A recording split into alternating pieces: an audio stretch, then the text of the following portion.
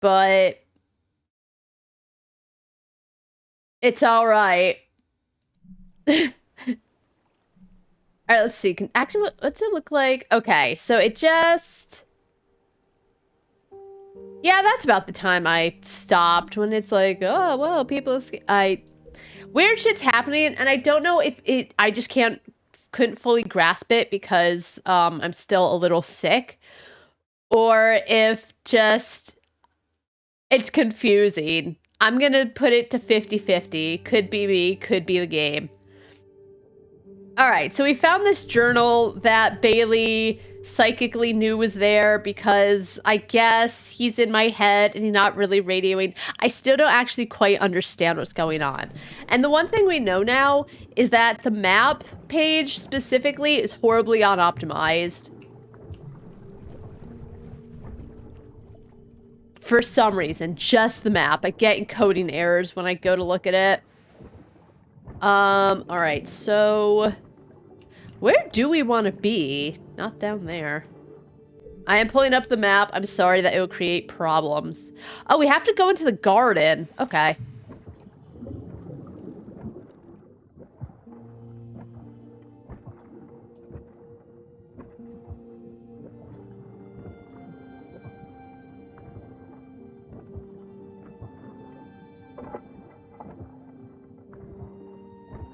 Is there anything else in here? No.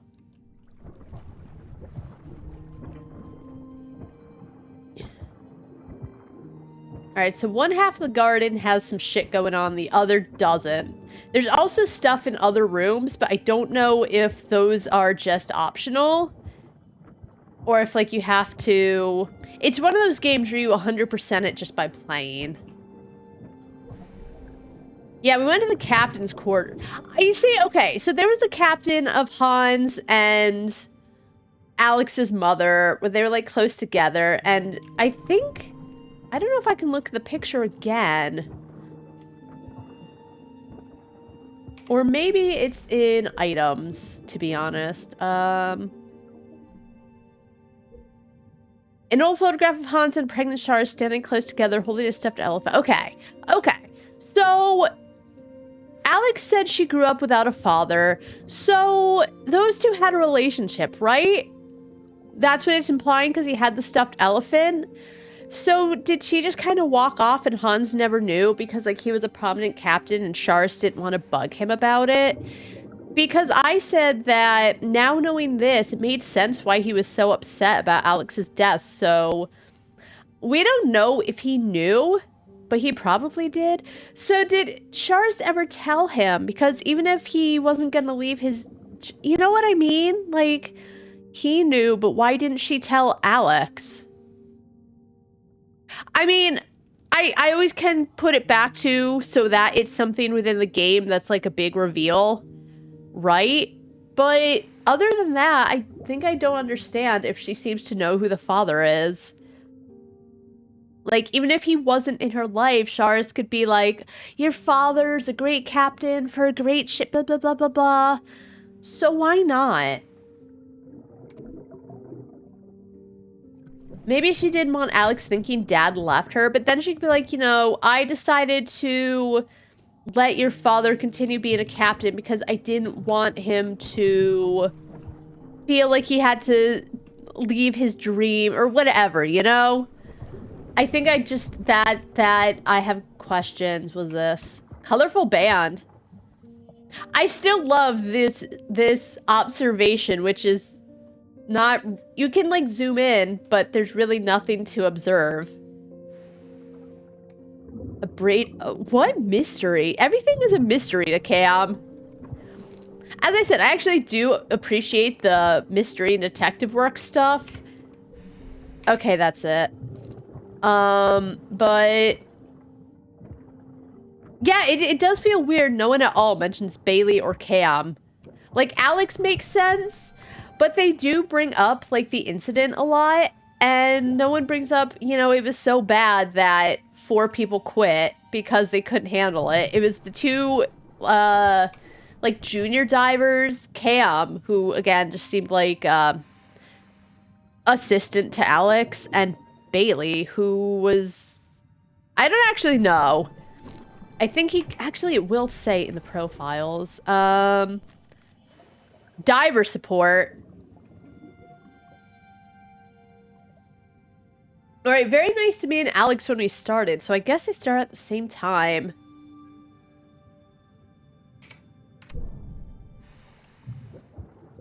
Anyway.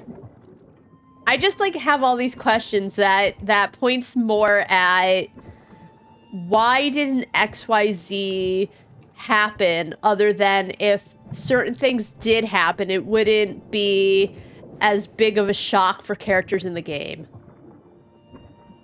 And again, there could be answers later. I do understand that. Like, you're not going to have all the answers off the bat. But... Alright, I can't go down there because it's... Oh, no! I can! That's right, you can, because Bailey tells you, like, be careful. Again, we don't know if it was actual Bailey on the radio, or if it was just, like, Bailey who... plot twist was in your head the whole time. I still don't understand that either. But as I said, it could just be because I'm still a bit sick. But getting better every day. I don't think I'll have to breathe through my mouth at all. I might have to a little bit. We'll see. I'll try not to. Just me playing the game gaping like a fish.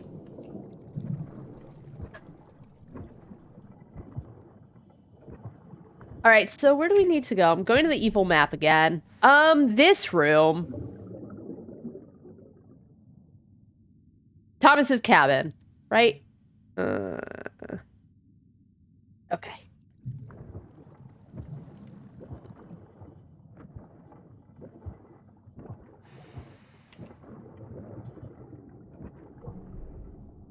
Oh, there's stuff happening in the main hall.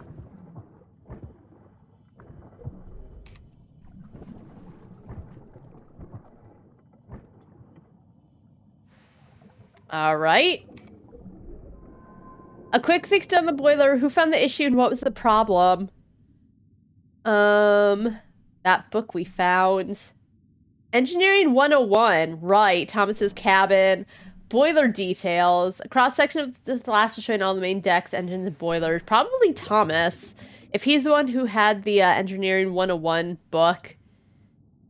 Which, by the way, Engineering 101, it sounds like that would be a college class. Actually, no, usually it's like 100, not 101. But I think Thomas did. Alright, the water gauge! Thomas found a clog in the boiler's water level instrument leading to too much water. It stalled the engines. Yeah, so yesterday when we were playing, Kmar was working on something that Cam thought had damaged the hull of the ship. Eric came down to yell at Kmar about the fact that he fucked something up. And also, again, he doesn't do any of his paperwork. And then a fight nearly broke out because Eric kind of grabbed Kmar's shoulders because, to be fair, Kmar was working. And Kmar did say, if you have something to say to me, talk while I'm working, because he had shit to do. Eric grabs his shoulder, Kmar tells him to back off. And then Kmar walks off without finishing the job. And I was like, you know, I get it, but... that's just going to make Eric hound you even more, but I do know he wanted to disengage and get away from it. I hope he went back to finish later. But yeah, water stalled the engines. Here's how it happens. Let's visualize the memory. Yep. A clog in the boiler's water level instrument, making it show the wrong values, too much water stalling the engines. Their solution was to bleed the boiler by eye, judging the water levels. If they found the solution and got safely out of the storm, how did they sink? Oh, let's visualize it, because that'll really help.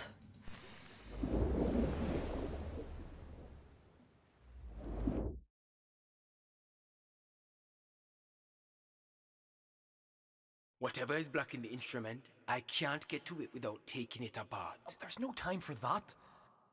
I don't like it, but we could do a blind reduction of the water level to get the power again on the steering engine. It will be temporary. Whoa! Fine. Good idea. Let's do that. It's up to the captain now. Okay, so now we know that Kmar suggests... Again! Like, that's what I mean, is that... like, we visualize these moments, and I guess you do get a little backstory of how it Their happened. solution was to bleed the boiler by eye, judging the water levels. Yeah, I know. I was there. Doesn't sound very professional to me. It was a good plan on their part. It got them out the storm. We'll know more when we reach the boiler room. But the stairwells are locked. What is her Isabel problem? would have master keys in her house. The door has a combination lock. We might find the code in her office. Why are they suddenly all like, hey, here's how you get to the next thing? Why is she so negative? I know when they're talking about her mother, she says like her mother was like kind and compassionate and she wished she could be more like that. Which, fine, but yeah, maybe it's not the most professional, but when it's emergency that can get them killed, it's either do nothing or do something which might not be the most professional, but could also potentially make it work. I don't understand why she's taking these jabs at everyone. Like, I know she's mad because something that one of them did potentially was the reason for her death. But again, this ghost, which would have all the memories before Alex's death, I don't know. It's just, why is she taking jabs when... Again, this is all Cam assuming this is how it went down. We don't know for sure, other than the devs say this is definitely what happened.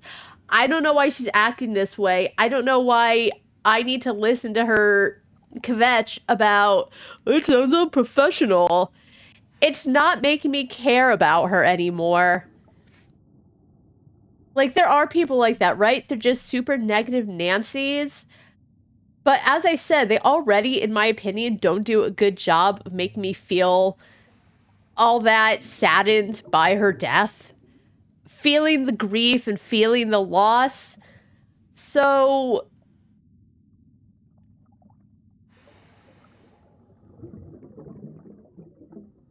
what's her issue? She wasn't there. Oh, she's infuriating me.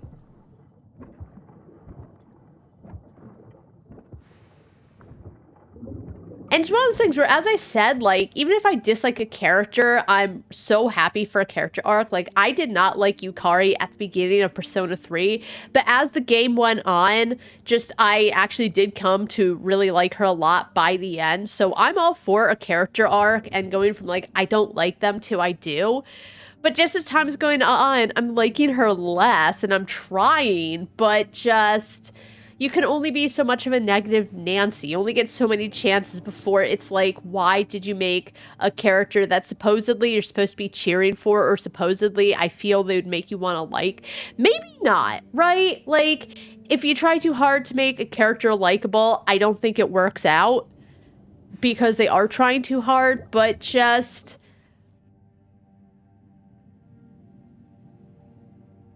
if this is Cam, I guess, dealing with their grief, I don't... It's making me not care that much that she's dead. Alright, so I saw something.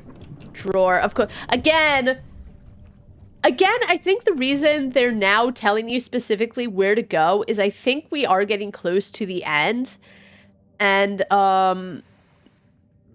they're just, like, poking the it does feel odd when, for the most part, they've just kind of maybe slightly hinted, but didn't outright say, hey, you, go here. It feels odd.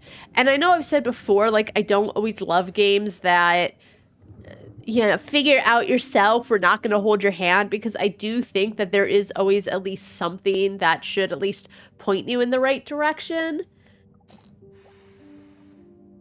But it feels weird.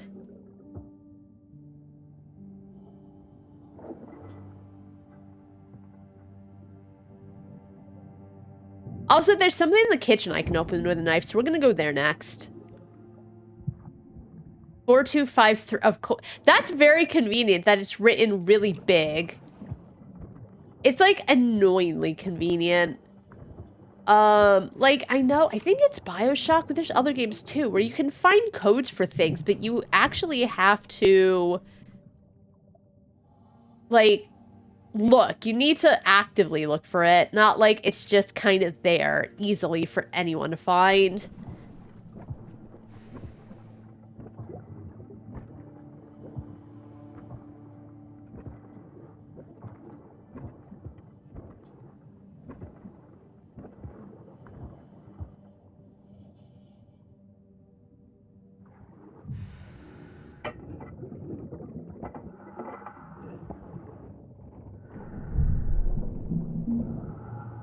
Oh, is this Kadri's room? No, because I think Kadri's room was elsewhere. All right, laundry. Wait, what are we reading? Adelina was doing her own washing. Oh, this is Adelina's room. So she's a stowaway, but like she clearly had a room some. She's not a good stowaway, I'm gonna have to say. Like, I know she's a child, although I assume she's a child, like 12 maybe. But again, Thomas, like they were asking why didn't Thomas just tell Hans, and I was saying like Hans is the captain. They talk about how serious he is and how dedicated he is to the work, so I concluded the reason Thomas wouldn't tell him is because he would insist that she's just kind of one more mouth to feed. He told Kamar because they're best friends, and Kamar is so nice to everyone that he would help. But Kadri apparently knows too. He would definitely tell his bestie Hans. All right, Adelina's settling in.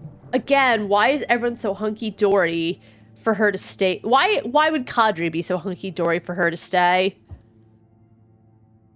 Is this gonna be Jesse talking to Adelina?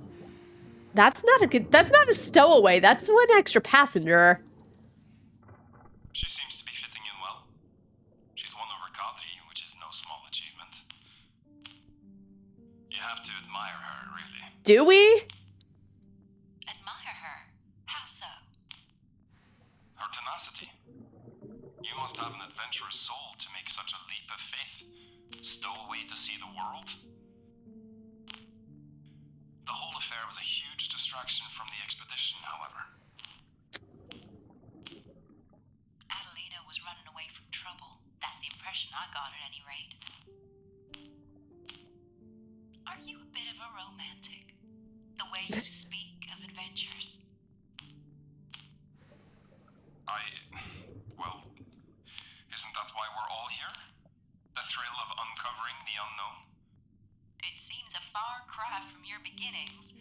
Your family is in insurance. Even insurance brokers can dream. And I have always loved history. Still, from filing claims to risking it all to raise a Spanish galleon. What convinced Isabel you were the man for her? Whoa.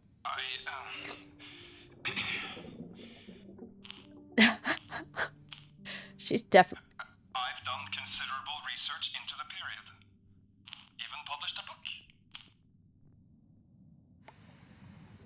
Yeah, she's definitely stirring the pot. Eric was so taken aback. So, like, Hans gets in his face and he's like, it's none of your business. But Jesse asks and he's like, huh, anyway, I'm a good researcher.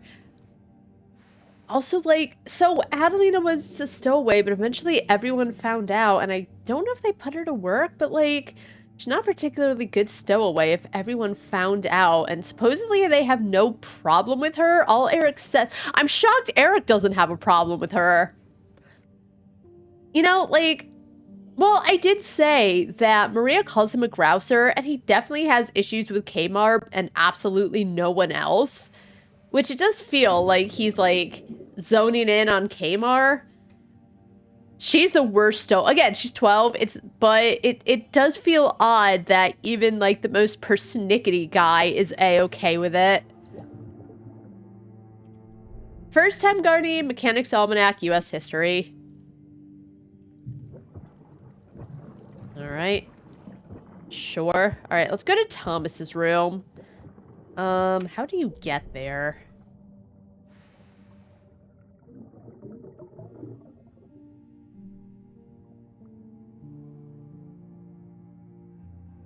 Alright, I know how to get there. Alright, it does seem like the map isn't freaking OBS out anymore. Maybe it's gotten accustomed to the game. This way.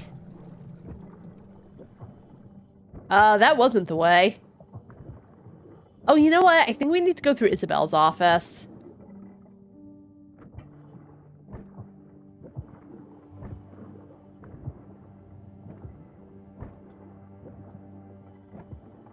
Because I think they said that there was still, like...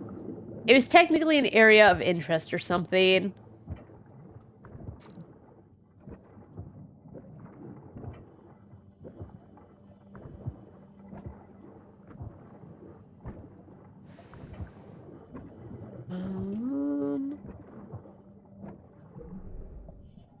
All right.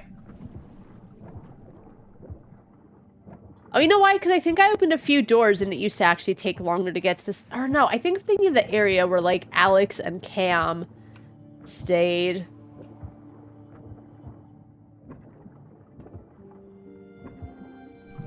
Of course, a new letter. Let's see.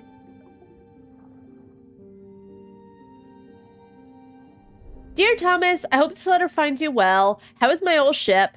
My absence feels as though weeks have gone on, some days and years on others. You remember when I taught you that knowledge is half the job, that you have to feel the engine, the sounds of it, to truly know it. There's a lady who comes by. She is kind, brings me breakfast and supper. I forget her name. She made me some tea, I think. She is kind. I remember when I taught you, then all will be well. You'll be a good engineer, lad. Faithfully, Demisvar. So, okay. I guess my question, like, because Demisvar was, like, Thomas apprenticed under him, and Thomas was all pissy because they didn't tell him that they were, hiring another engineer. But it was Demisvar, right? So, like, it sucks, but it's not like it's a total stranger. But it does feel odd, and it could be because he was old and he forgot, which it does feel like that's the case because he can't remember the name of the lady who comes over to take care of him.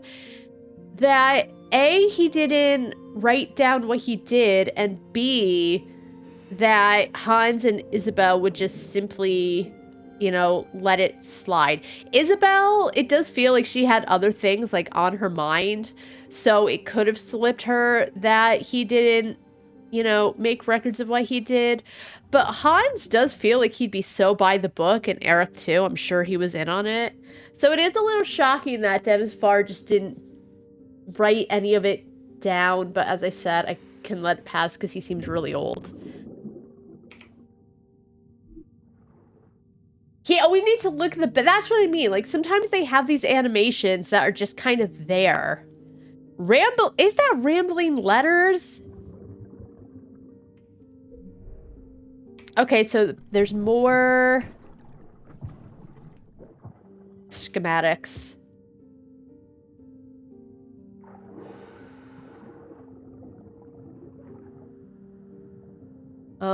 Need a new something.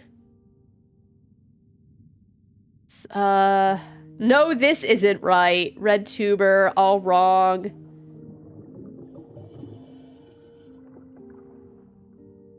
All right, messy schematics. Anything else in here?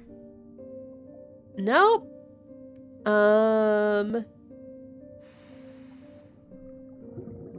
Oh, we have to go to the guard. Oh, we have to go back up there. Oh, right, because that's where, Isabel's area is.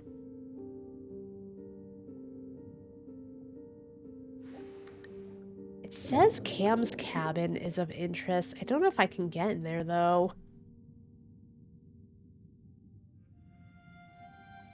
Oh, right.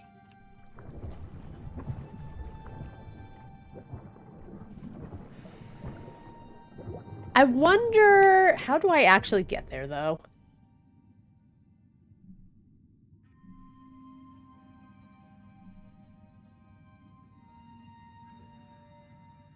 I think I know how to get there.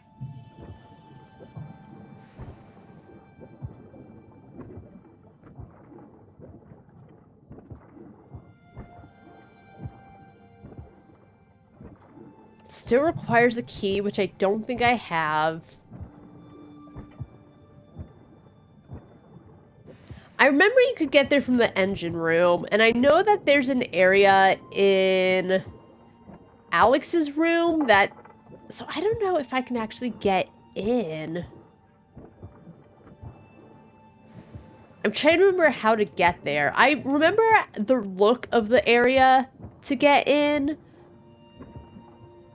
Let me retrace some steps. I think I know how to get there, actually.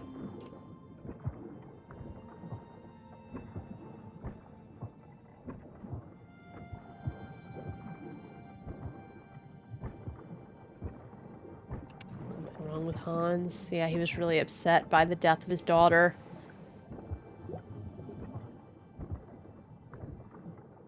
Which I hope the game does something with.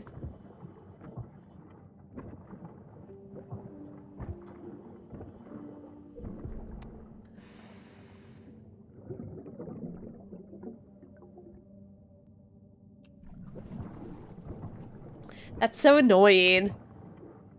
I will deduct points off. I don't know if it's an OBS thing, but like, as I said, the rest of the game is fine. It really is just the map that has an issue.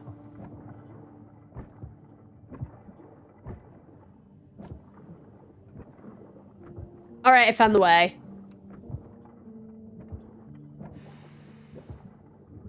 So we go down there, and then we go to the other ladder. I just want to do a quick looky-loo, because they're saying that Cam's room is an area of interest. I'm not going to check the map again, because I don't need to. If it's not, whatever, it's just a couple minutes, because Cam moves slow as molasses. Which, as I said, on one hand, I know it's underwater physics, but then on the other hand, we're playing a video game. You can just pretend it's not there.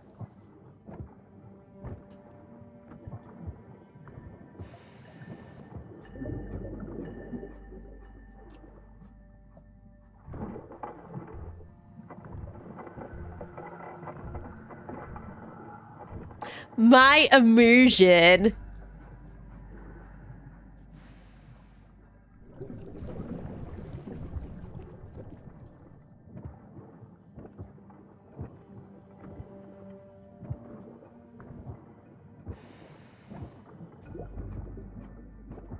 $4253 to get in Isabel's place, which it is gonna remember, because like people in the reviews, which I think like the kind of the negative reviews that would have made it mixed must have been recent. Everyone's playing because I've been playing. Yeah, I can't get in. But yeah, people were saying like you don't need to write stuff down because the game remembers for you. Oh, is this my room?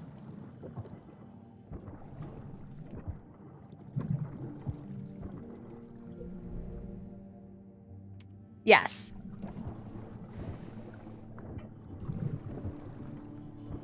Oh, it's my closet. Did I punch a hole in there? Oh, was that it?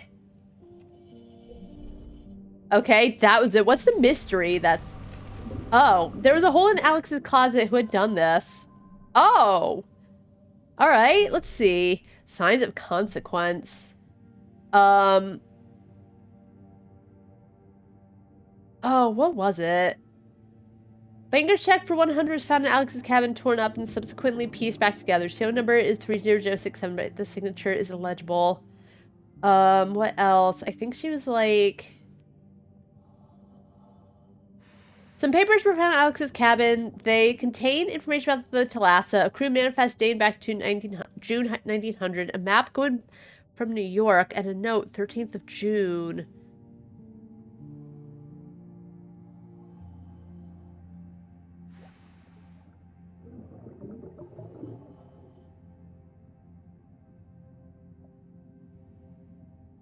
Who did we see something about from New York?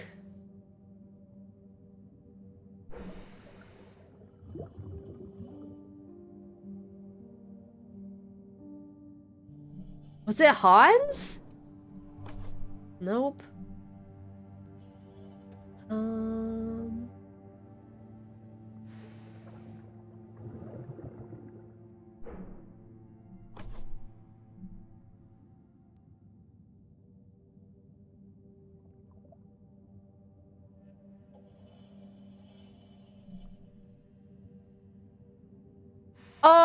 it would have been Hans because he broke his hands. That's right. He broke his hand punching Alex's closet. Yeah. You know, I knew it was Hans because, as I said, he was like really torn up about Alex's death, apparently. Which we saw because it was in Cam's little recollection of what happened. But how would he know? That's another thing that it just isn't clicking. Like, according, or as I said, like, he's an unreliable narrator. But I feel like the game isn't kind of implying that Cam is an unreliable narrator. Like, yes, from all the clues, we can piece things together. But that doesn't mean that, like, Cam's idea of what actually happened is true. It's just their interpretation. So we don't actually know if Hans was upset other than, you know, we then later find out that Alex was his child. So it was more for us, the player, to be like, he was really upset by it, you guys, because he's her dad, probably. Anyway, I don't think they intended for people to think this much. I would hope they would, but you know what I mean? So, yeah, it's one of those things that feels done specifically for things to go the way they did. Anyway, Hans punched a hole in Alex's closet, breaking his hand in the process. I hope we can visualize.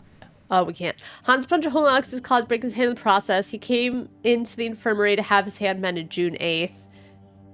Let's conclude the mystery. Mystery solved, I guess. Anyway. Let's move on. I don't think we actually had to conclude that, but I've known for a while, I think since like my first stream, that there was something in Cam's area, and then I realized I could probably get in there through the big hole in Alex's wall. Are we ever gonna know why he punched a big hole in there? Nope. Nope. Maybe he, like, went to just go in to think about her, like, when, like, someone dies, and you go in just to, like, be surrounded by their things, and then just the thought of it all. The thought that he never told her about, which I still don't understand, but I'm going under the assumption we'll find out more later, but probably not. But I hope we do. You know. Alright, anyway. Now we gotta go back to the garden and find Isabel's, apartment. It's an odd thing that while Alex was alive, she was saying how at first she thought Isabel was a little crazy for, like, you know, how big and gorgeous she made the ship at the garden, but now sitting in it, she, like, comes to realize, like, it's gorgeous, she's making a home, I understand her vision now, and now she's bitching about her. That's what I think I don't get, and it could be, like, because the ghost can let out because she's dead, so there's no consequence for her, but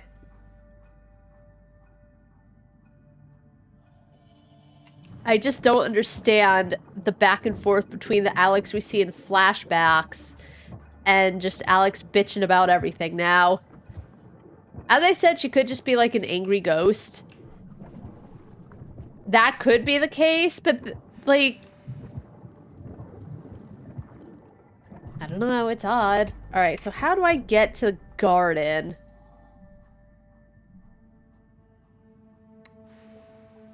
I think I remember how to get there. I say that every single time. Oh, okay, no, I remember now. Right? I think it was this way. We have to go to... I think we go this way. We go to this area, we go up the stairs, and I believe we... Trust the process. Oh my god. I guess it's there if I want the revisualization, but it all feels so useless. Especially because, as I said, Cam doesn't actually know, but whatever. Why would I want to watch it again? Because then you're stuck there. You can't just, like, walk off. You have to wait for it all to play out. I mean, this might not be the way, but I think it is. Maria's little cute, cozy under stair corner, which is cute. Oh, maybe this isn't the way. Hold on.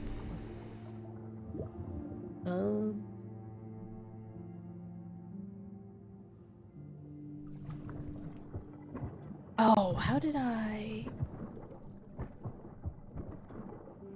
Oh, okay, this is the way. From Thomas's room. Right.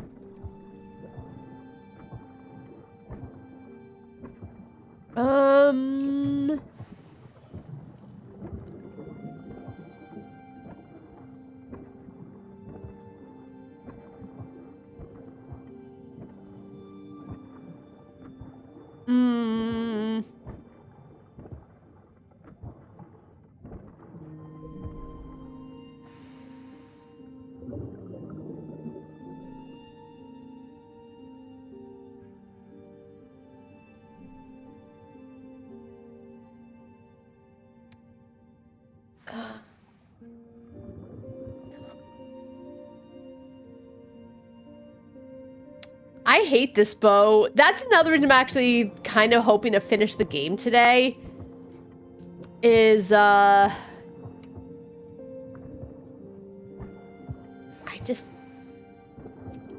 I've gotta be close.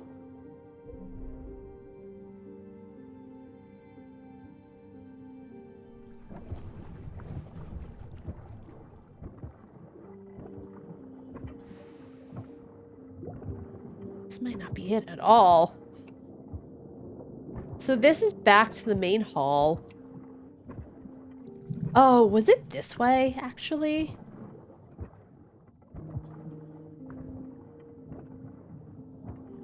Was this locked, or could I open it?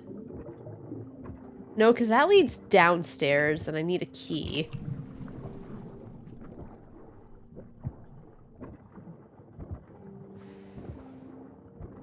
Okay, this is it. We found it. Okay, it's from the main hall. Right. It's actually quite easy to get to the main hall. But like everything, if I go a couple times, and this will be the last time I play this game, because I've got like 4.5 hours. I feel like I'm getting closer and closer. I think we got it.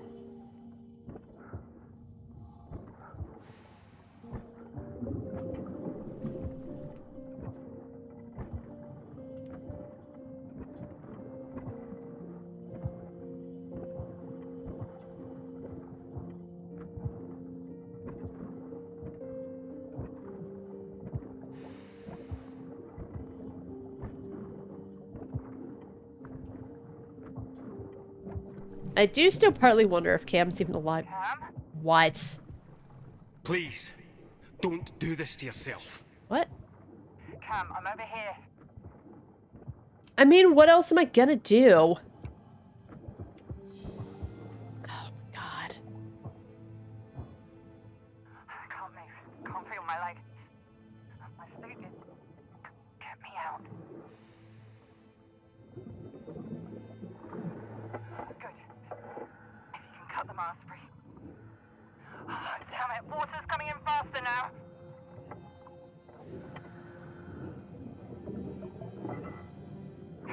Yes. And the next one. Cam, it's taking too long.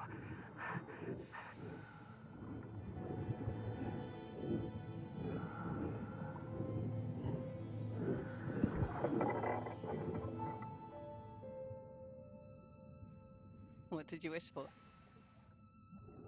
I wish I wasn't dead. There was so much I wanted to do.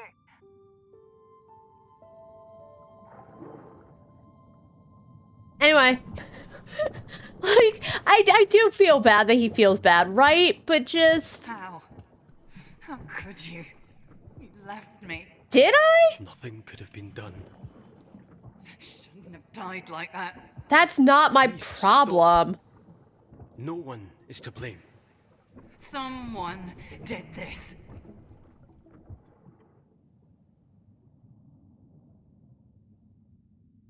Yeah, she's an angry ghost, and, like, I get her point. Like, something went awry somewhere.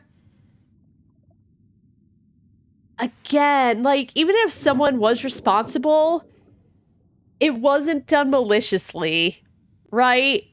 So, again, I know Cam feels bad, but, again, like, Cam went as fast as Cam could go. Had to watch her die. Saw her last minutes. That sucks, but I'm...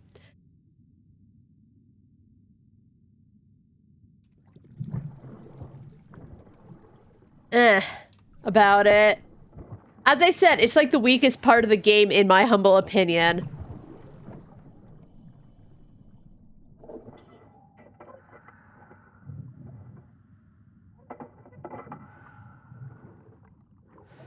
Welcome, visitor.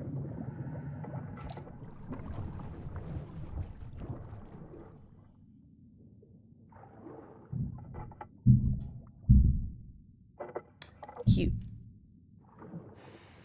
All right. Let's go down the stairs. Okay, it's locked. Of course it is.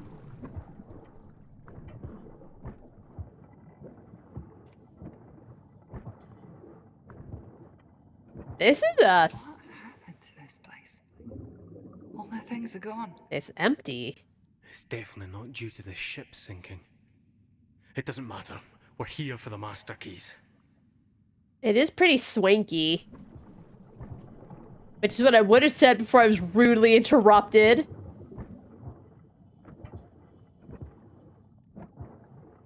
Isabel Chronicle. Let's see.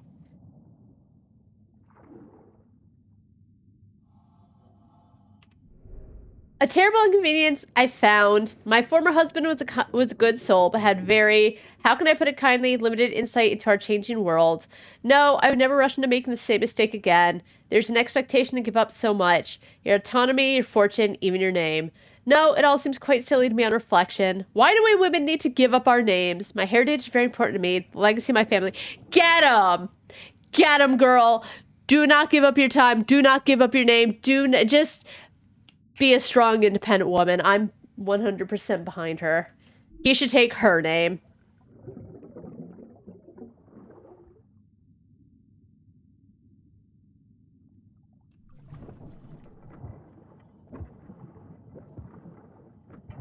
Brie.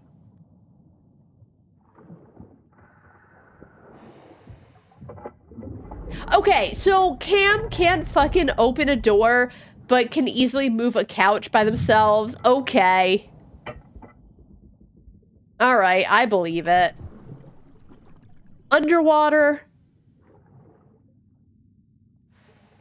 If I'm gonna go, you know, 1 mile per 6 hours underwater, I don't believe I can move a couch so easily.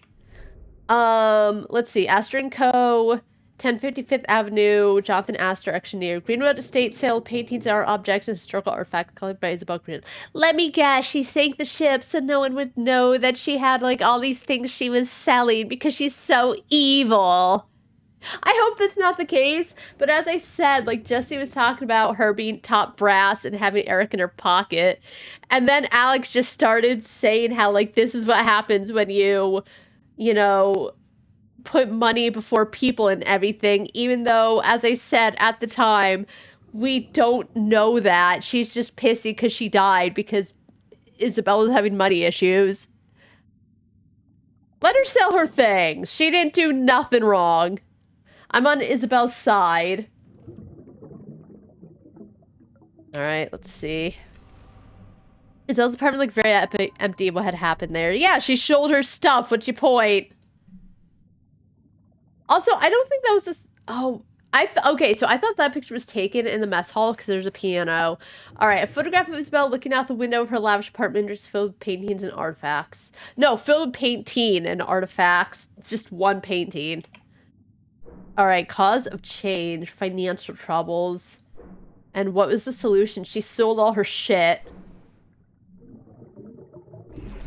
No more fancy things. Things had been sold. Isabel's selling off her assets and belongings. Yeah, because once she, like, you know, she had to do something. She has a kid. She can't be living the lavish lifestyle anymore. Good for her. Isabel's selling off her assets and... Okay, good conclusion. We figured that out. Anyway.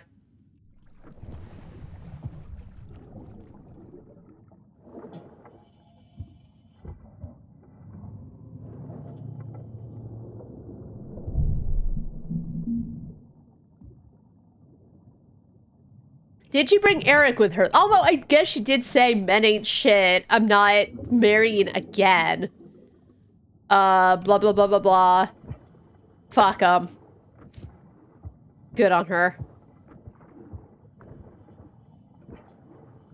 She has a daughter she loves. It's all she needs. I mean, she probably needs other things, but she seems pretty content to be by herself with, like, her daughter, who I hope she reaches to be strong. To my siren from Eurocidius, to our continued adventures. Oh, that's from Eric. Oh, she's decided men ain't shit. Oh, and he's really into her. Uh-oh.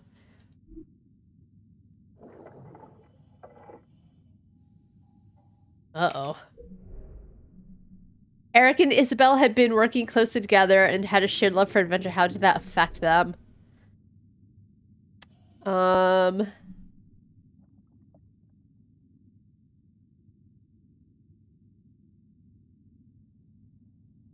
right, Eric and Isabel had been working closely together and had a shared love for adventure. How did that affect them? 2 cups of coffee in Hans' room is very unusual for him to entertain guests and signs of response. Oh.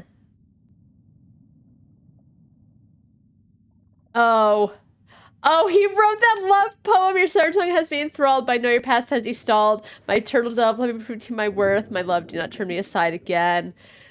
Oh, he's way more into her than she is to him. Oh, God. Eric, stop. Who reacted this way? Well, Eric. You know, Isabel has needs. A guy that's into her. Man. Oh. Let's piece it together. Oh. Oh, the silver mirror. Okay, duh. Right, that connects them. Oh. Okay, Eric was in love. Yeah, she was not. Eric was head over heels in love with Isabel.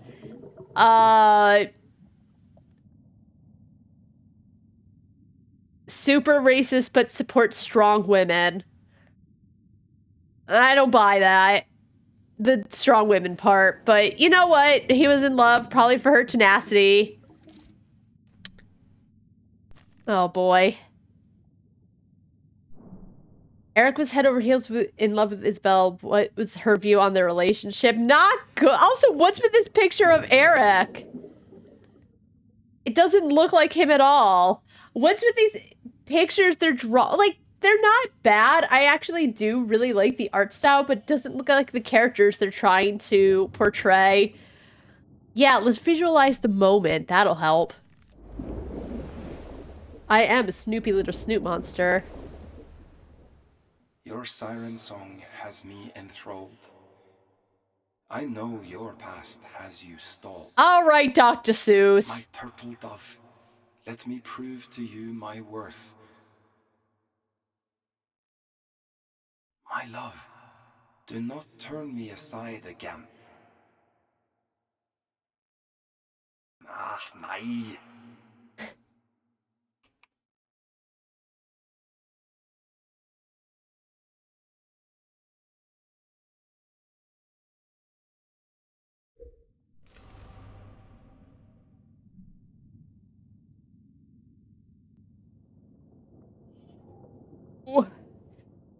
he's coming on too strong in my opinion. Like I do understand he does want her to know, but like take her for a cup of coffee. I know they've been doing it in the infirmary.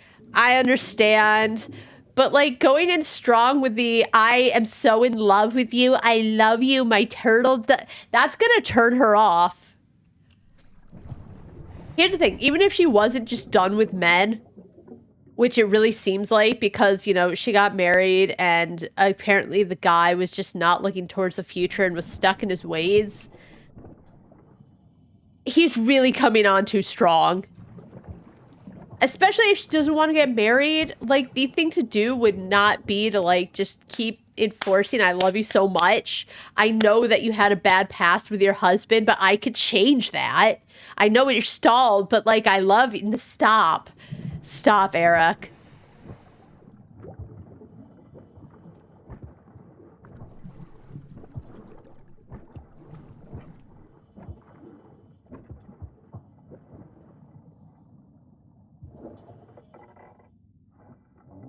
I can't open it. Okay, yes, you can. Never mind. So where's Maria's room? The missing records. Ooh. I can't wait to see what Alex is going to have to say about it. Uh-oh. Ackerman sends engineering. Invoice of sale. Miss Isabel Greenwood. SS Thalassa. Vessel crane and engine, $400. Replacement, engine gears, $80. Brake shaft, $50. Chains, $40. Technically, it's $399.99, but, like, I'm just adding up. Grand total, $569.96. Nice.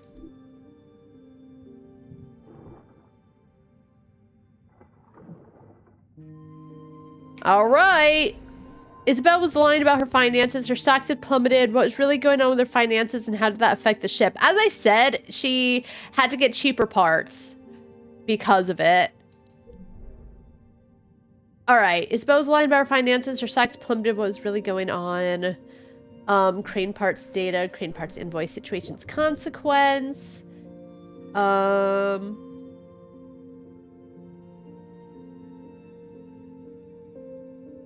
I mean, the consequence was that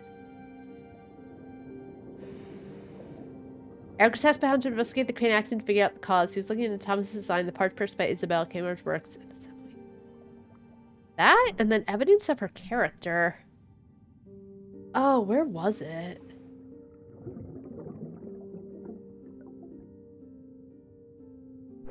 Right? Alright, so that's not right. Kmart talked about his love for the Thalassa and how Isabel's a different kind of boss. Mentions having to leave, though. I don't think that's evidence of her character.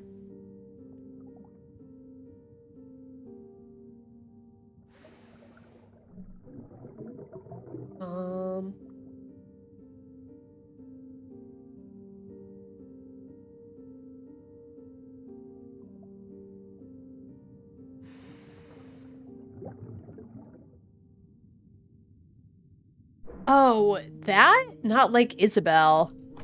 No. Situation's consequence.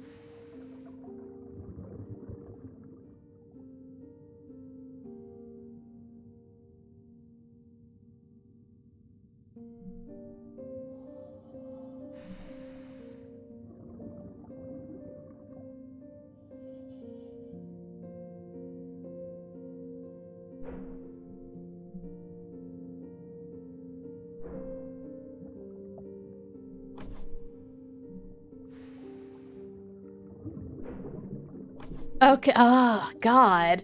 When they're saying the situation's consequence, I feel like the consequence of the invoice.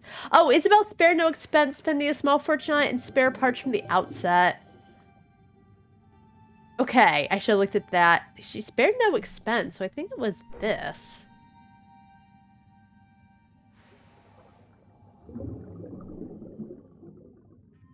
Isabel was selling off her assets and belongings. It could be that. Okay, yeah, Isabel sold all her shit so that... Yeah. Yeah, okay. Isabel was selling off her assets and belongings to keep the Thalassa afloat. Okay, so, like, that's another reason when Alex is saying, like, Isabel cared more about her money and her shit than people. I truly didn't feel that way, and she even did sell all her stuff so she could keep the boat going. But I don't think that was an ego thing, even though she did want the boat and she wanted maritime adventure and all of that because she did want to fund an expedition for something important to her family. But maybe it was a bit of an ego thing, but it felt like, you know, family and all that stuff is important to her. Whatever. Isabel was working in secret to handle the financial trouble, selling all her assets and belongings while making sure the crew got... Okay, so making sure the crew got what they needed. Yeah, so she did care about the people around her because they were working hard to help her with, you know, what she wanted to do, which was find St. Catherine. And everyone, not everyone, but as I said, there was the article where I think someone said that it was just kind of on her whimsy. Which, yes, it was a whimsy. She wanted to go find the thing. But again, she had the, well, she had the money to do it. And she worked hard to get to where she is so she could do it. So yes, it might have been whimsy. But she wasn't looking to anyone for help.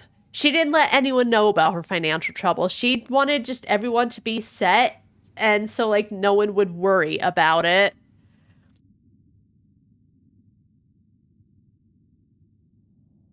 So now I'm really upset that Alex was just shitting on her for no reason, other than I know she's upset, but still. Shut up. Let's visualize it, because that'll really help.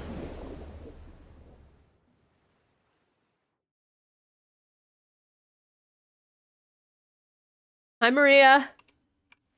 Mom, I have another box for you. I know, mi amor. You don't have to do that. You can keep your things. She's so sweet. Well, these things are lame anyway. I'd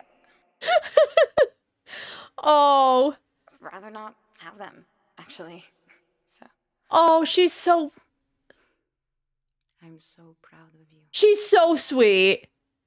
Oh my god. Oh, Mom. Oh. Don't worry. We will be fine.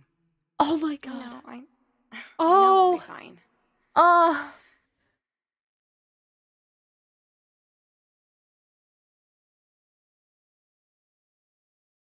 She's like being a classic teenager, like, oh, Mom, how embarrassing. Skimp on the equipment.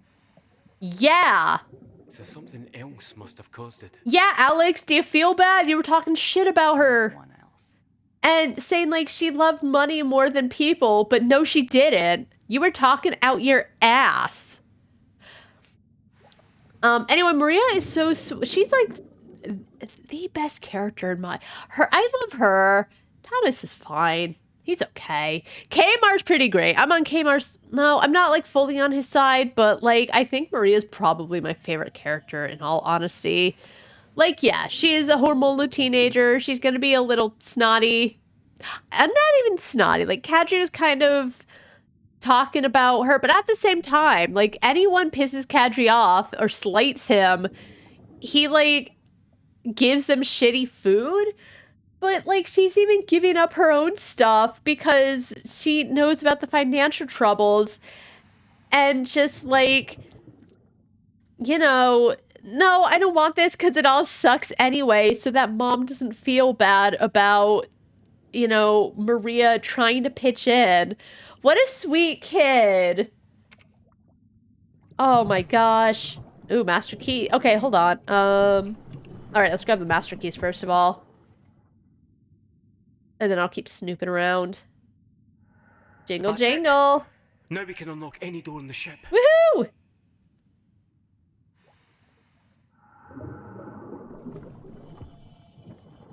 All right, what is she reading? To Isabel, the lady in the front row with all the insightful questions, E. Larson. Oh, so 1901. Nice.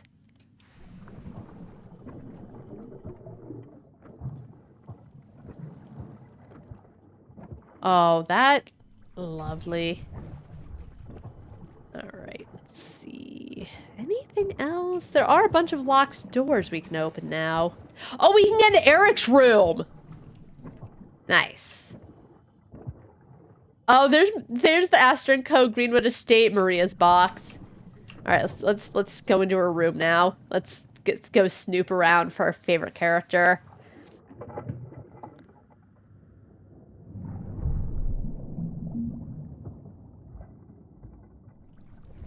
I saw the horse poster. Oh my god, she loved horses like any teenage girl. Well, I'd say any teenage girl. A lot of teenage girls seem to like horses.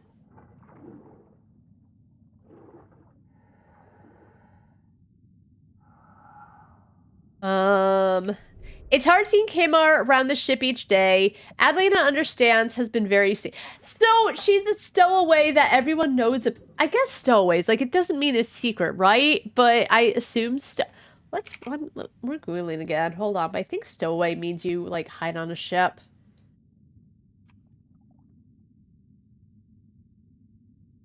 Okay. I guess there's a movie called Stowaway.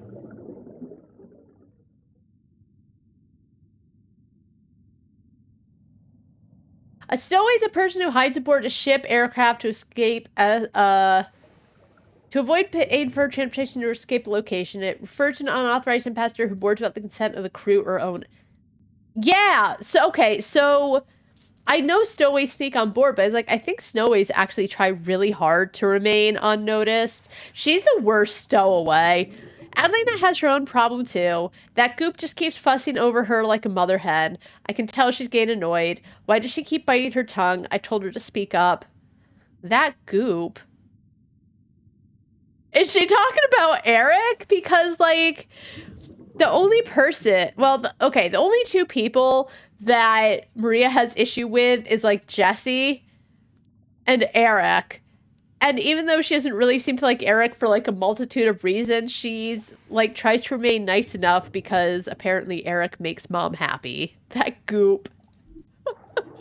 Maria's so fucking funny. She has all these different words for, Eric. Grouser, goop. Adelia seemed to have settled into the crew. How is she doing? Okay, signed relationships. Who was mothering her? I don't think it was Thomas. Okay, crew impressions.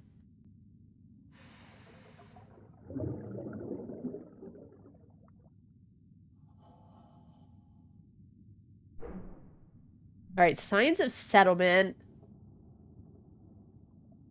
Adelie had gotten a woodworking table of her own in her room. Eric? Eric or Thomas? All right. Okay, Thomas wanting to help. Adelie had made a new home amongst the crew, but had to tell Thomas to stop mothering her. Thomas seems like he was the first one to find her. And, like... I don't know how old Adelina is. I said like 10 to 12, but like, I think the reason everyone is so good to Adelina is because Thomas was like trying to help her out and like get her used to life on the ship. And I do guess she was like getting annoyed to a point by like Thomas being a mother hen. But if she was a young girl by herself, no family, no one she knows, I mean, she's at that age, right? But I don't know. Thomas and his motherly soul.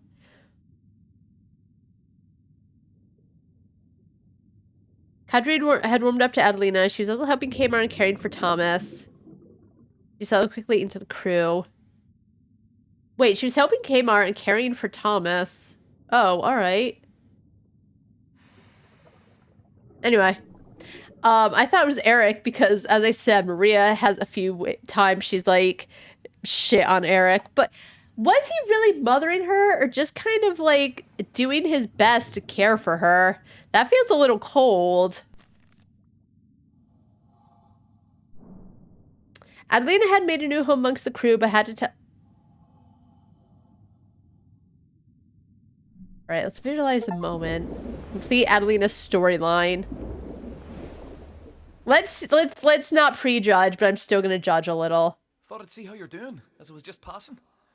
How are you? That's twice today. I'm still good. Thank you, Thomas. If you need anything, you will let me know, though, right?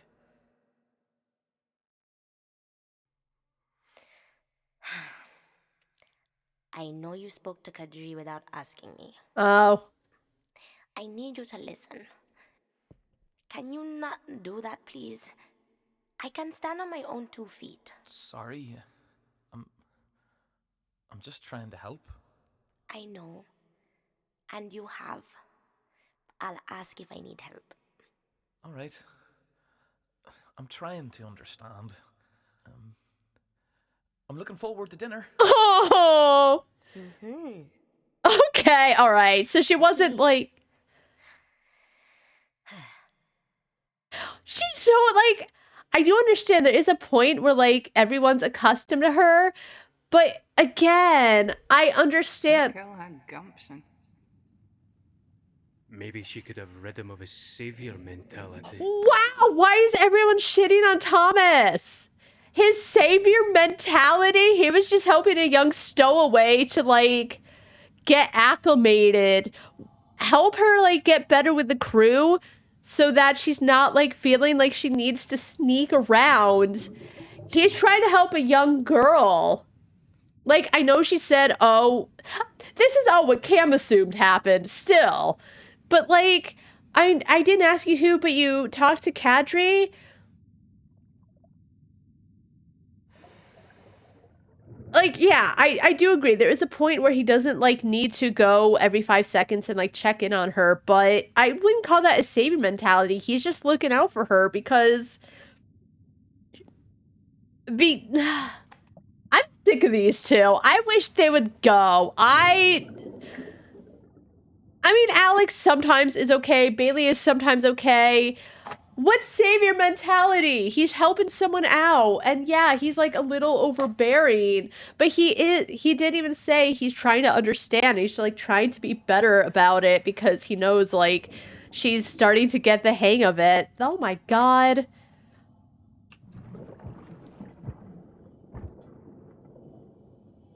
Like, I think he just needs time. Yes, it is good that she was able to, like, get it out and tell him to, like, back off a little and let her breathe and kind of let her find her own way. But he's 20. He's 20, right? He doesn't know shit. Leave him alone. He's doing his best. Oh, is this her? Oh my God. Oh, Maria made a friend. They're so cute. I bet they're around the same age, actually. So maybe, yeah, Adelina is like 15 or so? Yeah, I thought she was like 12, but she's more like 15. So, yeah, okay, she's like a teenager who feels like Thomas, her mom, is smothering her, just like when Isabel went to go hug Maria. She's like, oh, Mom. But then hugged her anyway, which is so sweet.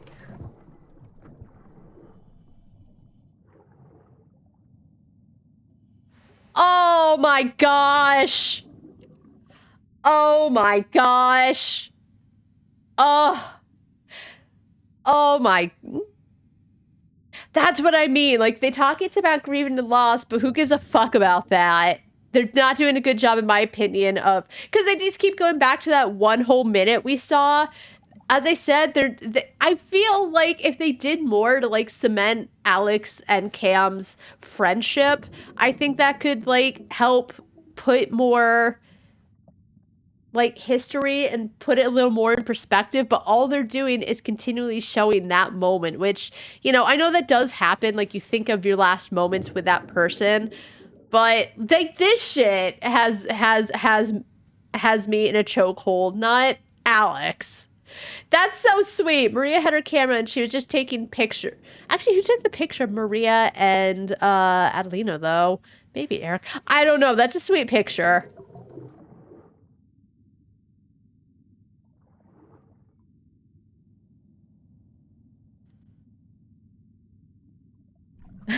Oh.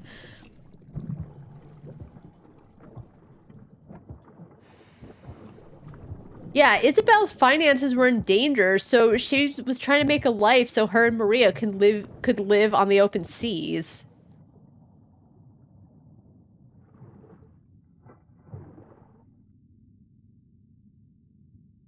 Fuck, maybe she'd even taken out Alina. So you can be a good egg, Miss Linton, when you're not being a reporter. Get her. I realize you don't like my line of work. I am truly sorry about how our last interview went, but I am here to do a job at your mother's request. And stir shit. Speaking of, a box of my wax roll recordings has gone astray. You wouldn't happen to know anything about that, would you, Maria?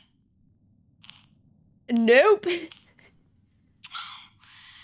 a shame.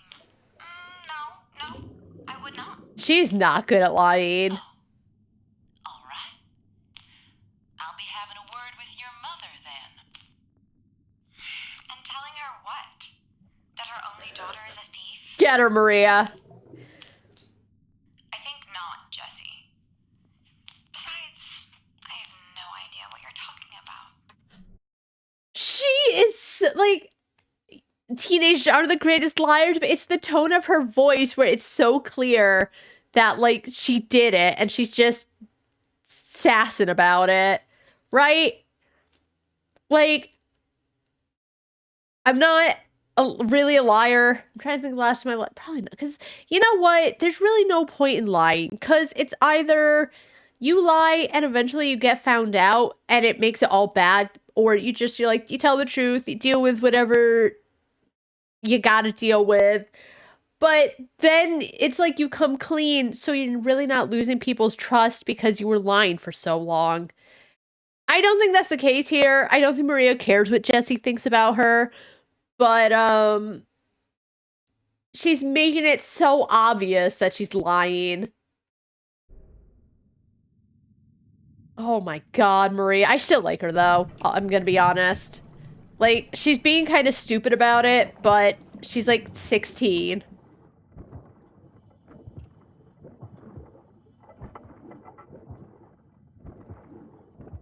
Alright, is there... Oh, there was actually a locked door down here.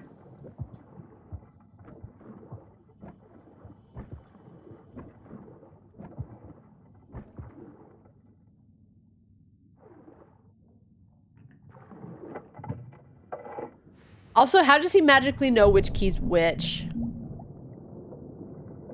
Oh, nice. Okay, shortcut unlocked.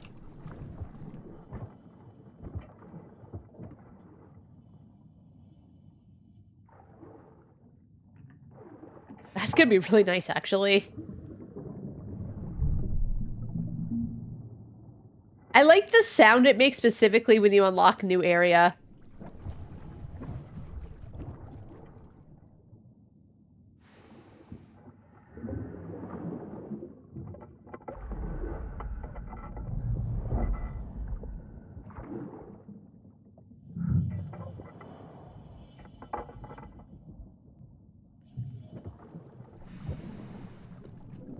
Alright, let's just get everything opened up if we can.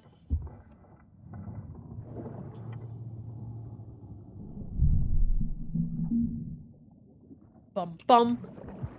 Alright, let's see. Can we open this too with the master key? Oh, I guess there's already a key in there, right? Oh, no, it's just... Alright. Oh, a bunch of copies of his books, okay. Why? Also, again, how's all this shit in such perfect condition if it's been underwater for a while? Why do you have, like, dozens of copies of your books on the ship? Oh, is that his mom? Oh, look at how proud she looks. Look how happy she looks with him. Aw. I hope there's another copy of his book in here. Oh. Uh-oh. Looks like an engagement ring. Good. Good. I can't see that turning out badly. Uh-oh.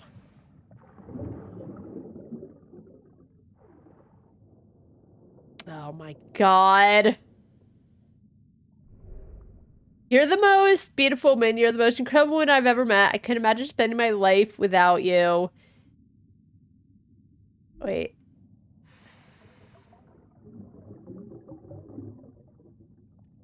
Isabel Greenwood, would you marry me? Does that say determined woman?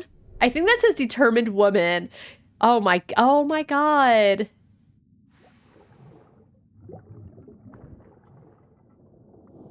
Oof. He was really about her. Ulcer tonic. Yikes. So are there any... There's no mysteries to solve.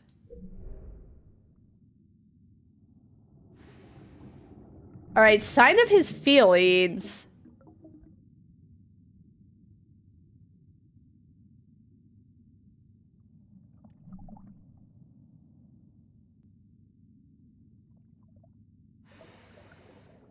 Her view of him. Is that her view of him?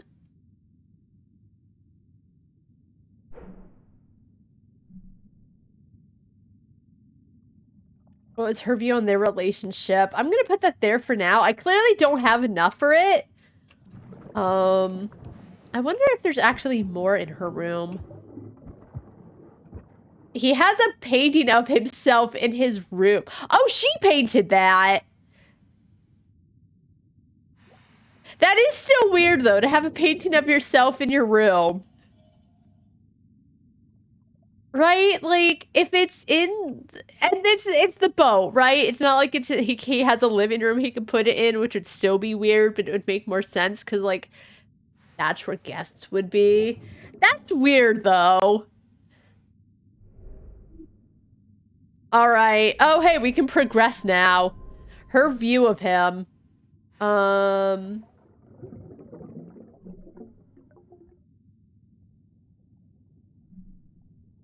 A beautiful portrait of Eric found in his cabins. It looks like it was made with a lot of love, signed by Isabel.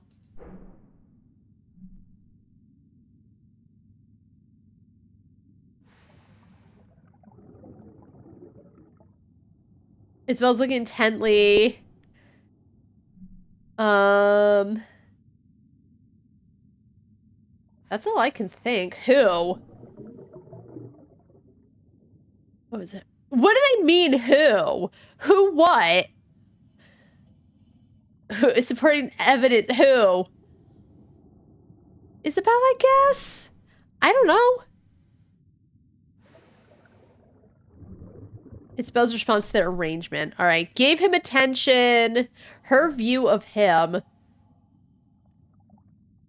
Oh, torn up note in Eric's bathroom. Important words meant for someone. Alright, this might be it, actually.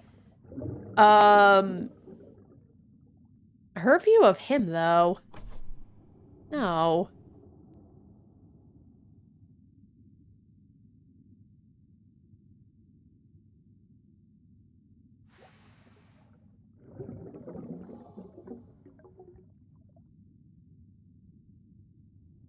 A handwritten letter from Isabel complimenting Eric's talents and asking him to lead the St. Catherine expedition. Maybe that? Favorable view. Okay. Right. Isabel's finding herself more and more infatuated with Eric. I still think he was actually being very over the top.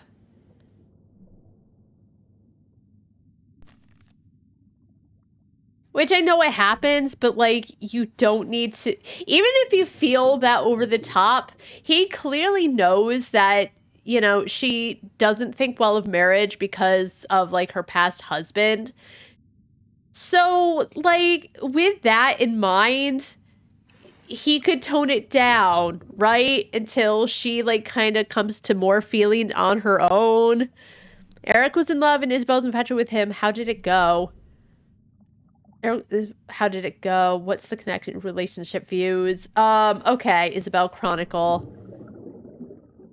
How both of them would treat their blooming relationship.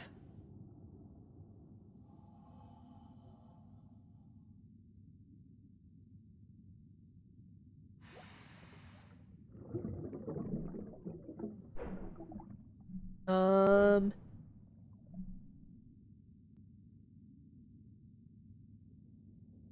actually, maybe it would be that, and then it would be that.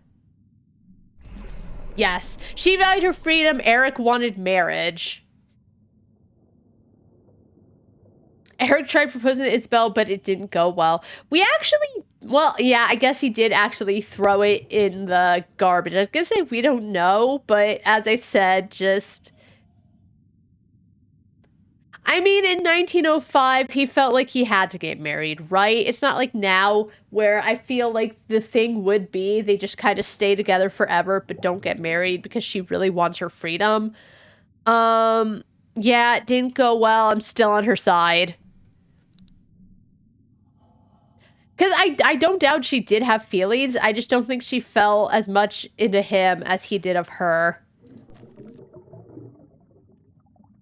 But don't worry. I was gonna say don't worry. I bet we can visualize it because we can, the all-knowing.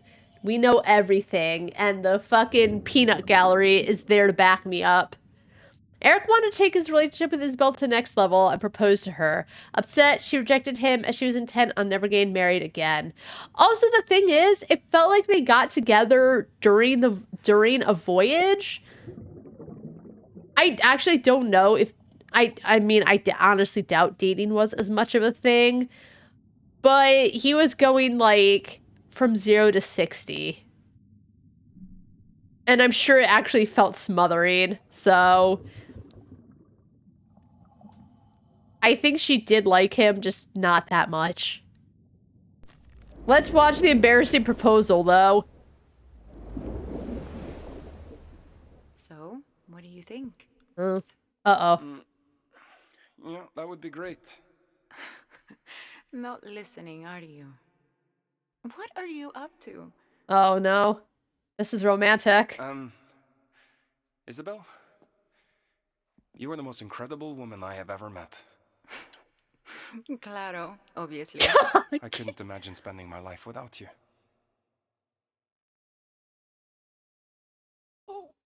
Isabel Greenwood, will you marry me? Oh.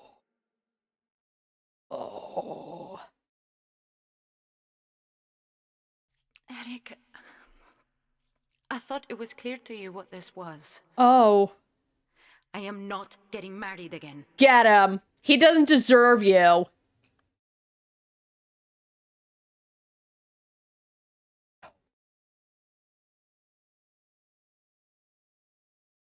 Yeah, I think he really thought that he could make her see.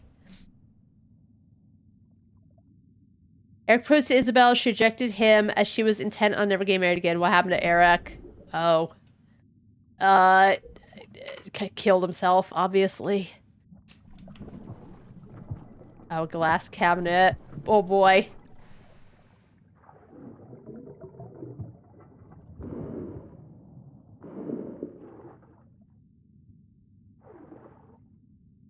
Oh, okay. Parrying ritual throughout history. What? Hand fasting in England. Dude. Whether it represents an unofficial or even temporary wedding or a symbol of betrothal, hand fasting has a long tradition stemming back to its origins among the Celtic peoples of Northern Europe. I know it's supposed to be Celtic. Celtic. I assume it's Celtic. I've never heard of Celtic, but I don't know everything. Anyway. So firmly was this practice, in all its various incarnations, rooted in the cultures of this fair isle, that it saw continued practice throughout the Anglo-Saxon, medieval, and Tudor periods. The common form that these ritual betrothals took involved the binding of the individual's hands. Oh, Eric. You need to settle down. Oh my god, he even has a... So is this before or after the proposal? Oh, no. Oh, Eric. Oh. Oh. All right, before I... Is there more stuff to look at? The sun deck. Okay, so there is, because I need to know more about this. All right, what other room was locked up that they said was important? Oh, right. Let's see.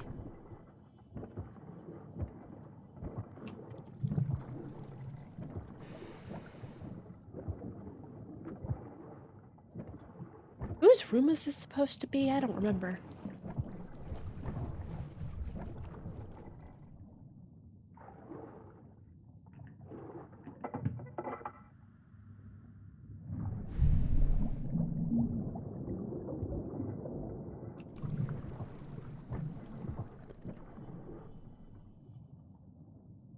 Oh, was it Hans's room, maybe? This article. What am I gonna say? Damn it! Oh, Jesse's room. Expose, tittle-tattle headlines, but there is no story here. There's a lot of stories, girl.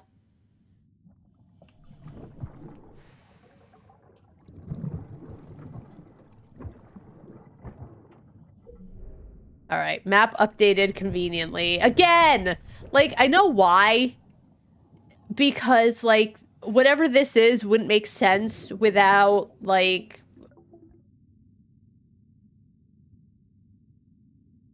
It wouldn't make sense without the context, but... They do tell you the map updates, so you know, like, hey, check, there's new things to check out, but still...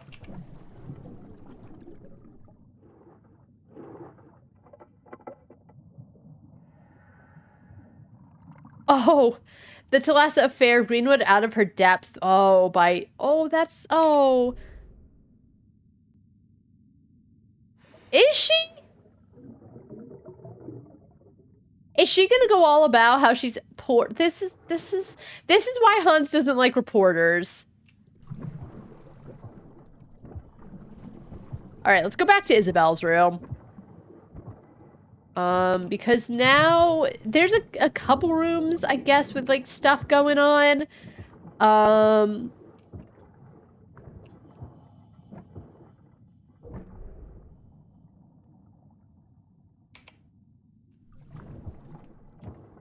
right, there's something in this room that's like important. Auction, Greenwood Estate.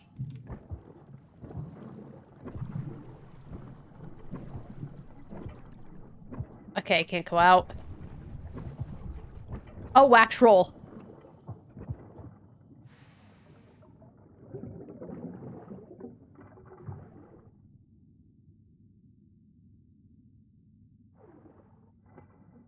I'm only here because my mom told me I had to come.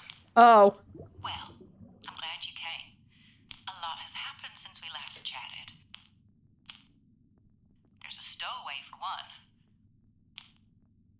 Adelina? It's all anyone is talking about. I'm surprised she had the gumption to hide herself away on board. She's such a timid... She is younger than you. You've been spending time together. Okay. Yeah. It's like having a shadow. She's such a follower. And that's a bad thing. She didn't say it was. It beats being the only girl on board a ship, I suppose. And she is very creative. I like her sketches. I think what the thing is that, like, it is really nice to have a friend. But, like, if Adelina is constantly following her around, I can see how that would be a bit annoying. But it doesn't seem like she's, like, hating on her. Just sometimes it's annoying. But, yeah, I mean, I was saying it's probably really nice to have someone her own age that she can do stuff with. But you're right. She is much younger than me. She's been through a lot. Maybe give her some time to find her feet.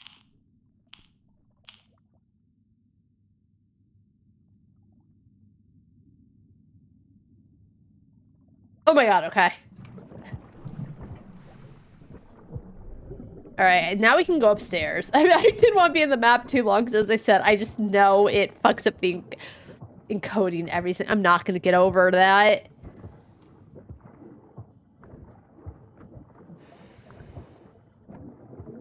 All right, let's see. They did say there was stuff in here.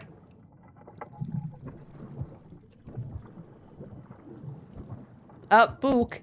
This wasn't here last time. What is that? The Primrose Path by Bram Stoker. Uh-oh. Names the public, I don't care. All that matters is us. Let me suggest a different approach. Eric! Oh my god. I assume it's from Eric because maybe it's hers, maybe it's Eric, but considering, as I said, Eric is going from like 0 to 60, I imagine it's him, but let's not make assumptions. But he is trying hard. But the thing is, right? Like, if she's saying, I thought you knew what this was, it feels like she tried to, like, say, like, hey, yeah, I like you, but it will never go much further than this. And he was probably like, yep, okay, great. And then changed his mind, but we'll see. Sign of his reaction. No in a book found Isabel's room. Yeah, it was Eric saying that names in the public doesn't matter. Only the relationship does. Eric had some other suggestion, a different approach. Eric was heartbroken because he wanted to spend his life with Isabel. Yeah, I mean, I think they still could. As I said, in 1905, I understand that, like, the view of you can be together and not get married wasn't the ideal one. But if they are into each other, he could just, like, always be a part of their life, because it does even seem like, even though Maria wasn't super fond of him, she was okay enough because Mom was happy. And he just kind of looked nice when she went and took that picture, and it was a nice picture. All right, anyway, piece it together. Decided to listen. All right. I hope we can visualize it, because, again, Cam knows everything. Oh. All right, Eric wrote Isabel about a different approach. What was he talking about? The different approach. Oh, parrying rituals. Oh. And then...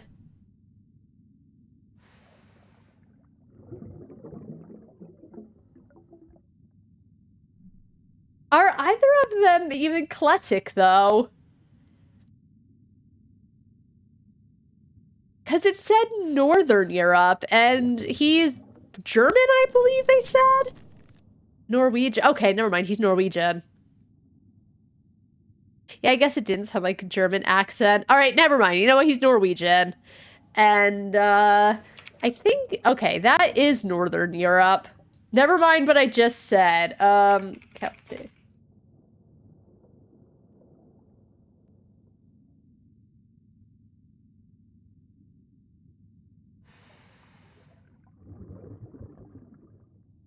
The Norse culture is much more closely related to the other Germanic cultures that competed with the Celts, like the Angles, Saxon, Franks, Goths, etc.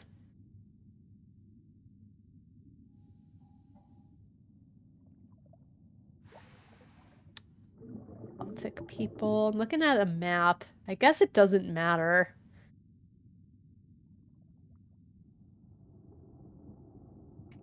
I don't know that much about Celtics, or sorry, Cletics, but all right, whatever. Anyway, back to the mystery that I was putting together. Eric suggested a novel solution that wouldn't require her to give up her legacy and name. Okay, and what did she have to say about it? Eric suggested a novel solution, unorthodox parrying ritual. It wouldn't require her to give up her legacy and name. He doesn't care about outwards appearance or traditional marriage. He wants to be part of her life. They don't even need to do the hand-fasting marriage then. They could just be together.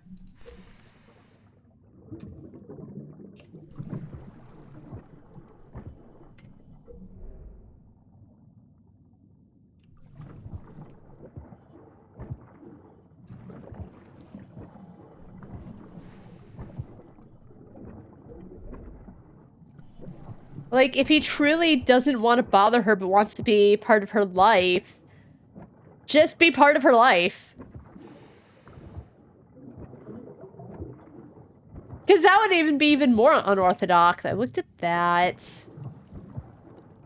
Oh. Why are these randomly about?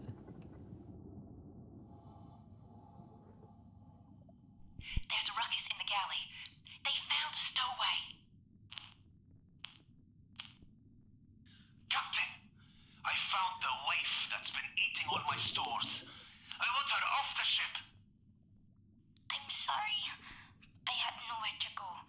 Please, I had to leave Haiti. I wonder why. You're a bloody thief. Damn. She's a little girl. There was nothing left for me. It was this or the streets. I'm no criminal. How did you get aboard? When you were in the docks, everything was being fixed and people was coming and going. I'm very sorry, but I had no choice. I believe her. And you've been hiding in that nook all this time? She had help, Captain. She couldn't have done this on her own.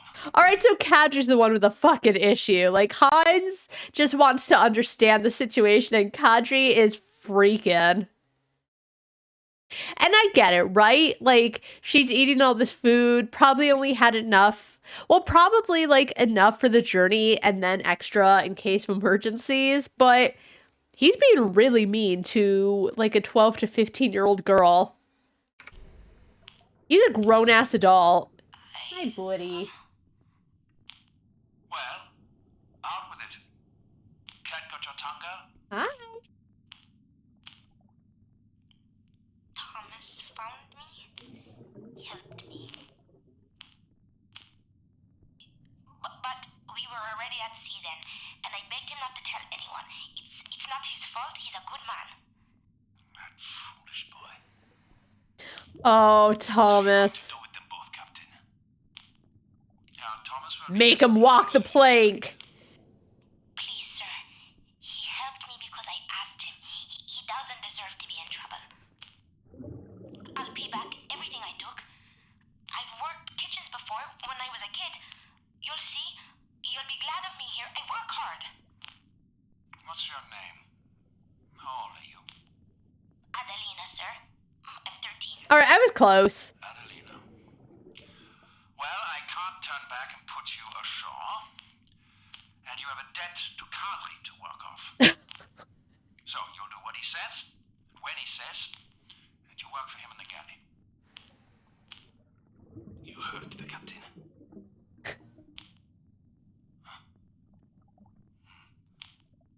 Alright, that does answer why everyone suddenly knows about her. I'm a good cook, you'll see. Thank you, Captain.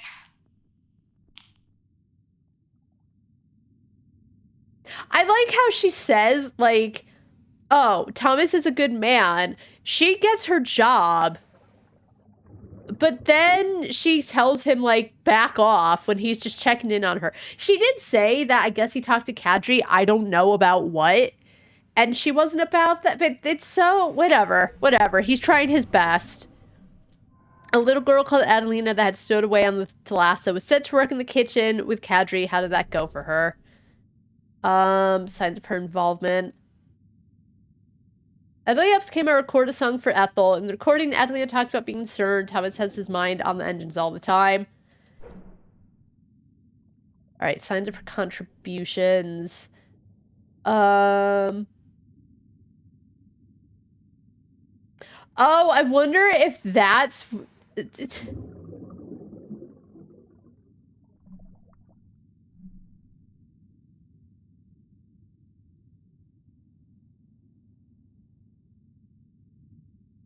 I wonder if that cord... I wonder if they helped make that for Eric.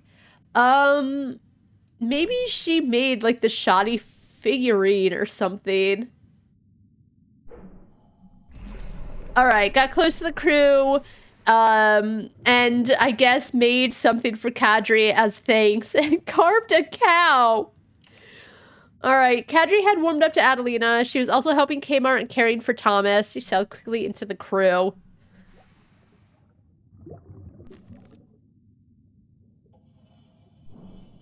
Kadri had warmed up to Adelina. The two of them got on, and she settled into the crew. Let's visualize it. You know, I don't mind visualizing this because, as I said, Adelina seems nice and sweet. Enthralling. What did you call it again? Kibbeh Samaiya. It's from my hometown. Ooh, I've never had that. When can I try it? We've barely even started.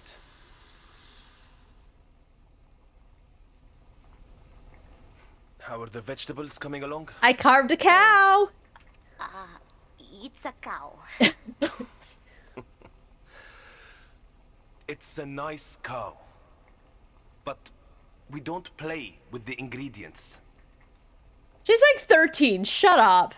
Hurry up. We need to get the sauce going.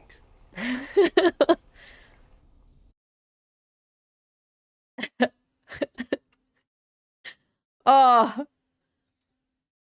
See, so like, and I know, I keep beating a dead horse or dead Alex and thing. So they're doing a great job of like showing all these scenes and making me care for all these characters. And I think that's why it bugs me so much that they're really not doing anything to like have me, the player, bond with Alex. As I said, I know they like killed her off pretty quickly because that was just the prologue. They have time where, let's say in Cam's flashbacks, they can, like, do more for them. And they had one talk on the ship, which implied Alex had some plan. And then that other time where she's just talking about her mother. But, like, I feel like they're doing a great job between all these relationships. Not doing anything with Bailey, which they don't even really need to be quite honest. But it's so weird. Like, that's what I was saying to Marcus. I don't even, like, it is bad writing on the sense of they're not doing a lot for her. But I know they can do really good writing because I care about these little moments and, like, that all these characters, pixels, get along. Yeah, I am going off looking. Oh, do you want your coat off? Alright, there you go. Feel better now. There you go. Sometimes on colder days, he likes to have his coat on, but sometimes it's just misery that he has things impeding him. All right, we're kind of done here. We've got this room. We can get there as well. We can get to a few places, actually. Crew quarters, which I actually assume the main hall, and then... Okay, so let's go to this room first, and then we can unlock this. Oh, and there's something there, and I actually still don't know how to get there, but apparently it's crucial.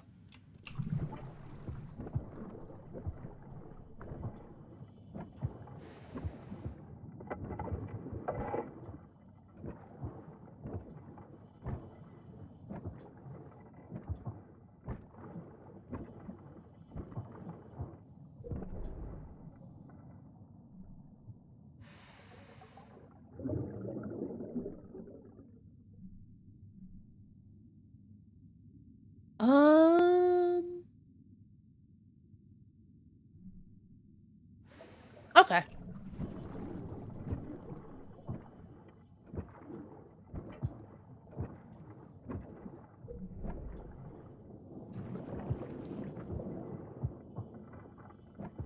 So they're saying there's something here I'm missing that's crucial, because I think they are.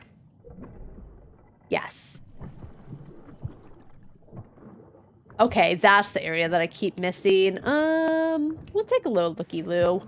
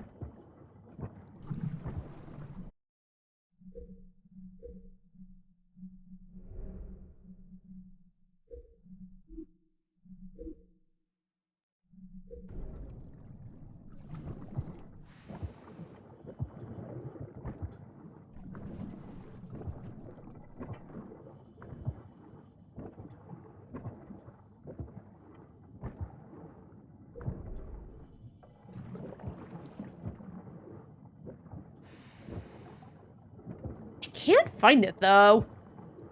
Oh. Oh. Okay. Boop.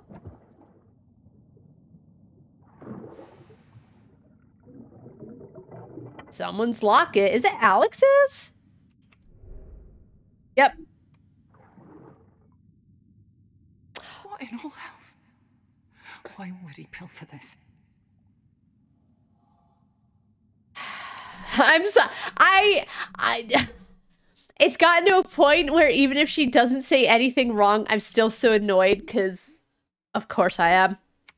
All right, anyway, because he was your dad. All right, Hans on medication. Kadri was concerned what was going on with him. All right, strange behavior. What's the connection? Hans punched a hole in Alex's closet, breaking his hand in the process. He came into the infirmary to have his hand mended June 8th.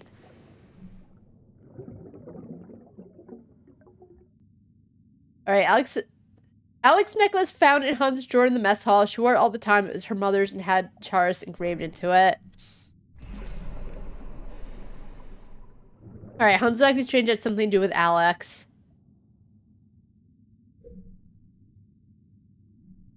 Hans acting strange. It had something to do with Alex. What was going on? What did he have to do with Alex? What tied them together?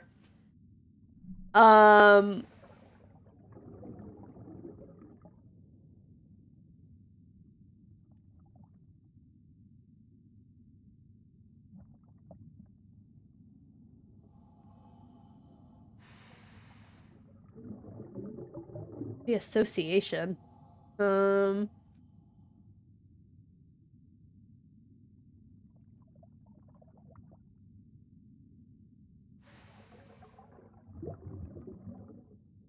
If it's either this or the research.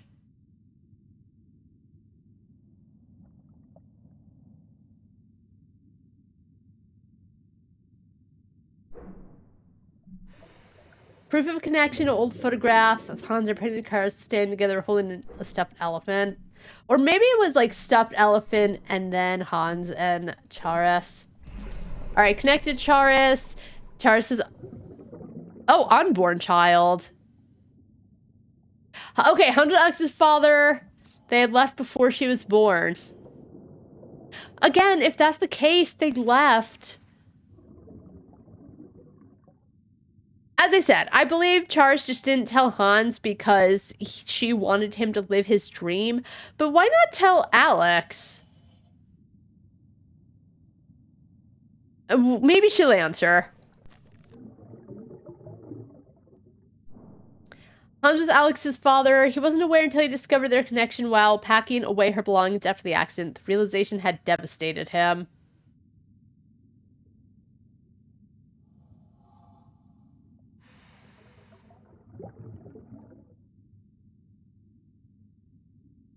How did he find out that he was the dad, though? I think they have the same last name, and wouldn't she have looked like her mother?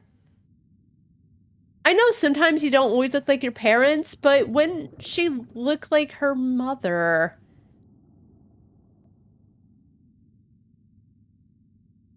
Like, I have my mom's, like, nose and eyes. We do look, like, a lot different, but we also look very similar at the same time.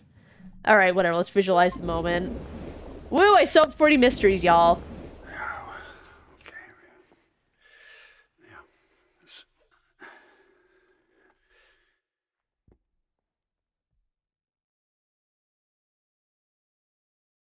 So it just says Charis in it. What? Okay, Charis. I'm saying Charis, but it's Charis. Oh, no. God.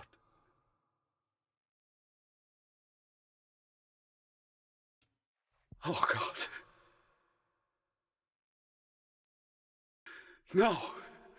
No. Oh!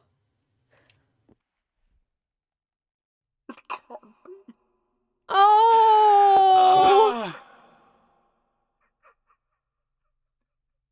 Oh. Oh, Hans. Oh. All right, so now the agreement is making more sense this far in. But only because I managed to look for it.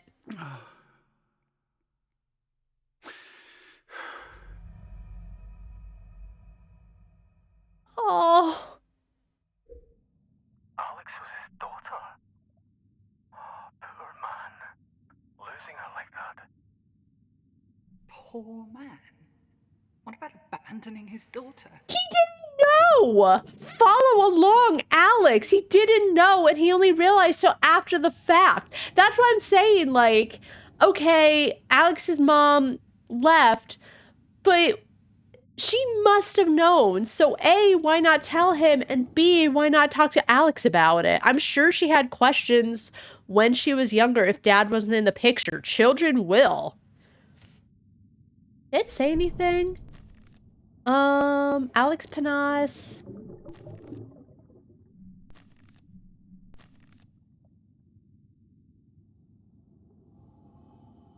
Like, that's the thing, right? Like, Cam clearly knows that Hans wasn't aware.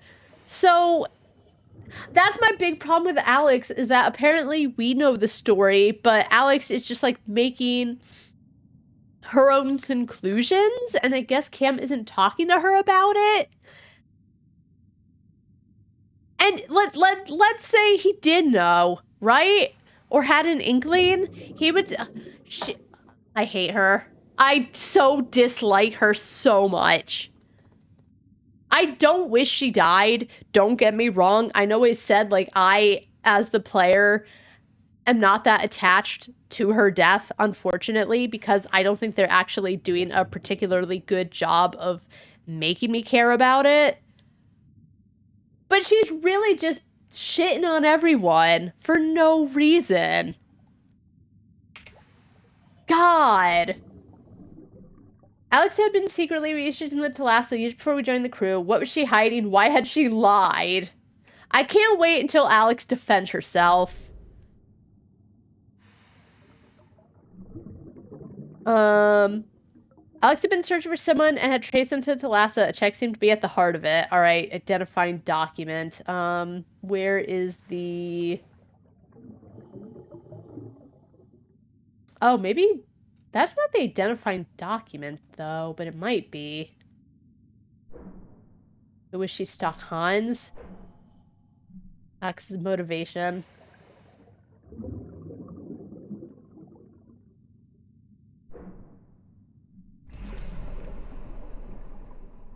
I've been searching for Hans, her father, who abandoned her as a child. But it said they left. And he had no idea. Am I just... Did he know?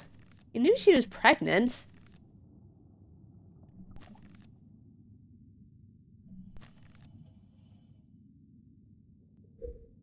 Yeah, I thought they had said that, like...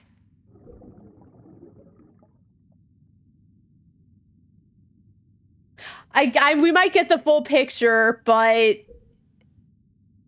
It doesn't seem like he knew, as far as I know. I think he knew that, like, Karis, his lover or whatever, was pregnant, but I don't actually think I know.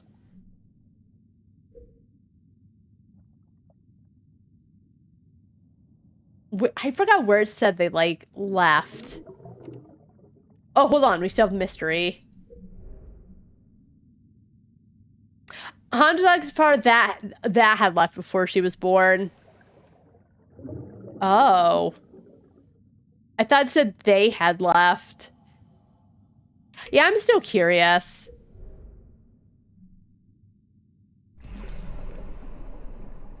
Alex had been searching for Hans, her father, who abandoned her as a child. She wasn't even born. That still sucks. We'll find out. We'll find out. I'm shitting on her because she pisses me off, but Alex was abandoned by her father, Hans, before she was born. After her mother's death, she used the checks sent to them to search for him. Eventually, she chased him down to the Thalassa and signed up to work there. Why didn't Alex tell us about her father? Tell us about Hans. I don't know why she hid this from us. You know I'm not her, right?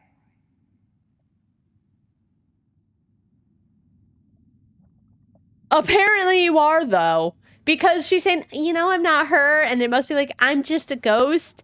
If this is a ghost that Cam is making up in his head, it's the world's shittiest ghost. I think they should have just given Cam a voice. That makes it worse.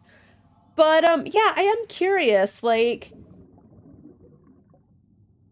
Did he leave to go be a sea captain and just not keep... Because it seems like he was at least, like, giving checks to help her take care of Alex. But I don't know if, like, Karis said, I'm gonna go take care of the kid, you continue being a sea captain. And, like, I do think he definitely should have visited, but... I don't know. Alex bitches about everyone, and I think that's why I'm just, like, not quite on her side, even though I do understand, like...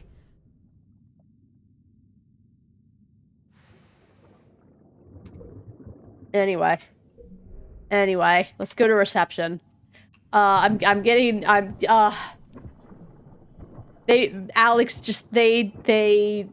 has put such a bad taste in my mouth.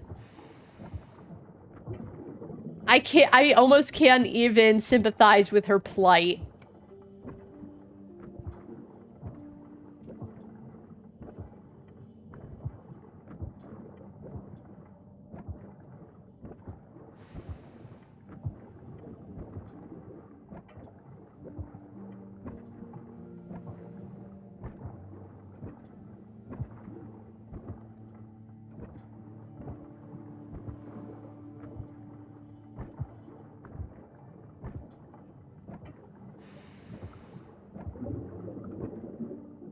Alright, so what door is locked? I'm not in the right way.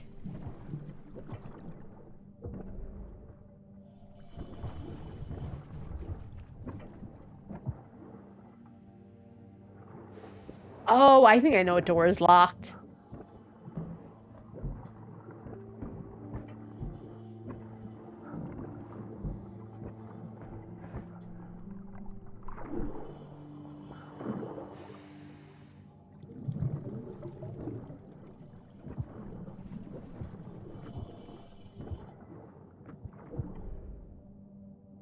Oh, there's a large envelope. I don't think that was always there. SS Thalassa St. Catherine feature, in accordance with our contract with Miss Greenwood, the Daily News, FAO Editor-in-Chief, New York address.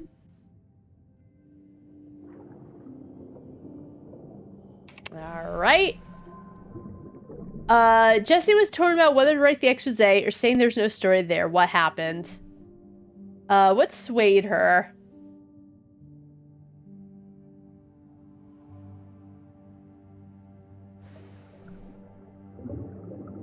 End of story sent. An envelope in the outgoing mail shelf of the mailroom was addressed to a newspaper in New York. Contains a feature on the Thalassa and the St. Catherine Exposition. Signed story event. That, and then result of the expose. A torn bunch of papers found in Jessie's trash bin. Oh. Alright, so what did sway her?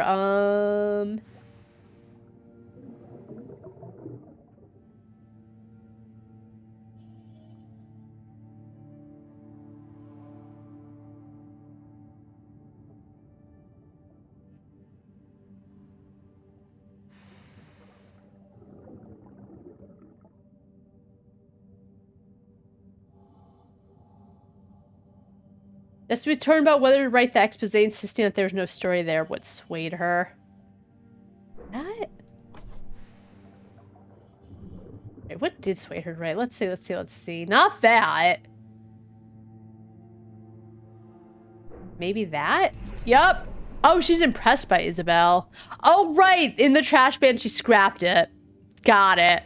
Jessie said not to write the expose as she learned of Isabel's selfless actions. Good.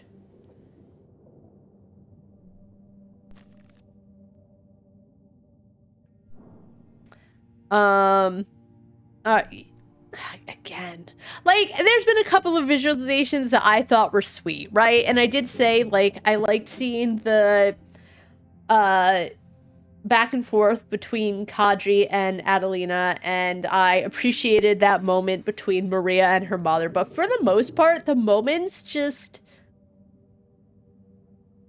they're there. Alright, we completed Jesse's storyline.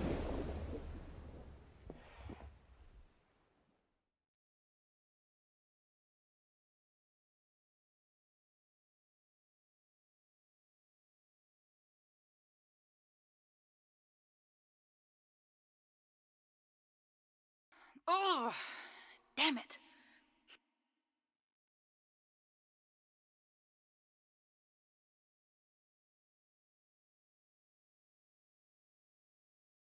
Screw you, Bob. Fuck you, Bob! My favorite part is they don't show the item itself. That is a thing in games. Right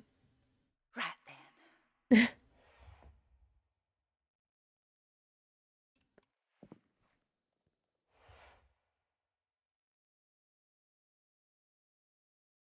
What are you doing? Like, when you go to give a character an item, you, like, see the animation of, like, one person passing it and the other person taking it, but there's nothing there. It's just fired from the job. blank. Good for her, standing her ground. Okay. Alright, anyway.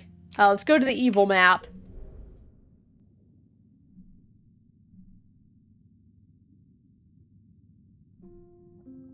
Oh, there's something of interest in the garden. And then we can also hit up the bridge. But there's nothing there. But there's something in the garden. So let's go there.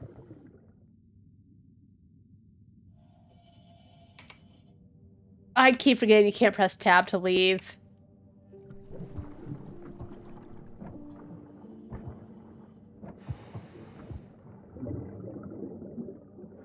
Okay, you go to the main hall. You take a left after going up the stairs, and that gets you to the garden. And then we'll actually go where the game wants me to. It's just, I'm trying to wrap up any loose ends. Because, like, I care more about these stories than, like, the... No, I actually do still care, like, what the hell happened, but...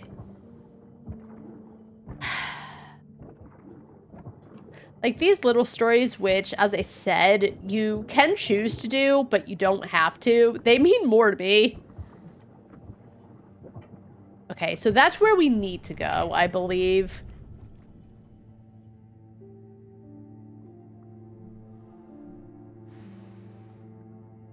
Yeah. Alright. Sorry, evil map.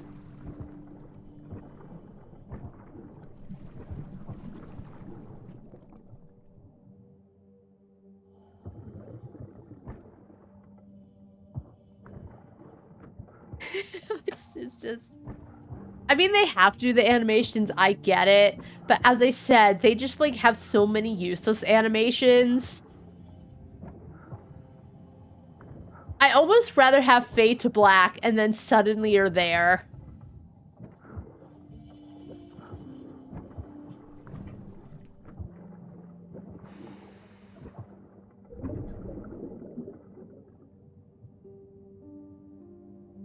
Okay. I go up the stairs all the way to the other side.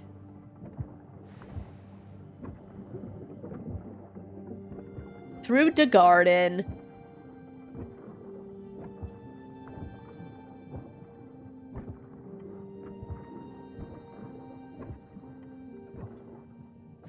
And once I go in, I believe it's to my left. Wait.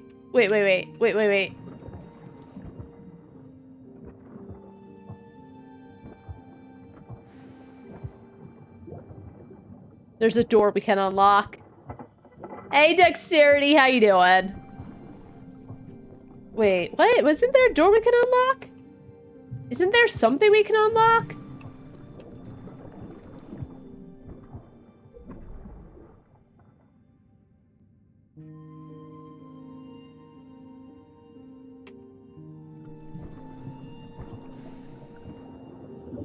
I know, it's, it's in, I think it's gameplay. Yeah, immersive.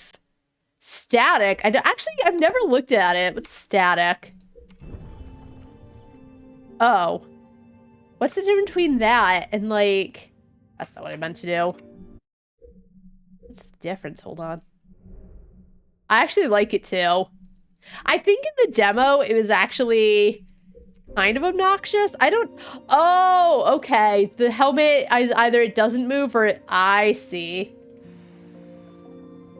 For anyone with motion sickness, that was for you.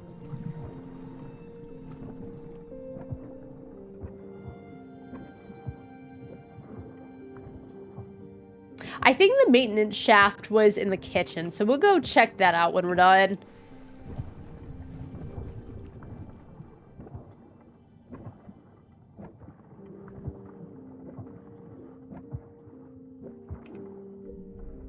All right, once I go in, I take a left.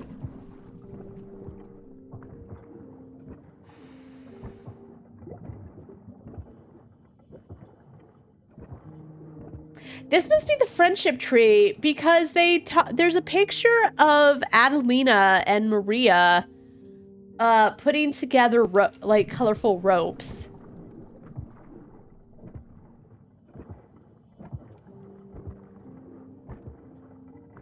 Alex's notebook. Uh-oh.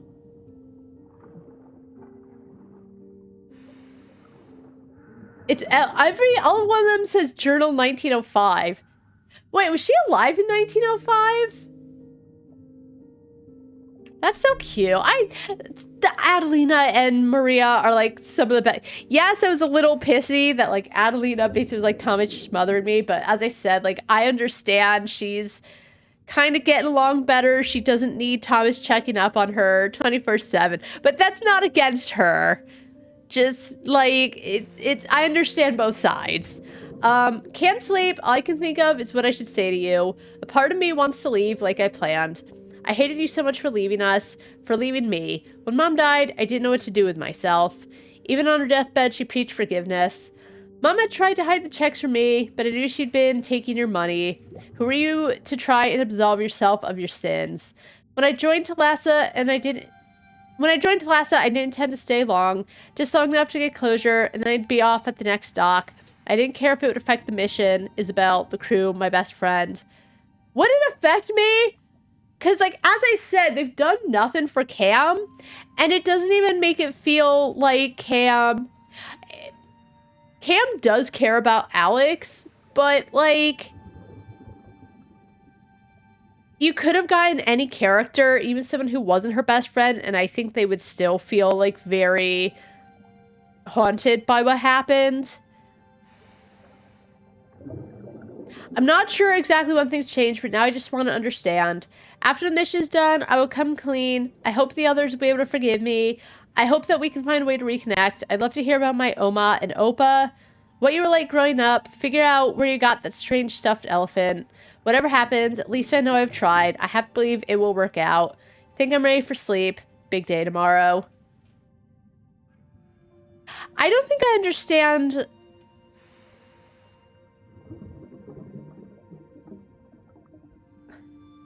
Because he was sending her money. Right? Like, there's a picture of the two of them together.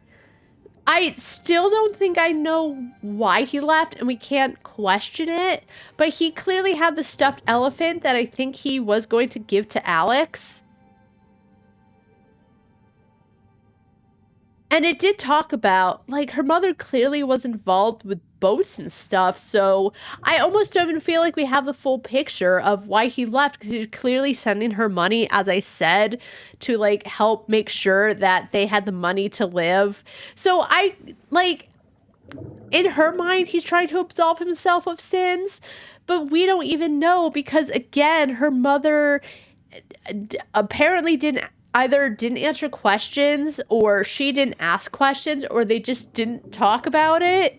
So it's like, that's her perspective, and that's fine, but I want more answers. I know we'll never get them, but... And again, I think it's because Alex, it just bitches about everyone that I feel like that's what she's doing for this as well. That's why I feel like I'm not sure if the devs meant for Alex to be so unlikable, but I don't like her because of how she acts about everything.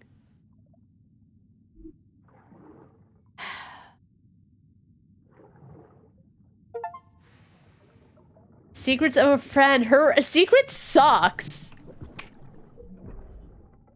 Thank God we finished her storyline. All right, so we're gonna go to the kitchen. Oh my God, I'm sorry, my nose is a little stuffed. We demand the answers. We're not gonna get them, but it's just because we're only getting Alex's side.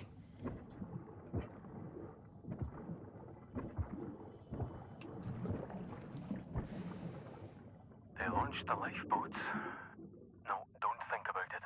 What happened next? Lifeboats for... Yeah, that's how they escaped. I'm getting too heated over a dumb indie game. Okay, up and then over.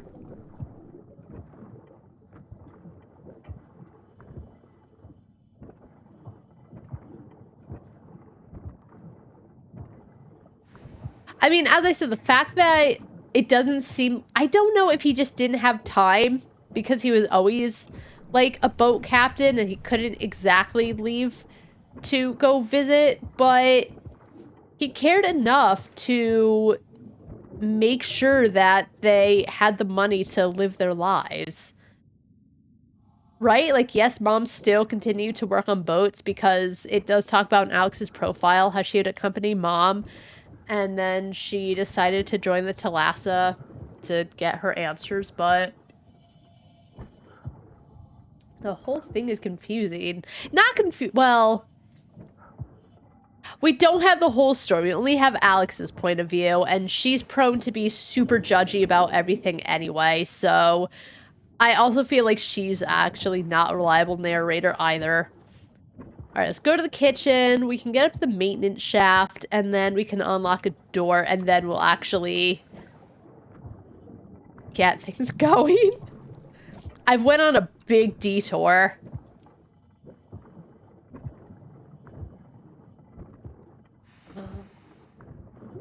Okay, this way.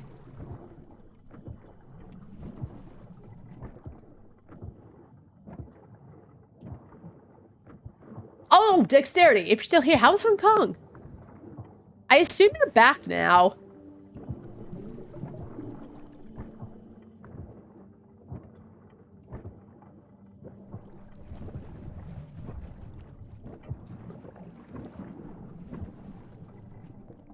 It was... Oh, nice.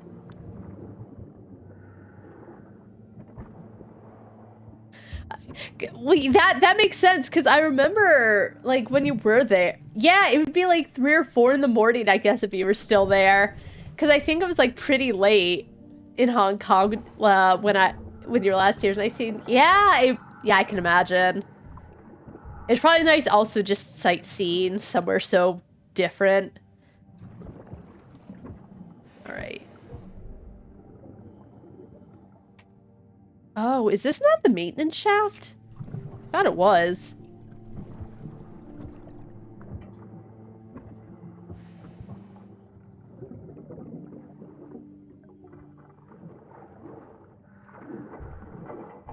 I think they're so... Yeah. Probably completely different. Alright, this isn't where I thought it would be. Alright, you know what? We're just gonna keep going then, even though I keep going here. Where's the maintenance shaft then? How do I get there?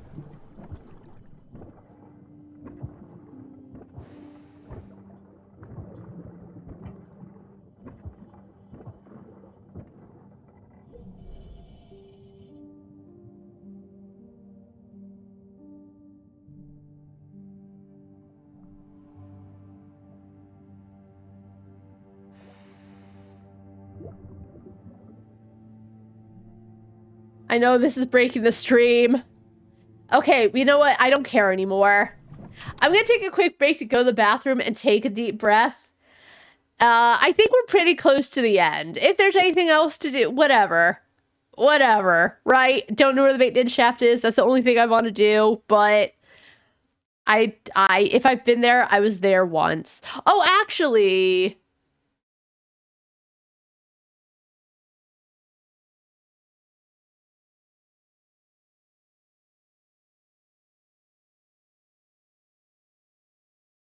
Okay, no. I was like, I think I know. I'm like, I don't think I can get there. But yeah, I'm going to just take a quick break to go to the bathroom, and then we'll get to the end of this. I don't think we're going to get our answers about Hans. Why suddenly he left them. If something happened, I don't know. But yeah, I'm going to recenter. I'm going to just take a deep breath, and then we'll get to the end. I'll be back in a few. All right. I talked to the mouse. I feel a little better. He's so cute, little mouse. Okay, I always forget. All right. So we're going to crew quarters because apparently there's something important there that the game wants me to go to.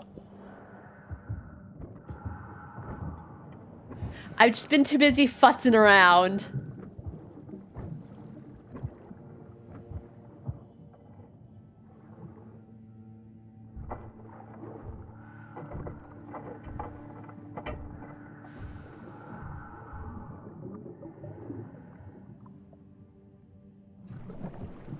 So where is this then?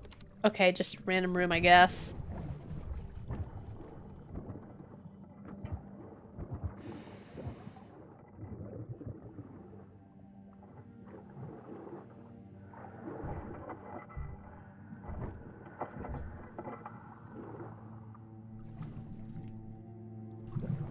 All right.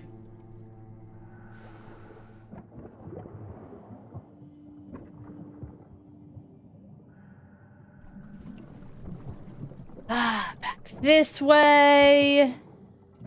What was this way? No, it was just the pantry.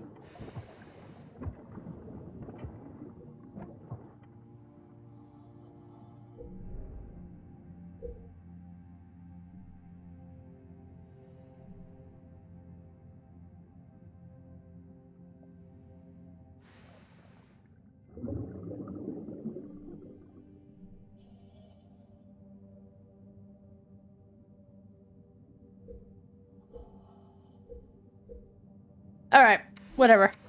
I had a thought. I don't know what I was thinking. I was still thinking about the maintenance hatch where there's like one locked door.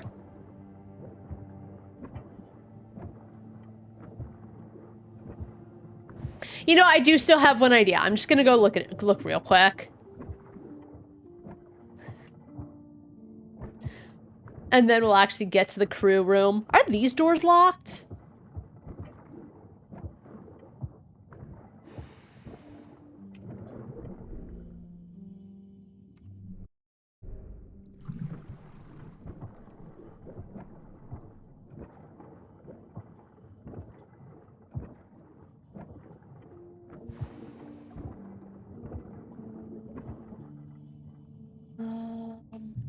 That's not it. It was like near the crew rooms.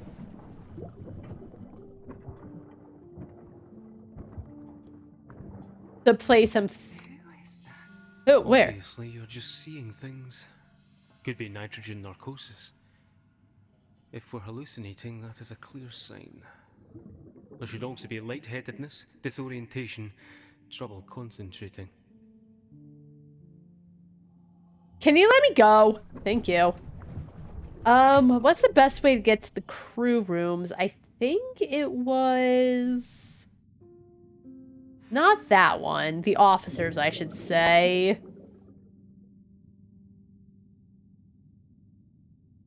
Okay. Let me out. I'll never get over the map breaks the stream.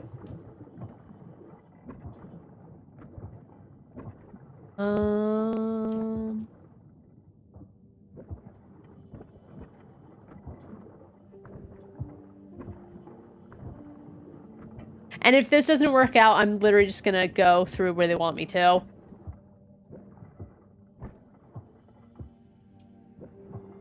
Alright, Thomas's room.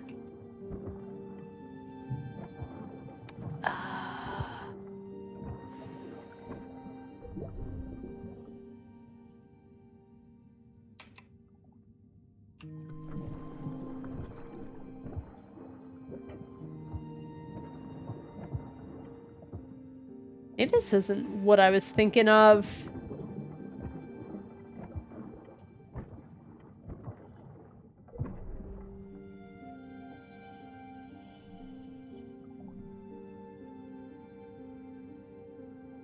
There's like a little key sign over here.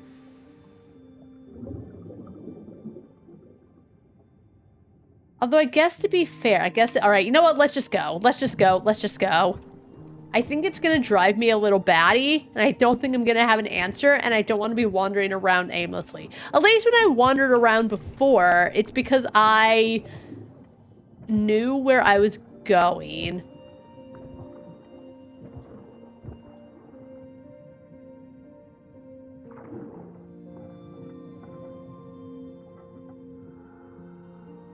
The new and illustrated magazine. Ooh.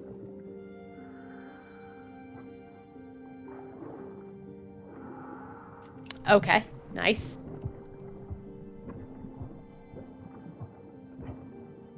Alright, anyway. Ugh.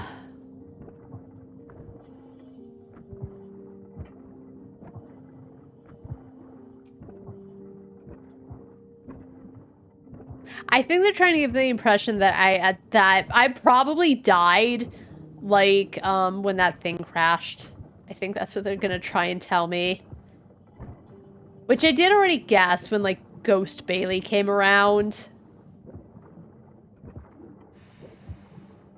But then there were other times when it was, like, actual Bailey talking to me through the radio, so I don't understand.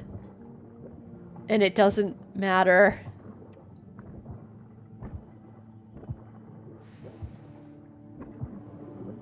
Okay, so there's one way up here, and then there's that other way down there. So we're gonna unlock this door up here, and then we'll unlock the shut up! I think I still don't understand when Alex was talking about, like, Bailey's in your head, and she mentioned something about a radio. I think that really confused me. I'm just thinking it because I almost wouldn't put past the game to say, like, Cam's been dead the whole time.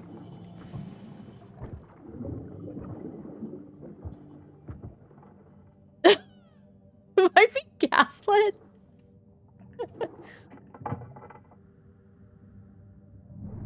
Alright, what's in here?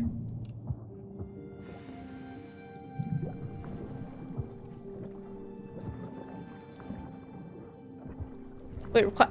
We have a key, though! Okay, so we just unlocked the garden. So we don't have... Why don't we have a key?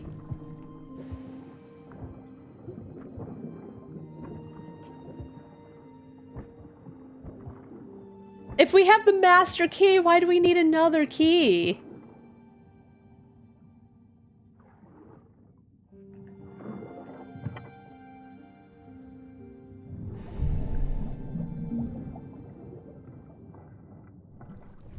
All right.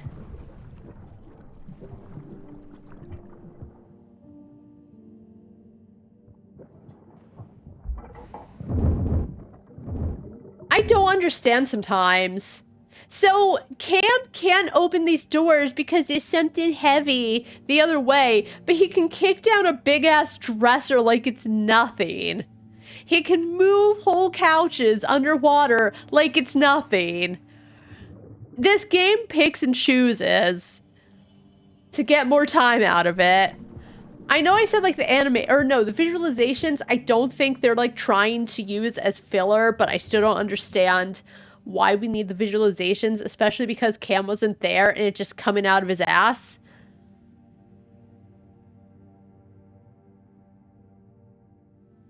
Come on.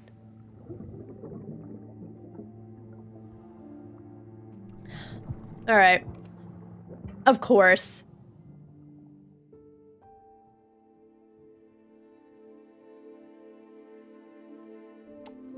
Good. So, seriously though, whatever happened to the cat? Can't sleep either. I guess not.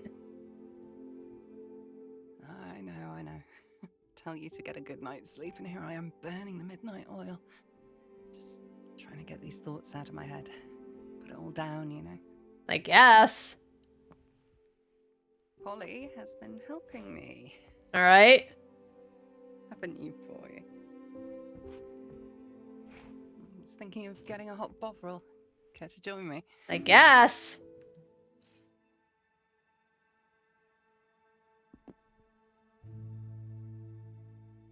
Hey. Don't let me die this time.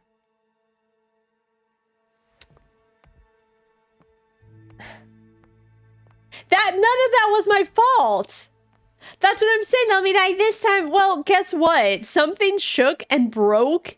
Something could have been faulty. I don't even know. Like, as I said, if it's someone's fault, that doesn't matter because that wasn't what they were trying to do. Isabel clearly put like a bunch of money for good stuff because she knew how dangerous it was. Oh, hey Bailey, what's up? There's nothing you can do. Thank you.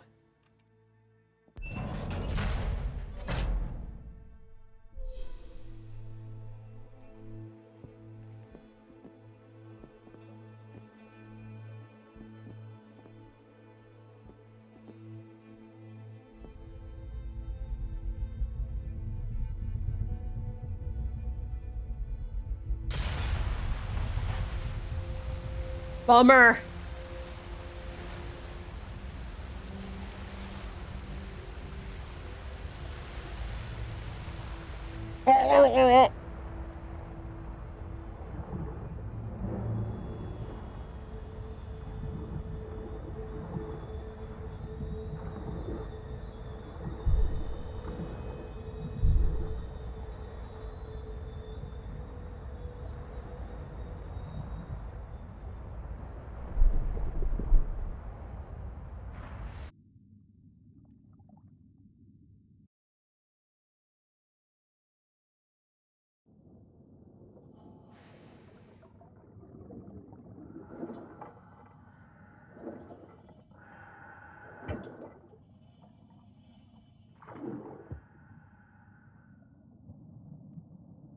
Anyway.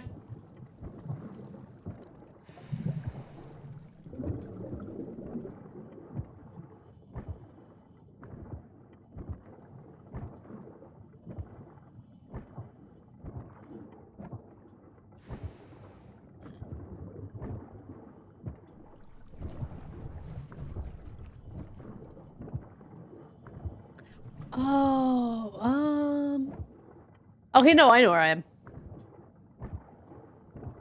Because as you go further, you unlock shortcuts.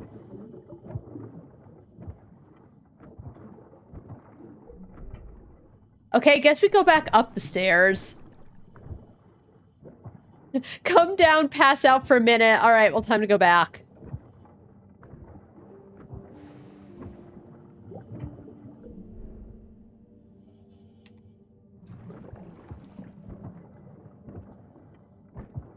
Oh, right, there's like, these are the stairs. Something bad definitely happened down here.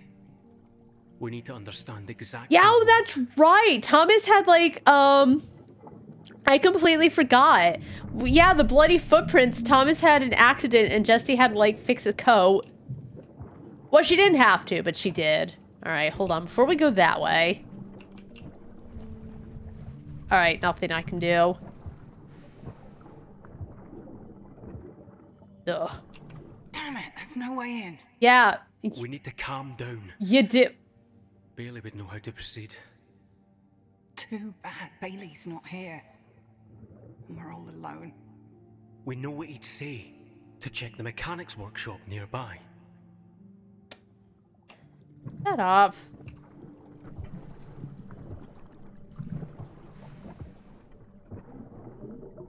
This door should never be locked. There's an axe in that door, is there? Oh, there is. Okay.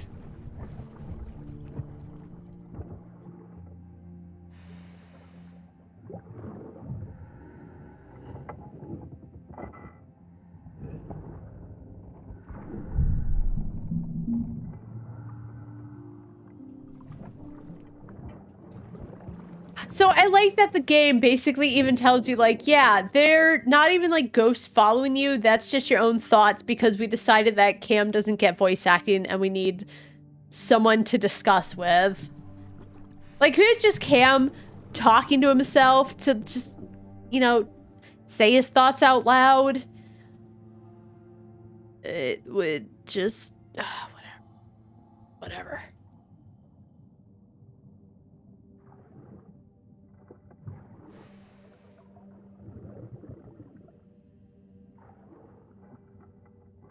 He told you about the Mesvar. A little. He speaks fondly of him.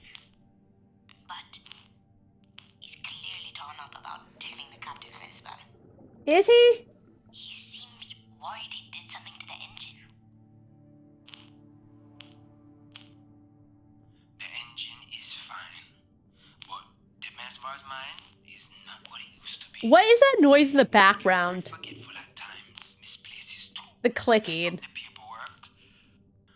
And Thomas secretly covered for him for years. Oh. I see. But if that's what's worrying him, he should tell the captain, no? Thank you, Adelina. I was saying, like, he went to Isabel and then got right in her face and yelled at her. And that's kind of why they hired someone else, because yes, it sucks that they did, but like screaming in their faces just kind of shows that he is still quite young to just be screaming at them. He will, but in his own time. The old man was like a father to him and he doesn't want to die that legacy. Why does he always feel the need to save people? They keep talking about this. He must be a savior.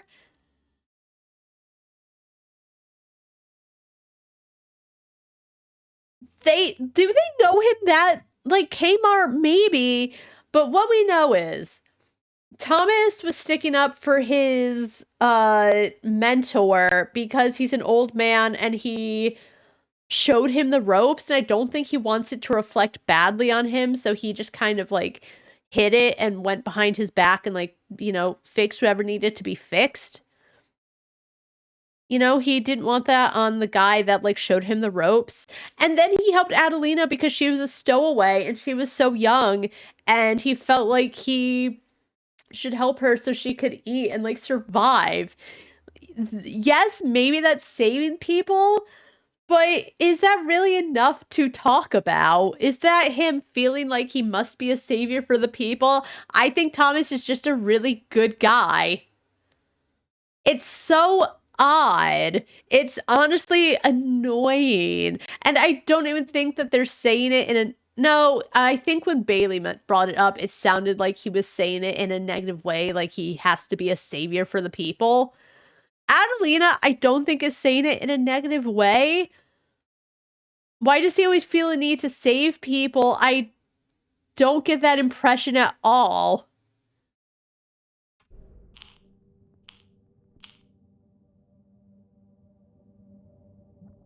Sure.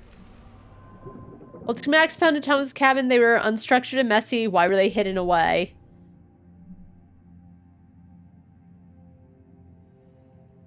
Old schematics found in Thomas' cabin. They were unstructured and messy. Why were they hidden away?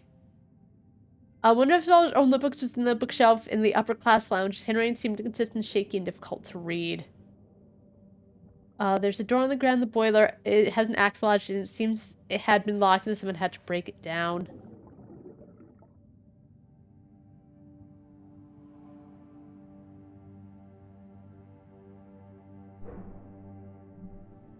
Alright, Or according to Adeline came our talk about Thomas and Nevin's bar. She thinks he should tell the captain how Thomas has secretly covered for his mentor's mistakes for many years. She thinks so, but like...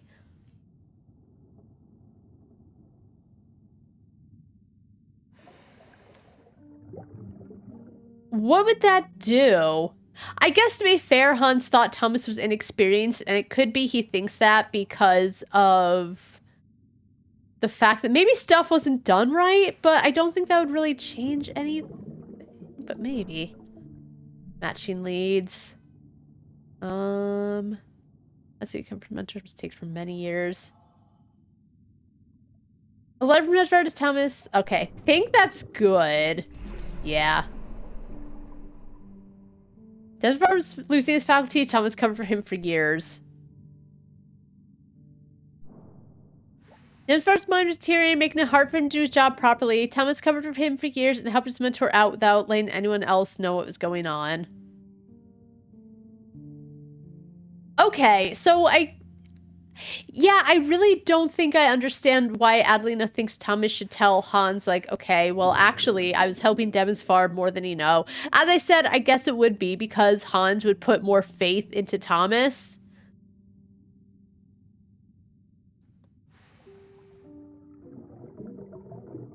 I don't know. The Maisfall was losing his faculties then, and for a long time. They were concerned about Thomas' experience and reliability. Evidence of competency. Thomas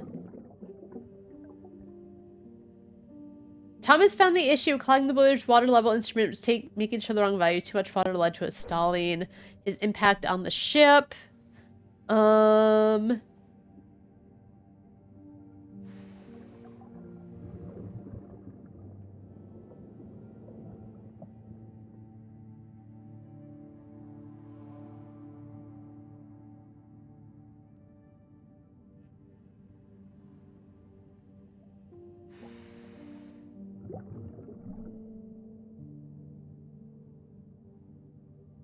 All right, signs of character, I believe, is that one. Or maybe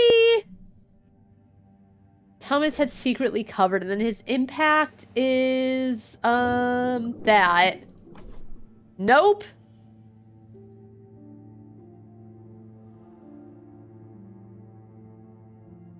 Okay, evidence of competency.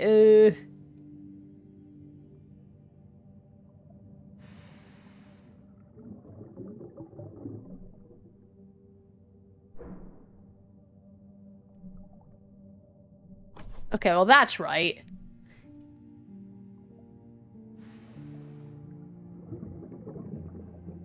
Oh, I guess... okay, I think covering for everyone. Got it. Okay. I had it mixed up. Thomas was a skilled engineer that had been doing the job as mentor in secret for many years. So how old was he when he took this he, like, became a novice? Because he was 20.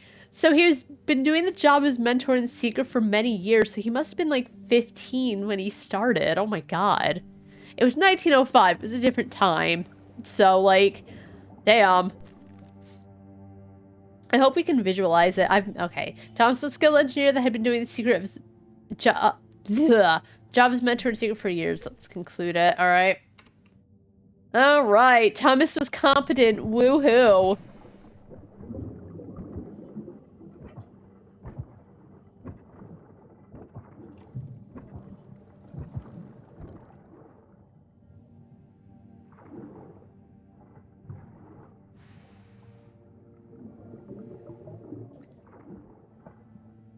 It's fine. Me and Jessie are on great terms. She won't mind. What? Have you gone off and charmed another lass? What? Isn't one doting admirer enough? Very funny. Okay. I'm not trying to charm anyone. As for Maria, it's innocent infatuation. There is no chance that she is seriously interested in an old man.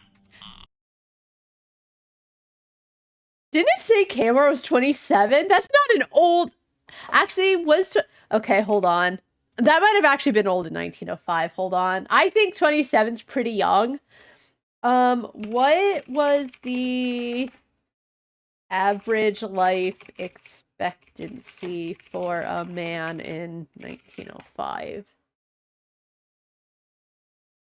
In 1905, the average life expectancy at birth for a male in the United States is approximately 53.90. Just say 54. Oh.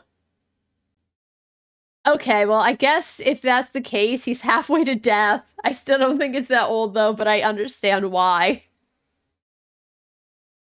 Like 40. I still don't think 40 would be that old.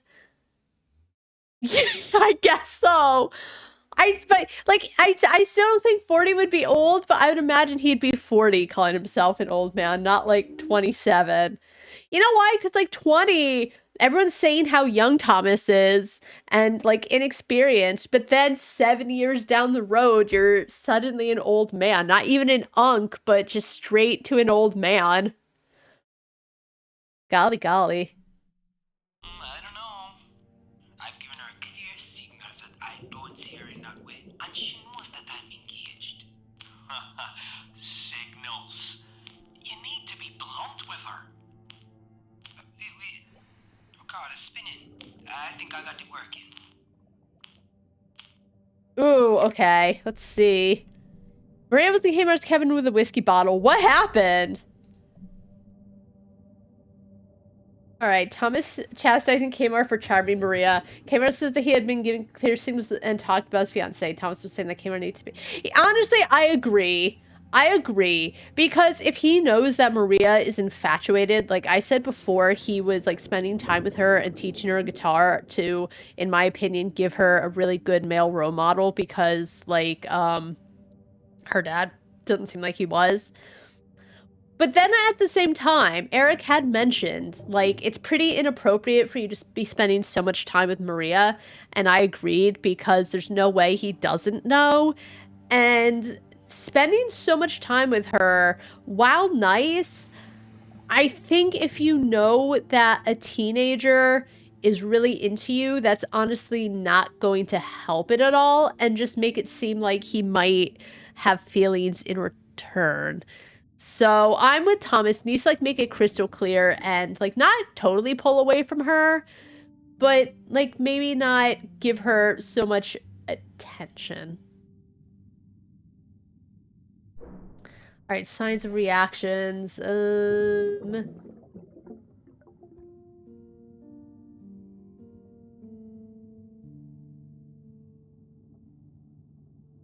Might not have been, I mean, it probably, it's, I agree, but I do still think that, yes, it might not have been a problem, but if she's so into him, he probably should just be taking all this free time to hang out with her.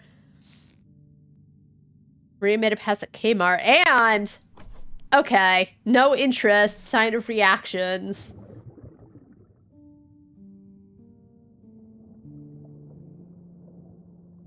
Oh, is it this? The conduct poster? No. Sign of reactions.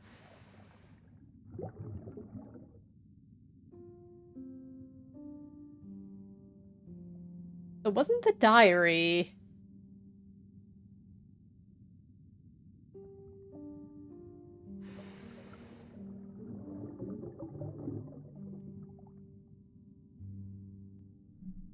Oh, signs of his reactions to her? I don't think that's it. Maria made it past the Kmart, but he rejected her. Maria writes about, oh, being heartbroken. I missed that. Got it.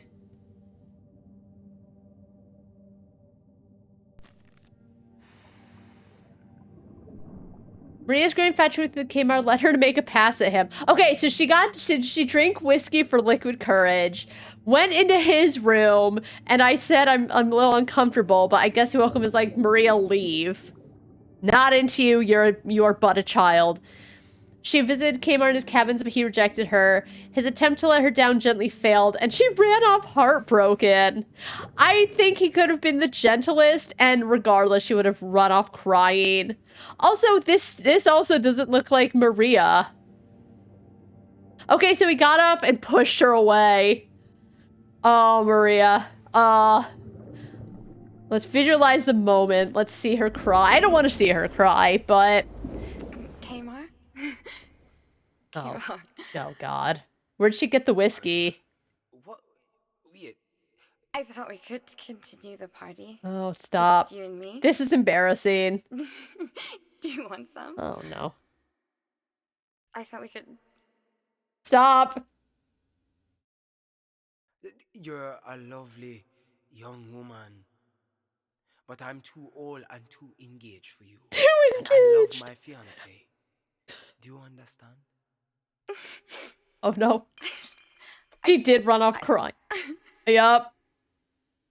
Yep, she did indeed run off crying, as I said. Oof. My heart bleeds for the poor little rich girl. Shut the fuck up! It doesn't... Okay, she's rich. That has nothing to do with everything. Shut the fuck up, Alex. I feel bad. Why is she so shitty up to, like, Isabel and Maria?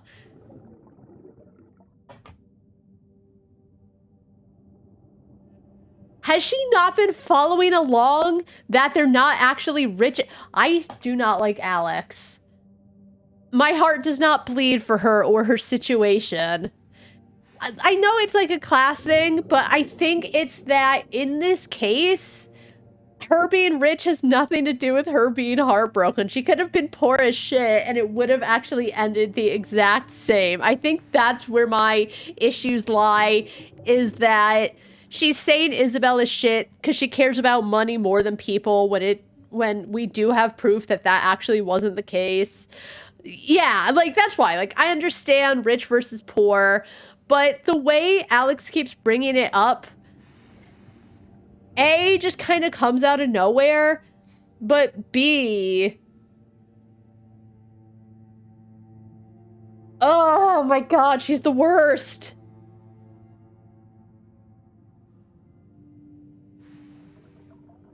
Like, I don't have money either, right? But, like, I don't know. I'm not just pissy at rich people because I can be pissed. It's... And I think if, like, they had more about, like, Alex didn't have a lot of money growing up. Yeah, I think that's my thing. Like, okay, she had a lot of money, but she wasn't... As I said, she kind of is using it for, like, you know, the St. Catherine and the boat. But then at the same time, Alex even admits herself that, like, at first she thought Isabel was crazy with the garden. But actually being there, she's like, you know what? It's beautiful. But yeah, and, like, I have no problem with the class issues, but it's never really brought up anywhere else that she has issues with class. She just keeps, like, bitching that they're rich. I think that's what actually really annoys me. Poor little rich girl. Shut up. She's a teenage girl. And I think if she were trying to buy Kmar's love, I would actually agree with poor little rich girl, but she didn't. Alex is just the worst. All right. Okay, yeah, so Kmar's 27 and calling himself... I do agree, he actually is too old for her. 16, 27. That is too old for her. Like, if she were 30 and he was 41, she's an adult. I still wouldn't love the age gap, but I wouldn't have a problem because she'd be a grown-ass adult. And it's whatever. But... I'm an old man! Brother, I'm older than you. I wouldn't even call myself an old woman. I'm gonna be 35 and just, you know?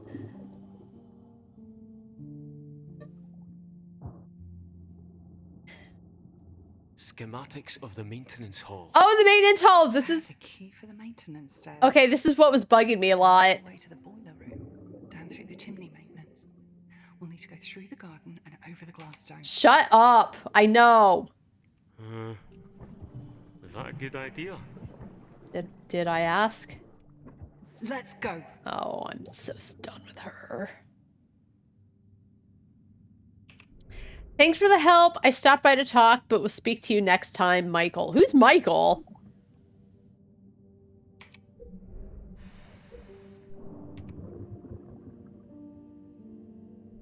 Extra shift with Thomas. Engine problem? Check cargo hold repair. Need help with broken iron. Daniel. The light in my cabin is flickering. Jesse. Cupboard door in Maria's cabin. Again? Kitchen sink. Equipment manifest for Eric. Let's see. Okay, there's more mysteries. Let's be friends. I'm so happy for you. Fish in the sea. That final's destroyed.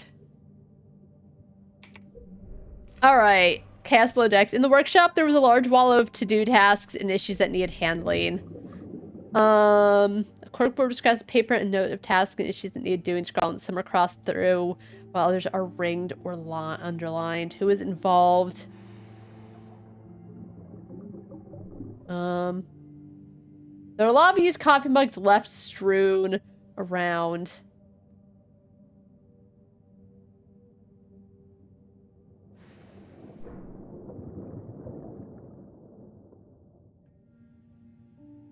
Who was involved?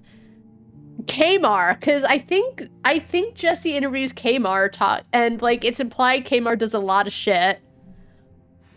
Sign of work ethic. All right, yeah.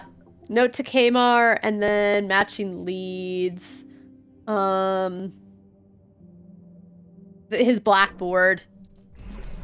Kmar was swamped. Kmar's a good guy. Okay, I did have some questions when the whole Maria Kmar thread started, and I was worried like he was also into her, but it was just Maria being a rich, poor little girl. But Kmar is a solid character. I know I said like Maria's my favorite, but Kmar's actually pretty high up there. I have to say Kmar's probably my second favorite.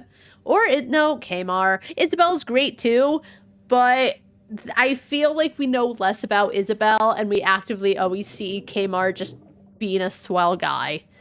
Kmar was staying late, overwhelmed with work that he was trying to finish, and yet still finding time to help others. And he's so chill. Thomas's bestie. I guess help was an ear for Adelina and everyone else. Trying to be good to Maria. Is all around swell lad.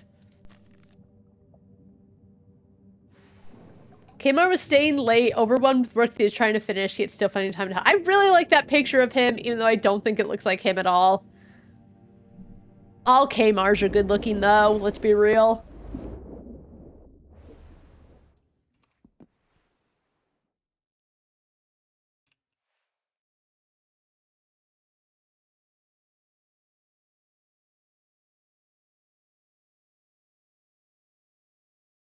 Oh, sorry, you're engaged. That was very inappropriate. Good visualization. That really helped me a lot. Alright. There are complaints about Kmar's diligence and integrity. Alright. Kmar was staying late, overwhelmed with work that he was trying to finish, yet still finding time to help others. Signs of character.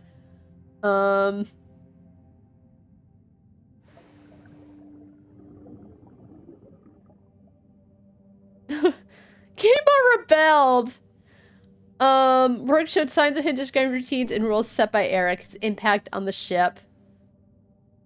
Oh, maybe I should actually do that. Is there anything else? It might actually be more like that. And then... No, okay, you can only have one sign of work ethics.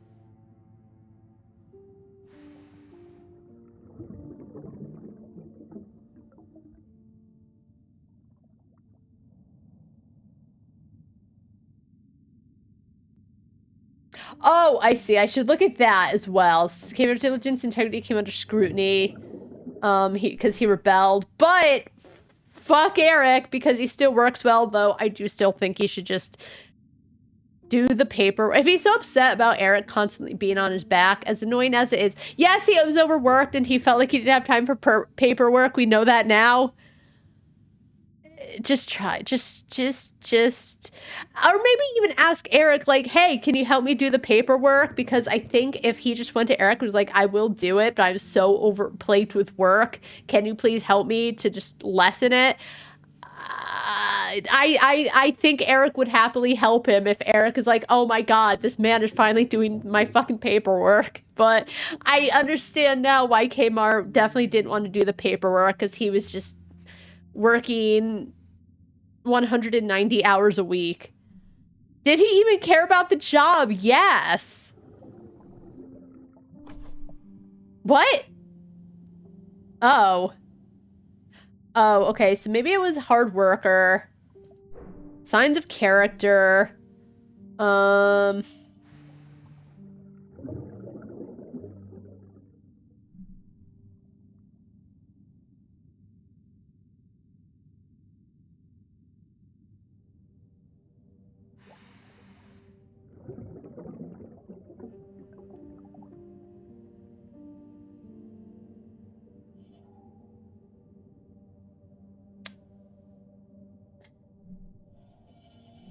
Okay, so that works.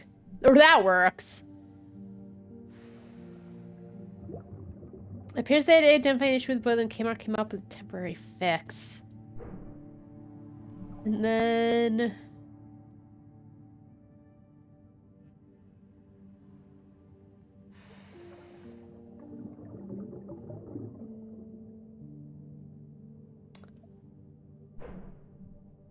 Oh, that's not what I meant to do.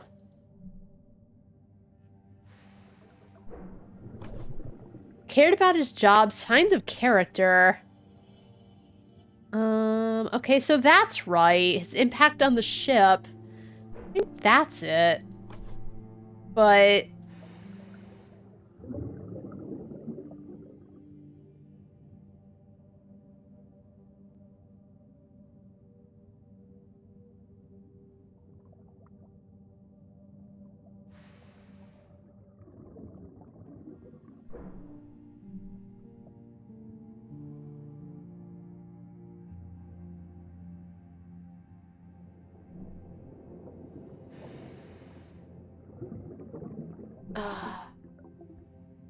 I feel like the note to Kmar would be the impact, but what would be related to it? Because hard worker is correct, and I can't use that twice.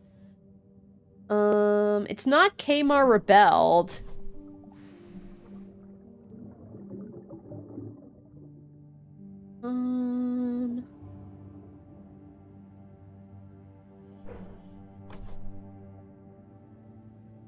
Signs of character. His impact on the ship.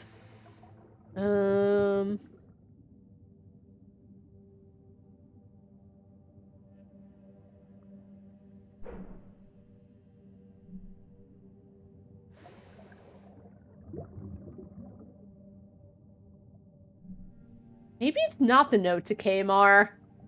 It appears they had identified an issue with the boiler and Kmar came up with a temporary fix. That might be it. I'm so bad at this.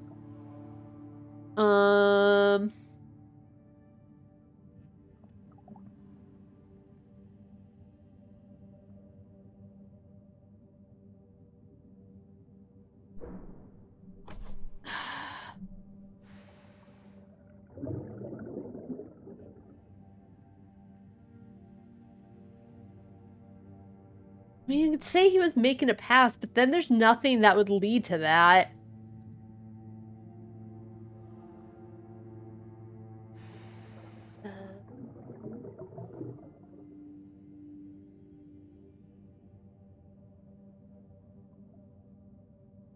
Maybe code of conduct, and then... Nope. I don't think it's any of this stuff.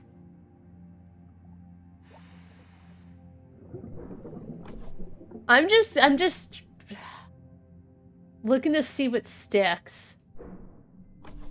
No, this definitely is it, so that's out of the way.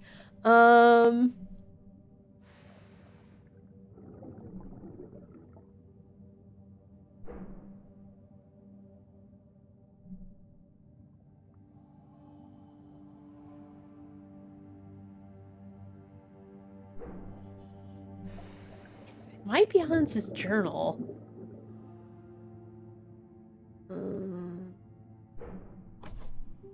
Hmm.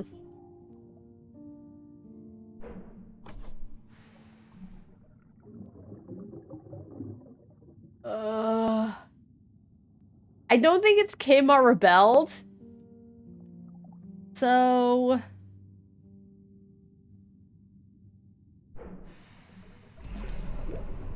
Oh. Kmart was working hard, caring deeply about others, and came through for everyone. Alright. Sure. Anyway. Kmart was working hard, caring deeply about others, and came through for everyone in the storm.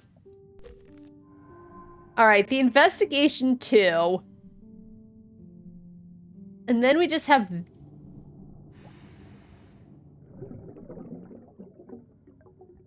Okay, anyway. Isabel, Thomas, and Kmart could have been connected to the crane accident incident. Who was responsible? Isabel purchasing result.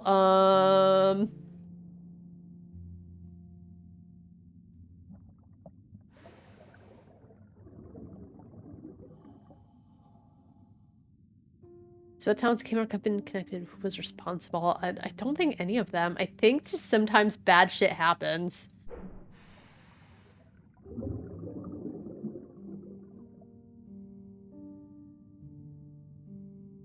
Thomas Kmart didn't overhaul the engines, worked for many days, and they checked and couldn't find. Kmart construction result. Kmart dealt integrity, caring deep for the crews, worked hard and came through for everyone during the storm. And then Thomas result. Over several years, he has safeguarded Demsvar by discreetly performing most of his tasks. Yep. This culprit. No one has found that any of them were to blame. Yeah, I think it was just a freak accident. It seemed like what happened is like they brought I think the statue might have been heavier than what the equipment could handle.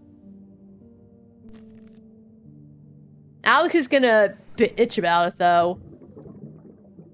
Yeah, who was to blame?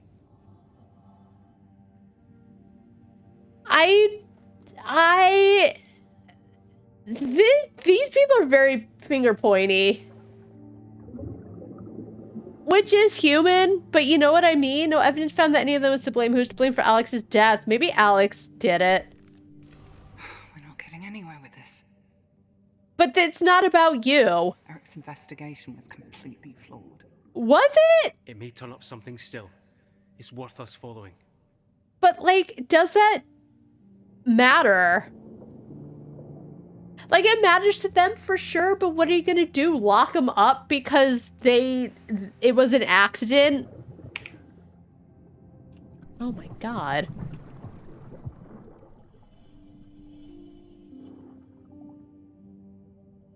What is this? Autumn wedding dresses and silks. Was Eric daydreaming again?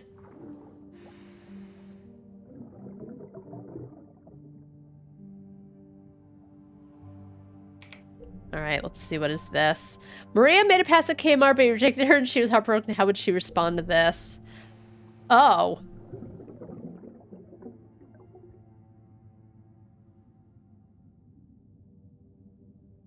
Oh. Signs of her coping. The fashion magazine. Who helped her? Probably Adelina. Because they're besties. Yeah, because it does mention, like, after she's heartbroken, she starts spending more time with Adelina.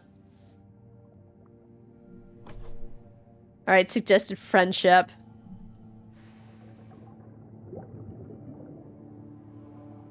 Oh, maybe Eric? Nope.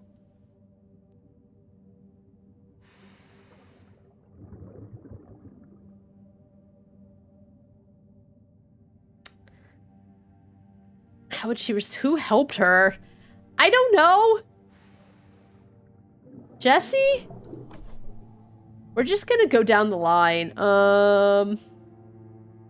Thomas. Mar. Okay, what else? News article, Larson's.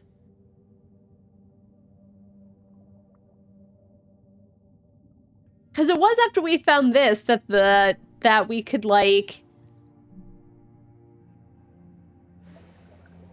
Oh, in Hans's room. Maybe Hans, I guess. Why she would go to him, I don't know. Nope. Oh, duh, because it did say that that was correct.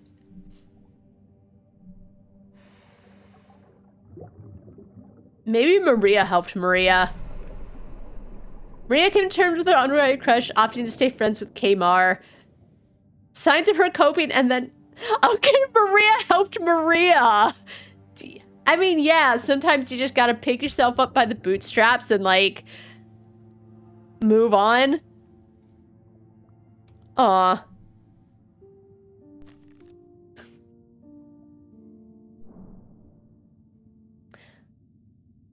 Maria came to terms with her unrequited crush, opting to stay friends with Kmar, even trying to help him get ideas for... That's so... See, that's why, like, Kaji's like, she's so bratty or whatever, but, like, she's fine. She's taking it all very maturely. Maria came to terms with her unrequited crush. Yup. Alright, let's visualize this moment. Complete Kmar Maria... Aw. I did it. You never get a break, do you? Oh. Maria, you made me jump. Look, about the other night. Forget it. It was dumb. It was, and I'm glad she accepts that. Frazzled and sad. Don't tell anyone, please. I won't. You shouldn't be rushing into relationships. Just wait a bit, will you? You can get someone a lot better on your own age. You're wonderful. Shut up. I know. Oh. Friends. Whatever. What are we fixing today?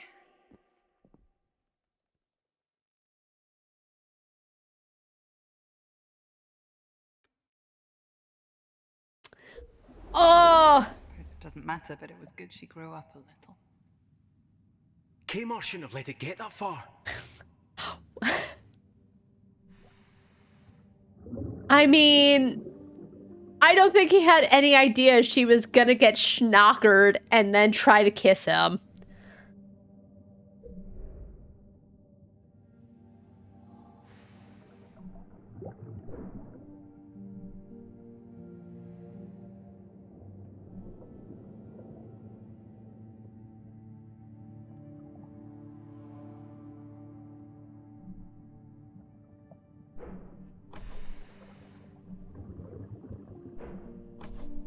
Okay, I need more, but, you know. Not started, work in progress, George, Thomas, Isabel, Maria, Eric. Wait, what mystery? What mystery progress?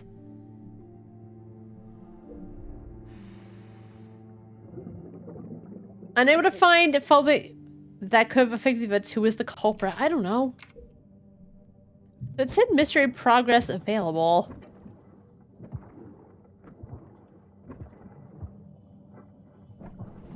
Anyway.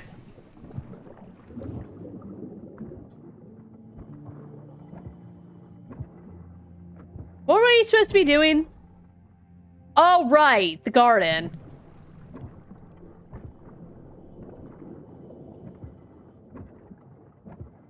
We're gonna find out about that cute little braid. Oh, bloody handprint. Cool.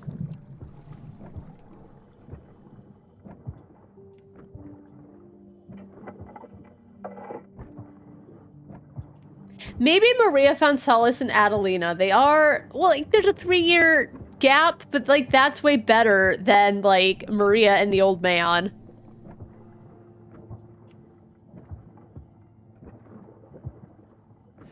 Maybe not. I think I'm just talking shite.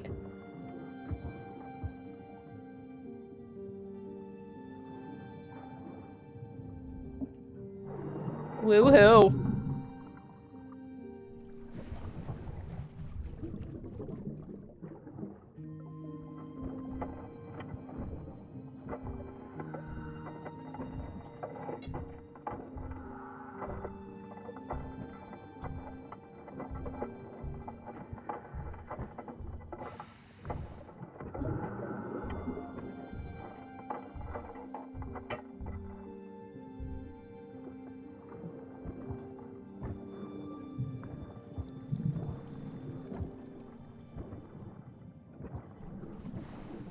If you're ready, let's press on.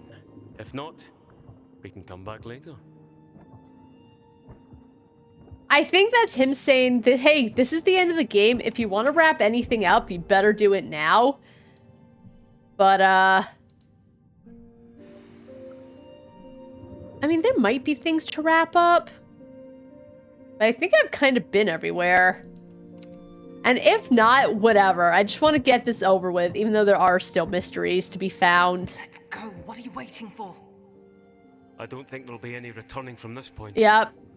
Point of no return. That's really okay. But I do hope that, like, there's either a chapter select, so if you want to go back and, like, finish up mysteries, they let you. Because this would take too long to get through again. For achievements. But, I do want to know about the braid, but I don't know what else to do, so let's crack on. I do kind of want to be done with this game.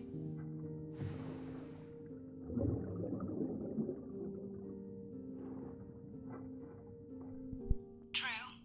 I see that ignorance everywhere. It's the same with Isabel. What? No, far from it. Isabel trusts the folk she implies. She gives us space. That's why I stay here. But Isabel is detached. People with that sort of privilege are aloof, live in worlds of their own.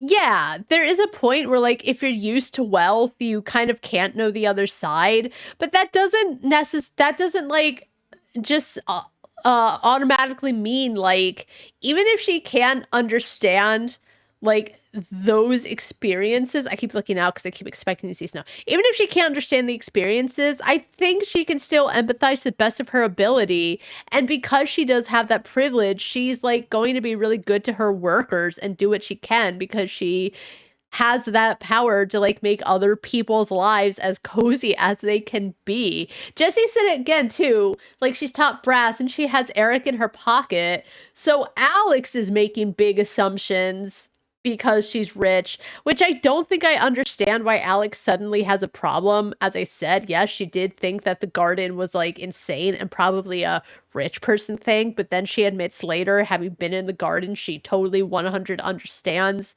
that what Isabel is just honestly trying to do is, like, create a home for everyone who works there. So it did feel like she was past it and understanding, but I don't know why. I guess Jessie is still working on, like, the expose, but these are mad assumptions they're making. What she's done with this ship, well, it's beautiful. She's making a home. Like, it's a home away from everyone's home where they can, like, have a good time. They have a beautiful garden. They have good food. Yes, it's a lot of money. I guess I can see what people are like, oh my god, it's just this rich woman's whimsy. But if she is actually such a good lenient boss, yes, she might make mistakes, but it does feel like she honestly does care so much about her crew to, like, give them this space for, you know, when they're not working, they can just, you know, be comfy and happy. Everybody's story is complex. Tell him, Kmar. Seeking the truth as you do. Nice. Listen to all wax rolls in the game. Also, keep saying, like, progress. The fire door should never be locked. Who's responsible and had they locked it?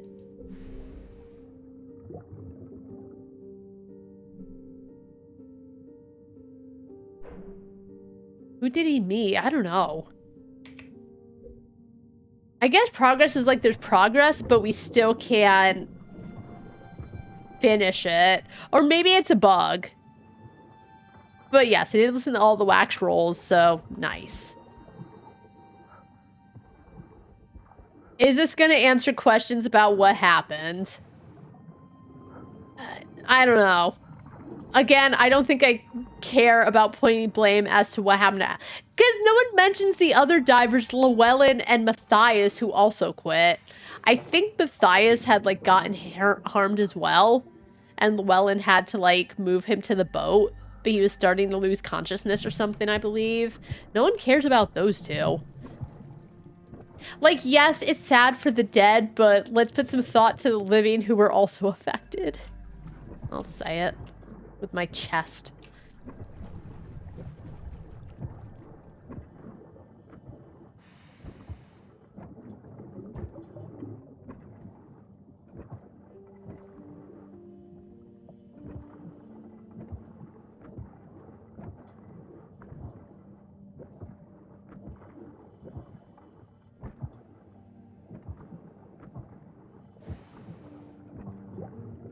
Look at the boiler over there. Shut up. A shoe. Kmart shoe.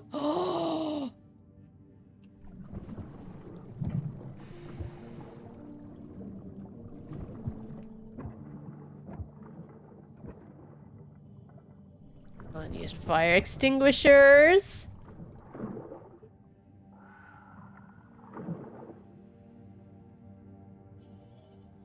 Oh, mystery progress. Let's see. The fire door should never be locked. Who is responsible and why had they locked it? Jesse's missing equipment had been locked away inside the boiler room. Oh. Intent behind actions. Oh, is it...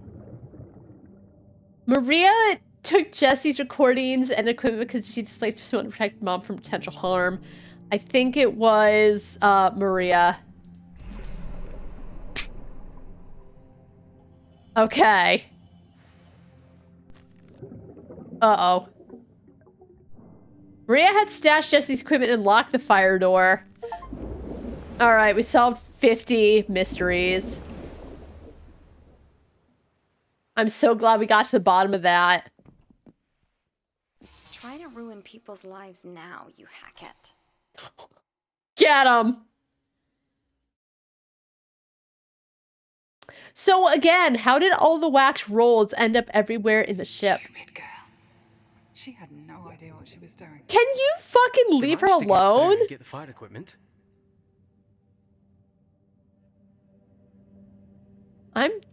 Shut up.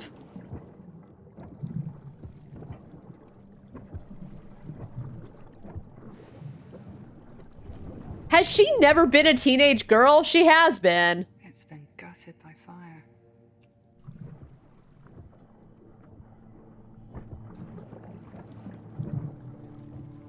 Uh-oh. Only one person wore glasses here. Eric is trying to murder Thomas.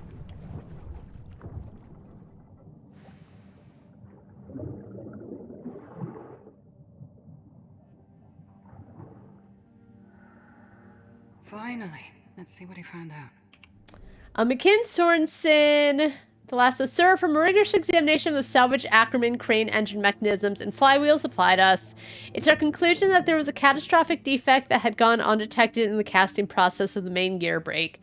This hairline fault would likely be undetectable, both during the manufacture and light use of the crane. The strain of continued use, however, would result...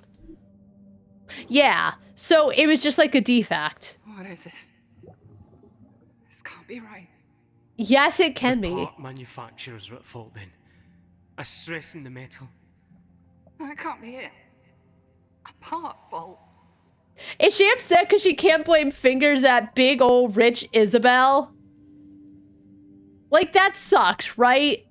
That it's just like the fault of whoever manufactured.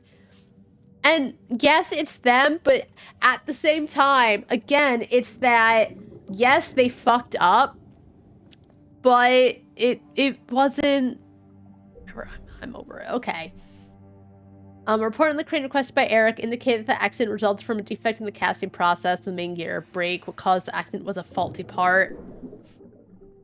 Someone did it! It was a faulty part, problem manufacturing that nobody could have known or first... Yeah. So, like... I know Alex is upset that was a faulty part, but the way she is handling it, trying to be like, they did, it really does feel like she really wants to blame someone. But again, she's a ghost. And like, they even admit we're not even the people you think we are. So is this Cam's idea of them getting upset and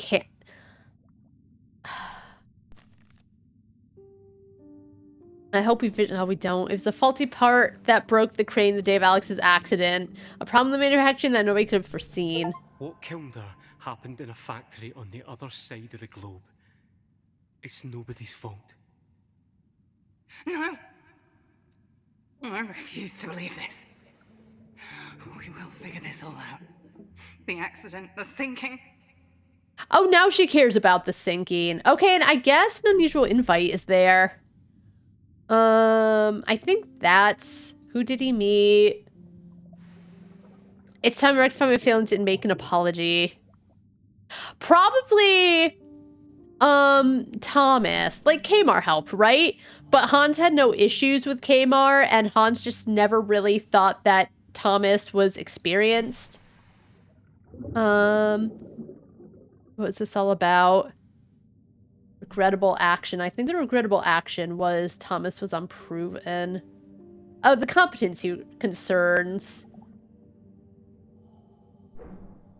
And then recent findings. Maybe the faulty part, to be honest. So maybe Han or Eric, right? Yeah, Hans distrusted Tom. Wait. Oh.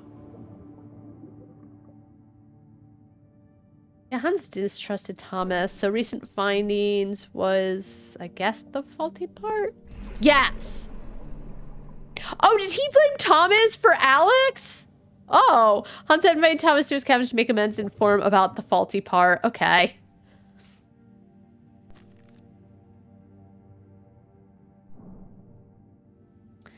Hans had invited Thomas to his cabin to make amends and inform about the faulty part.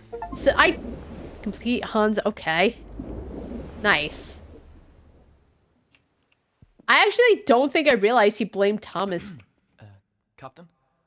You wanted to see me? This is too close. It's not the best timing, so I'll keep it brief. I can't, I no, I can move. feel it could wait. Is this about my work? About Adelina? I realize I owe you an apology. What? I have been unfair to you and treated you harshly. Now, that doesn't justify the breach of trust. No, of course not. I'm sorry. You did what you believed to be right. And you must be willing to trust your crew, trust me. But communication goes both ways. Alex's death it has hit us all hard. I have taken it out on several of you and myself. Punch your closet. But it was a faulty part. That's what killed her. It was not your or anyone else's fault. Captain, a faulty part? Yeah, I just wanted you to know, and I wish to build the trust that should be there between a captain and his chief engineer. So, I hope that we may share a glass once we get safely back to port. I'd appreciate that. Thank you, Captain.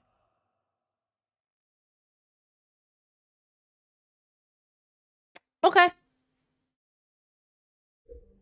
Thomas finally got a seat at the captain's table. Good for him. I'm surprised he allowed someone in. Finally put aside his prejudice. Was he prejudiced? Like, I guess he kind of was because Thomas was so young, but like, shut up. And then there was something here, but we'll never know what it was. A rope? Oh, it's the girl's rope. Oh, did they make friendship bracelets? All right. Meaning of the band. A short piece of colorful braided cord was lost in the boiler room. It had been tied into a band and one end was frayed.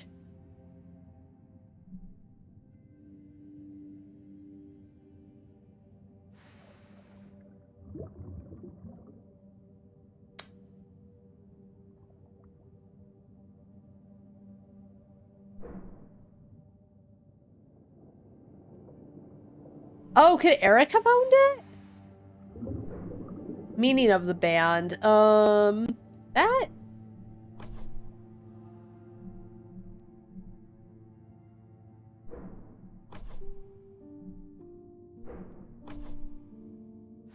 One of the trees in the garden has a colorful braid cord tied around it. Both ends of the braid are cut and frayed.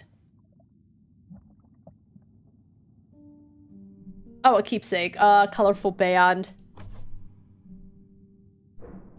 Alright, so is it Eric? Because I feel like they said all of it was wrong. Okay, it is. Meaning of the band is that, and then there we go. Eric and Isabel had undergone a hand-fashion ritual, a compromise for them to express their love. Okay, so I thought like maybe Adelina, or not Adelina, Maria had made it for Adelina, but no, it's just like, I guess mom told her about Eric's solution, and she's like, you know what, even though Eric is a total goober, he does make you happy, and she got Adelina, aww. It's a story about friendship. Eric and Isabel had undergone a hand-fetched ritual compromise for them to express their love. The band was a sign that Eric and Isabel had undergone a hand-fetched ritual, a compromise for them to express their love without the formalities of a traditional wedding. And Maria was there. I guess we're gonna visualize it. Complete the love story. Are you sure? It's not too late to run. Maria. I couldn't be more sure of anything. I can't believe Adelina wasn't there. I have wanted to be an adventurer. But I was made to believe that I didn't have it in me, and that such a life would be lonely and frivolous. Then you came. Someone who had read my words and seen me. You gave me a chance. Challenged my preconceptions. I had many of those. Yeah, you did. I thought that I never wanted to bind myself to a man again. Building my legacy and my name has been too important to have it torn down. Then you came, with your ambitions and love for adventure and dreadful stubbornness. I want to share my journey. He do kind of got the booty, though. With you. I don't care what form our bond takes. Or Man does squats. for who will know. As long as I have your love, as you have mine. I can't marry you in a traditional sense, but I give you my heart and soul.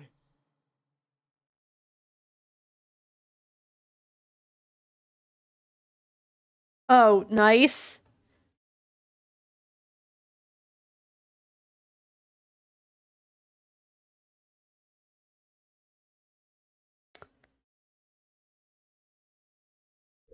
It's like the red ring of Strange fate. to think that we're the only ones that know. At least I found some joy in the end. Wait, we're the only ones that know what? Oh, that they got married? Married? In quotes? Okay, anyway. I like how this is all, like, tied up at the very end. What's this?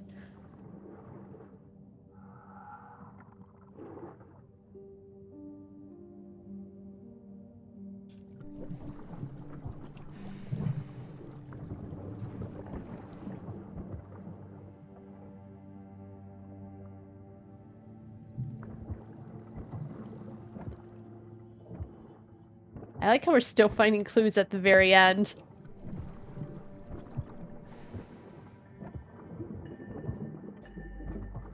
Oh, what's up here? I don't think anything, but I don't want to miss anything.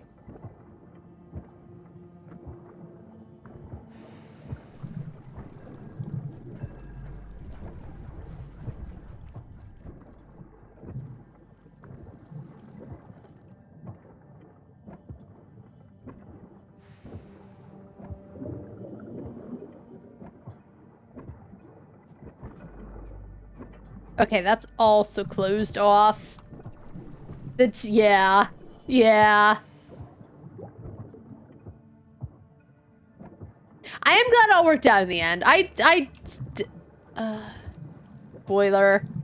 Gashin hole.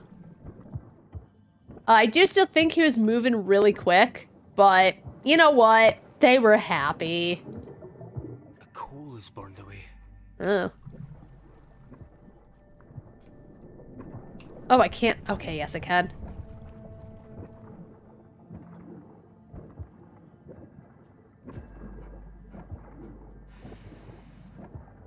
What's this way?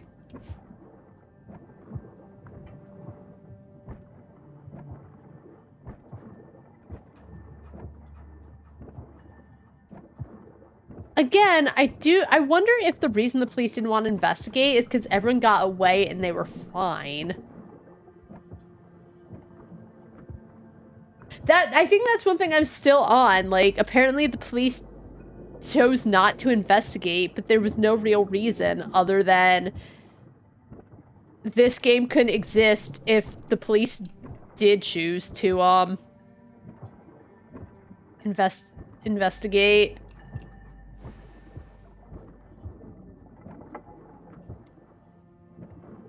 I suppose that was the killing blow. That was enough to sink the whole ship. The sea pressure's high. Doesn't take much.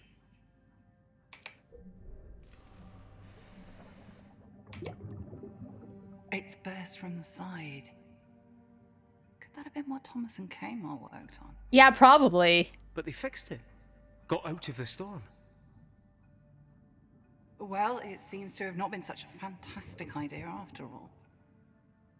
Let's look for more information before jumping to conclusions. Alright, I'm so curious what this one is. Maybe how it sank. A huge gash in the hull that could have been damaging enough to sink the Thalassa. What happened? Burst boiler. Further damage. Oh, fire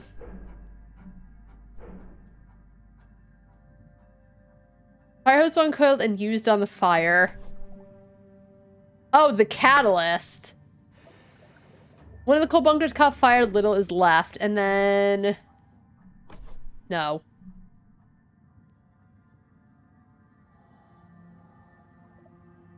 Strange the color toolbox inside is a new water gauge. Must have been what sank her.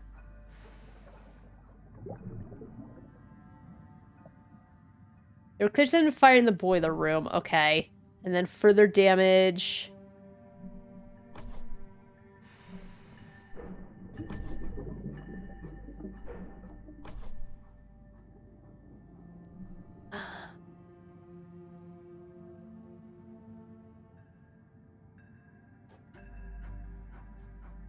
No, but what had started it? There were several fire extinguishers in the boiler room, but they weren't used.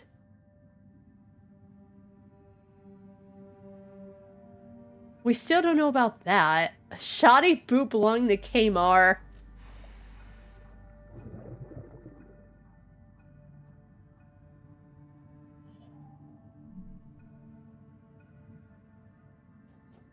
I mean the boiler.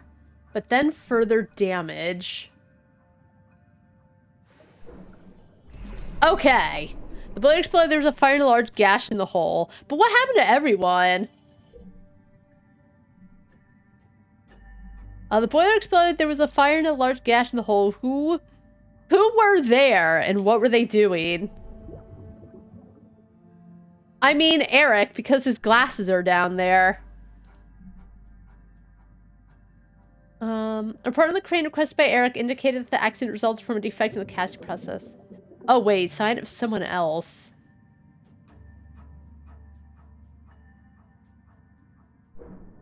Who else was there? Here's of activity.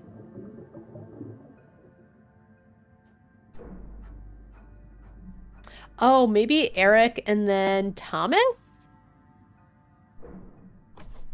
Okay, well, oh, come on, shut up! Listen. Boat exploded, there was a fire and a large gash in the hole. Who were there and what were they doing?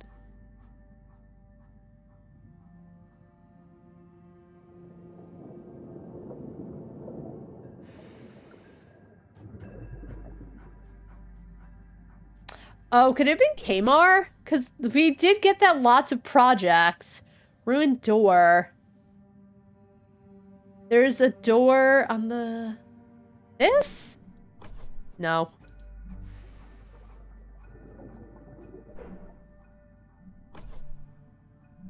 Well, explode. There's a fire and a large gash. Who were there and what were they doing? I mean, Eric, we have that. That's at least.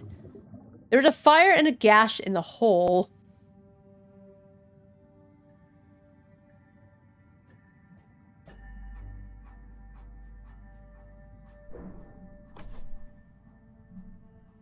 I mean, Kamar. Oh, the boo. No. We also have the new water gauge. There we go. Kamar and Eric were there. Kamar was trying to adjust the water levels. What else happened? Kamar was here to adjust the water levels. It was too late then. Kamar was... Something had already gone wrong. It was presumably already overheating. Maybe. And Eric was here to share his news about the investigation. Kamar was there to adjust the water levels and Eric was there with news, but there are some grisly signs. What else happened?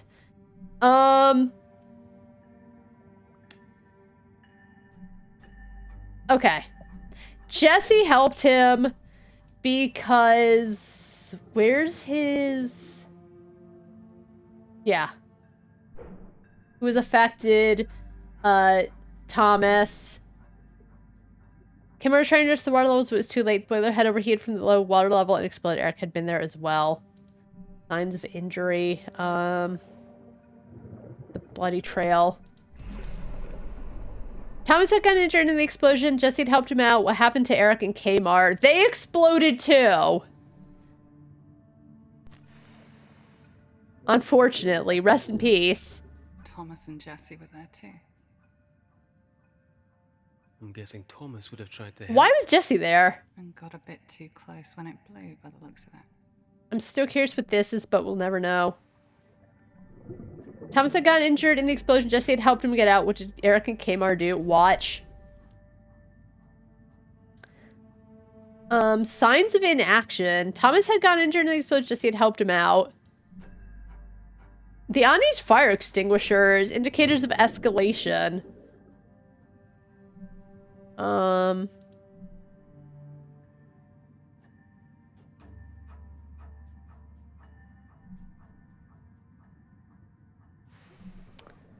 Ruined door and the fire hose? Okay, no effort made. Okay. Of escalation. That, and then... Yes! Opted for the fire hose. Alright. Eric and Kamar went straight for the fire hose to fight the coal fire that was raging. What happened to them? They died. They exploded. Something bad. The fire extinguishers weren't used. They went straight for the hose. Thanks. Flames must have been fierce. Spread quickly. When a coal deposit catches fire, and the intensity would have been enough to warp metal. That's what Kamar and Eric were doing. Trying to fight it. Why do we need these tag-alongs that apparently aren't even the real them because they mention it all the time? I think I'm just always going to be... They should have just given Cam a voice. Because... I mean, I'm not one of those people, but I do know there are people who, like, talk to themselves through things. So we... I don't know. There was like a whole point where I think Cam was having a dream and Alex starts pointing out like he's very insecure and self-conscious or whatever. I don't know. I don't know why we have these head ghosts, to be honest. Eric and Kmart went straight for the fire hose to fight the coal fire that was raging. What happened to them? They died. Eric and Kmart went straight for the fire hose to fight the fire. The fire must have been fierce. Oh, they became frenemies. Unforeseeable obstacle was the ruined door. Oh, that's why. Okay, so yeah, Alex did call Maria stupid because she locked the door, and this kind of...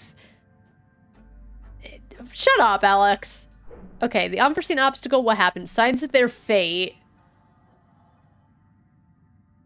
The broken glasses, and yeah, they exploded on... Oh, rest in peace. Stay...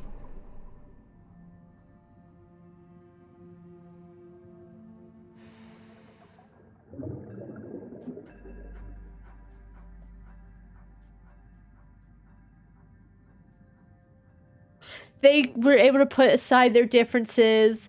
Eric was gonna go give Kmar the news about, like, hey, you didn't do it. And despite their differences and them coming to, or nearly coming to blows, they stuck together to see everything through. They were temporarily slowed down by a locked fire door. Eric and Kmar fought the fire till the end.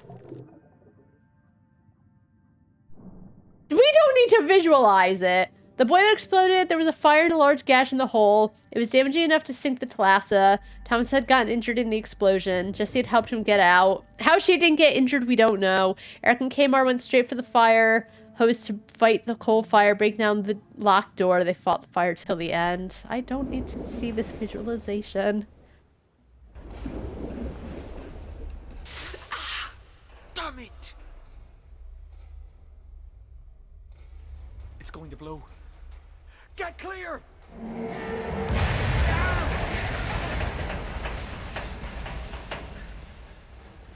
Are you injured? We'll be fine. We need to get control over the fire.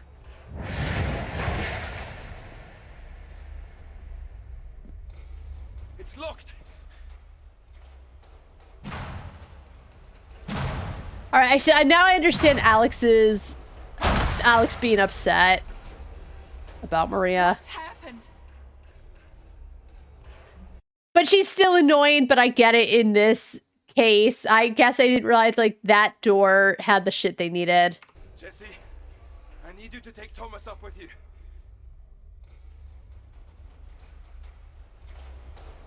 All right, bye.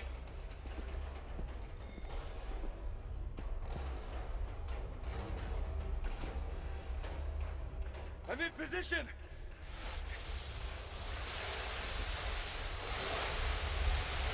Wait. Get to safety. Who's that? As many of the metal doors on the way as you can. We have to stop the flooding. Who was that guy? Oh, was it the captain? I don't think it was.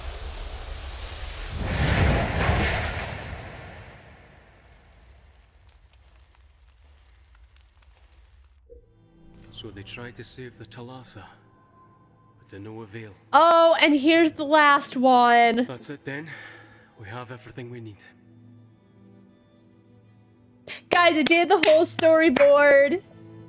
All right, you know, I'm glad I did all that futzing around and, like, got them all. Because, as I said, some of them...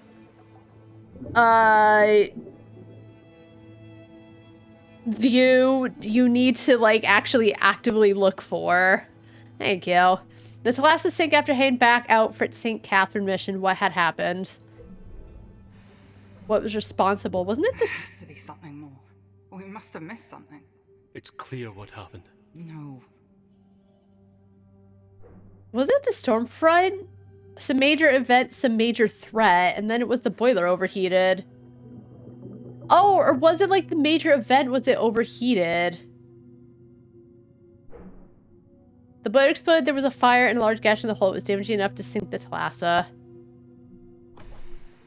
Not significant enough.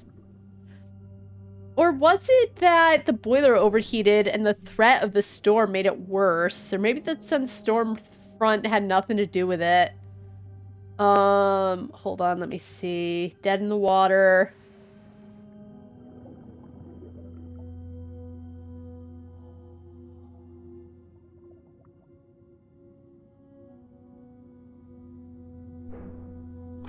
Nope. Okay, I think the major event was this. The boiler overheated, caused the explosion. But what was the threat?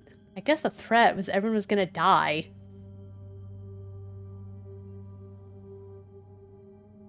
I hate that they have all this stuff that, found the issue with the boiler, and Kmart came up with last minute fix to get the engines going. Hunt steered them through the storm and they got out.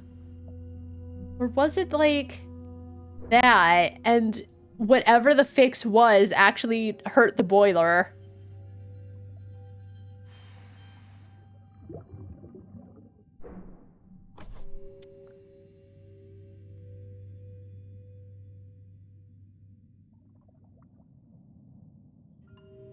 Some major event and some major threat.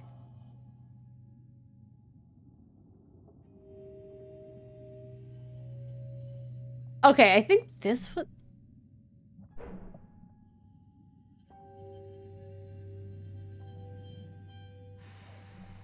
Nope. I think that is that. So what did we end up finding? Rick had been there as well. So what's the major event?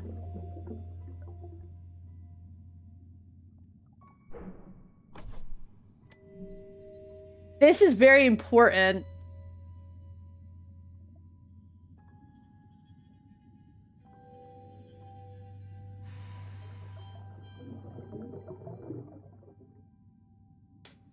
Ugh. No. Shut up.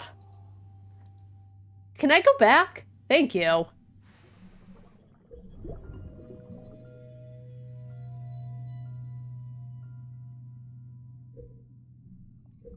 It's a major event and some major threat.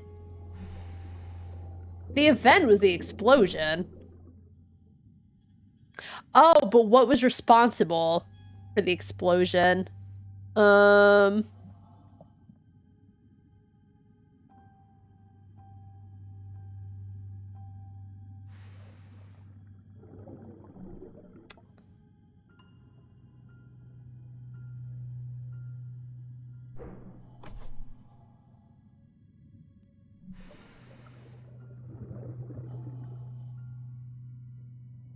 From the low water level. I don't think that was... I think I tried that already. I feel so dumb.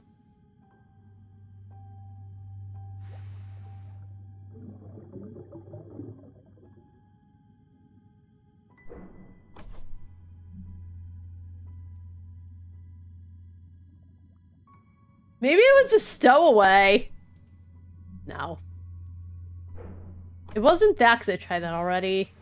What's the, some major threat and some major event? I almost feel like that was the event, but I don't think it was either.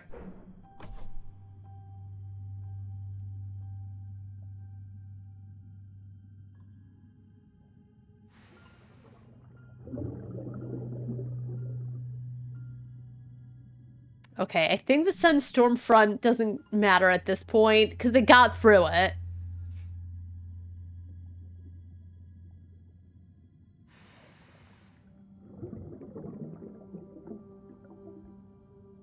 But I think the fix was, like, the water levels.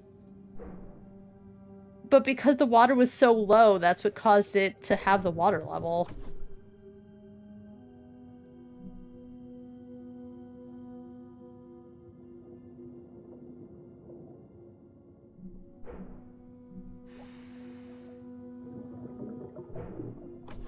My God.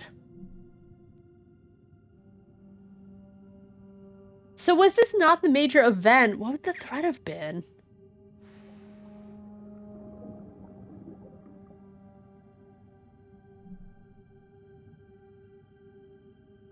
I'm gonna figure it out and be like, I'm so dumb. Yeah, they have a lot of shit that has nothing to do with it, which is kind of annoying. But I also get why.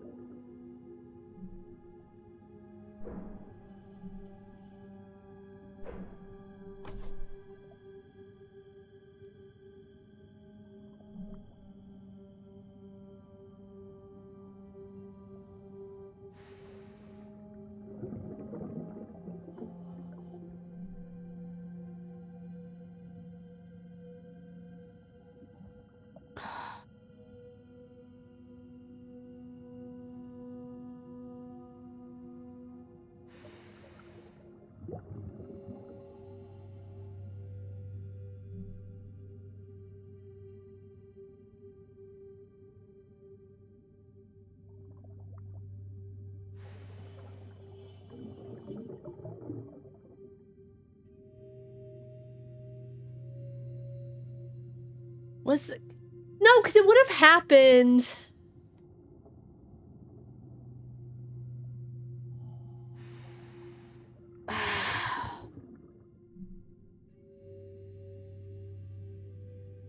Thalassa sank after heading back out for its St. Catherine's mission. What had happened?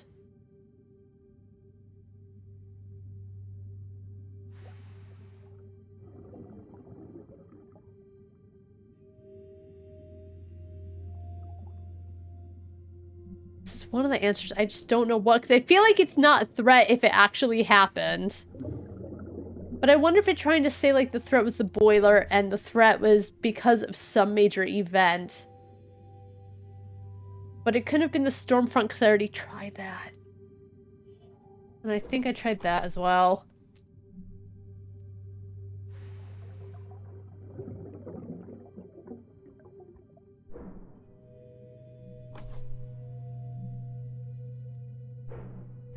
No. That's not right. Oh. Stop that. Let's just get it over with. Okay. The major event was they were dead in the water. There's more. There has to be. And the okay, I so know it. This was intentional. right, lies, right. So it had nothing to do with the boiler. I assumed it did because I found out about the boiler and then it led to this. Got it. All right, conclude. No, that's not right. You don't know anything. Yeah, I'm not a professional. I'm a diver. I don't know anything. It took me too long to figure that out. Delayed by mechanical issues, the engine stalled, making them vulnerable as the storm front approached. Oh, God.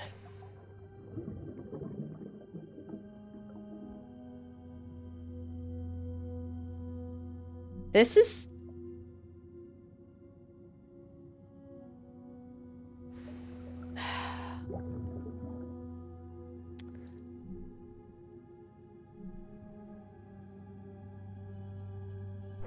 It was a tragedy. Yeah, I don't know why Alex is so upset. They did everything they could. Well, they failed. None of them cared enough. If they did, none of this would have happened. Is she still upset because... They're all at fault. All of them. Why is she so mad at them? Drowning, that's fine, please. So... Hey, I solved all the mysteries at least. There's a strange sense of calm when you hit the bottom, isn't there? Are you going to get up? Here, let me help you. I helped you like you couldn't help me. You have your answers, even if you may not like them. I'm fine with the answers. Who's to say I'm mad? Sense we can make a bet. She's the one who seems to be mad because she can't point fingers at however she died.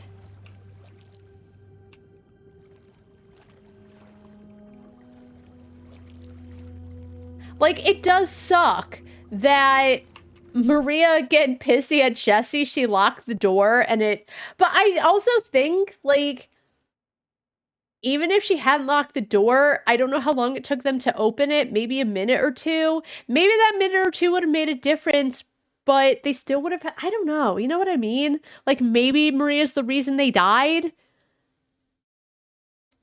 But I'm not that upset like she is.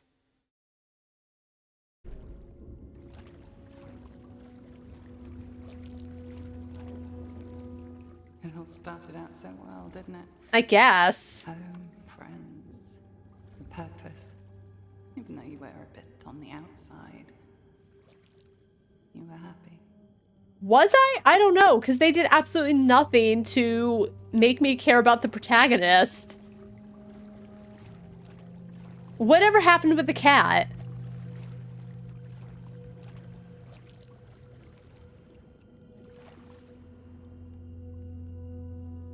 But then everything changed.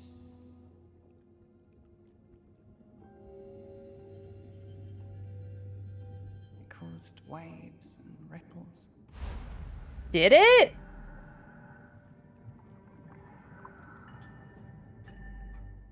They had a mission and a deadline, so they headed back out. It was too soon. Oh, are they saying that because the thing that was broken, that's why everything exploded? Wasn't it just that one I guess? I don't think I know actually what. Okay, I can't go to items or profiles anymore. So is that bad thing that killed Alex also what got them all killed? Is that what they were saying? I guess so, because something was like amiss. But I don't actually know. Did something explode and that's what caused Alex to like have the wood on it? And then they went out, and as they were out, Eric was looking into it? I guess. I might be thick and not, like, knowing what it's trying to say. To be honest. Oh, I have to open the locker. Am I gonna put myself in the locker? We should have banded together came to a head. Oh.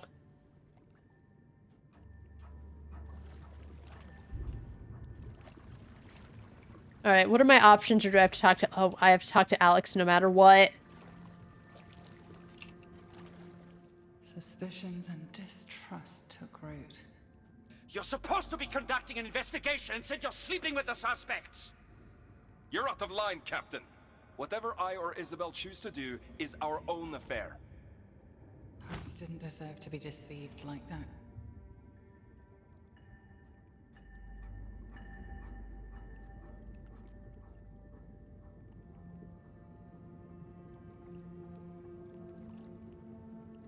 What? Like, yeah, they weren't telling anyone about, like, their tryst, but... I do still think he was being objective. I almost, like, they didn't was he? I don't know. We're running out of funds. There's definitely more going on than meets the eye. She's acting odd. I think she's keeping something from me. Isabel was protecting the crew and carrying the burden on her own. Except apparently she valued money more than people, also according to you. To be fair, it was the Alex in Cam's head, but still. Actions were second-guessed, and secrets were kept. I see. But if that's what's worrying him, he should tell the captain, no? But that's a lot of faith to put in one so inexperienced. You shouldn't have given such responsibility to a child. I don't think that really had... Is it unreasonable of Hans to distrust the capabilities of a person that young? No, it's not, but... Distractions kept everyone looking elsewhere.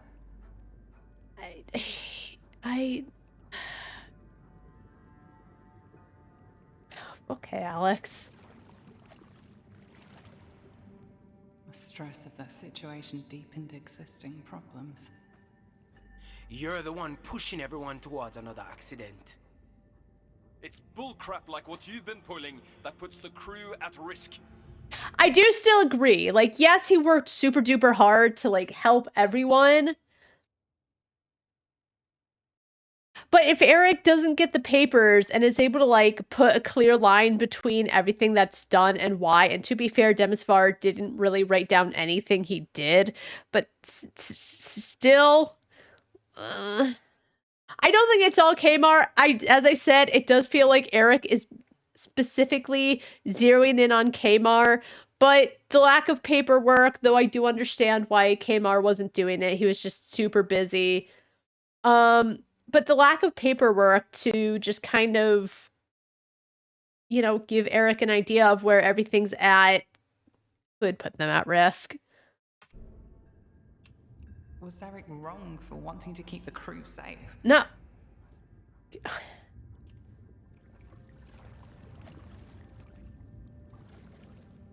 Is there a point, like, everyone has their opinions? It's clear, because I've been yapping on about it. Why is this the ending? This is a disappointing ending. I'm gonna be real. Because we've had all this time to really think it through, the player. So for her to be like, well, think about it from their perspectives. Yeah, we have been. We've been getting the whole story. We don't need her to point out, like, there's two sides to everything. That's kind of like assuming that the player isn't smart enough to think about it by themselves.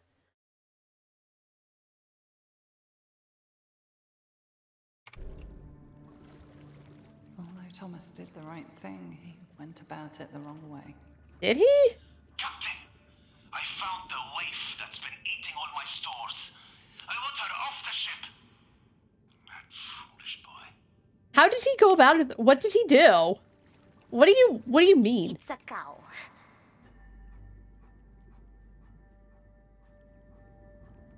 What does she mean he went about it the wrong way? This is just a story to you, isn't it? Do you even care? Jessie was doing her job in seeking the truth. Yeah, except she was also writing an expose and Maria didn't want to be part of her game. Alex is, okay, yeah, I know. Why did the dev feel like they needed Alex to walk us through it and come to her conclusion as opposed to us coming to our own conclusions and decisions about the characters?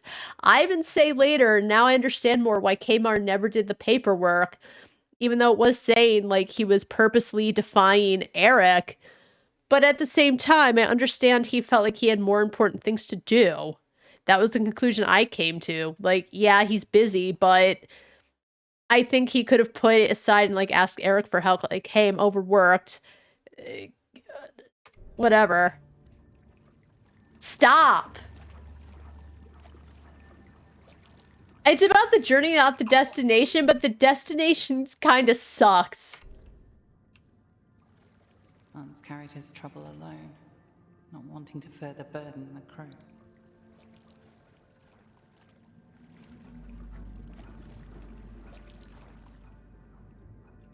My OTP. Even though he saw what was wrong, Kadri was being respectful. Sorry, Kadri and the captain had more chemistry than Karis and the captain.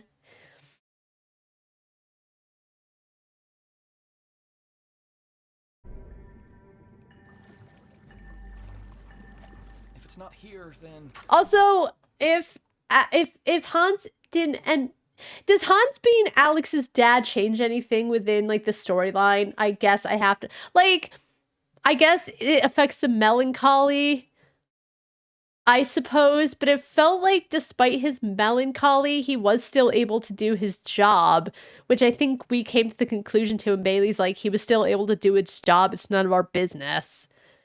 I could completely miss something, but I think I'm just curious about that. Did that really change anything? I'll get my other schematics. Why are we walking through this? An easy fix for Thomas. And mistakes were made. What's your point? He hadn't been blinded by the problems caused by his mentor. It will be temporary. Could this have been avoided? Stop. Maybe. If they'd been more open. Hey, but guess what? They're human, and every human has their problems. And hey, you know what? You want to know what the moral of the story is? In life, so many different things happen that could have been avoided, but shit happens. What is the point of this? But that's not what happened. If they'd stayed, they wouldn't be dead. They had stayed where?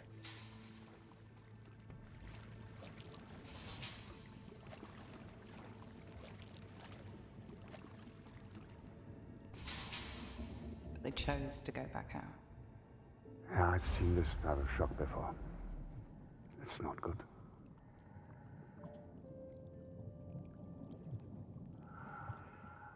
If I hadn't gone ahead, we'd been together, and you wouldn't be alone now.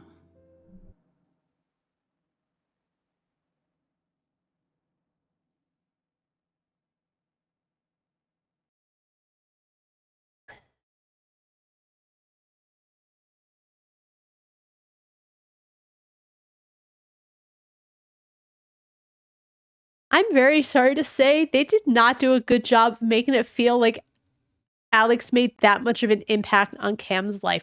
As I said, we know she did because Cam keeps thinking about it over and over, but they didn't do a good job. Like with everyone else going through everyone else's problems, and to be fair, I do not know how they could, even going through Alex's room, and if we had been able to see, like, you know, oh my god, it's this beautiful seashell we found together one time when we, like, went on a diving expedition that we brought back with us, and they were able to, like, build up their relationship that way, I think this would feel more impactful, but then he wouldn't be alone now. I still have Bailey, and they didn't do a good job with Alex like they did everyone else in this game, in my opinion. If Alex is somewhat of the most important character, and the whole thing is because everyone is so sad about the loss of her, they should have done more for her as a character. Maybe none of this would have happened. The Thalassa would still be here. Someone said Thalassa, and she's not kind of the Thalassa. It's okay to be angry with a person who has passed away, you know? But I'm not, because there's nothing. I'm getting angry at her because of like the general Alex attitude that Cam has had in his head. But I'm not angry at her because she died. I never even thought like this all happened because she's kind of making it about her. And that's pissing me off more. I never once was angry because she died, because that couldn't be helped. What is this whole point? If it had been like she's mad because I guess the faulty line is how everything made bad, but we're going through this whole thing, and I think it ruins what could have been an ending of, oh, well, the discovery was very upsetting, but it is what it is, or whatever. I don't know how they could have actually ended in a way that could have been satisfying, but it feels very unsatisfying. Game trying to say your magic left you behind. I guess that could be it, but the problem is that Alex is telling me this instead of the game making me feel like Cam is mad. Again, I think the problem once more stems from Cam does not have their own voice. Everyone speaks for Cam, so there's really nothing to build them up because Cam doesn't have a voice. It's just kind of a blank slate. And they, for some reason, decided to barely focus on Alex other than, oh no, she died, and you keep going back to it. That it does feel like they're specifically telling me that, but I hate that they feel a need to tell me that, as opposed to showing that I'm mad. It doesn't make you bad. Get away from me. Let's get you out of here. Here, let me help you.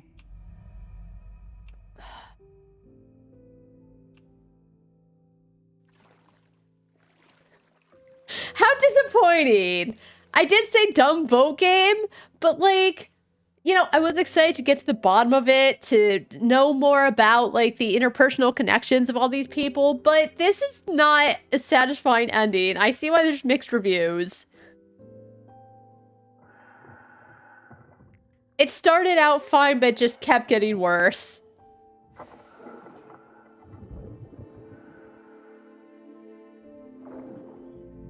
But it seems like they're saying the faulty line fucked up the stuff with Alex, but they already had other things that they were focused on. Come. Can you hear me? Are you there? I'm here. Radio broke on us. Yeah, I know. What lost you? Well, there's a storm on its way. We have to leave now. I'll load the platform. I'll drop the flares so you can see it. Thanks.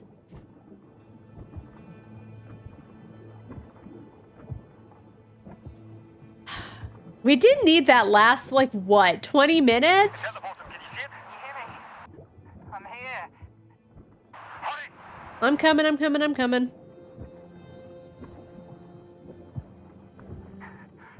Nope. Hurry, there's no time. Nope. What's happening down there? Keep moving to the platform. Oh, I see. Oh my god. I don't care. Don't leave me again. Nope. Come, please! Please, help me. Nope. Yeah, break away. I don't want to die here alone. Too bad. I can't keep us standing! We're gonna lose the platform! Don't leave me.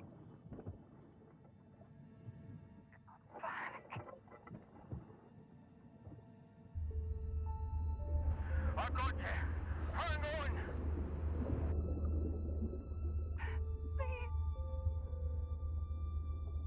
Again, I'm unmoved.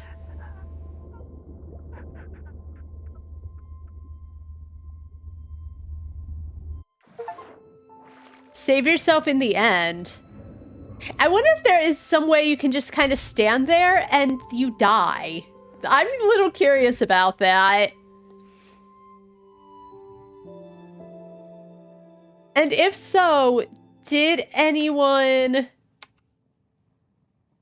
choose to do that? Okay, I do want to end the current game. All right, so there's 2 achievements. Visit all areas on the Thalassa, and then there's some locked achievements, so hold on. What are the locked achievements? Edge of the Abyss achievements.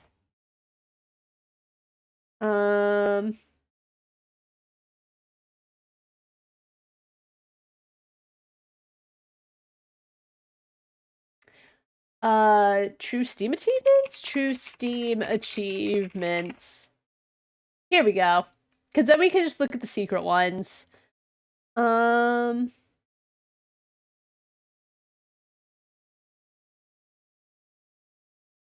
Alex's death.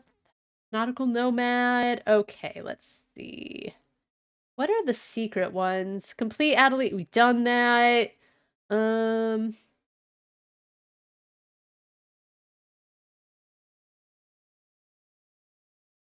Don't try to save Alex anytime in the game. Oh!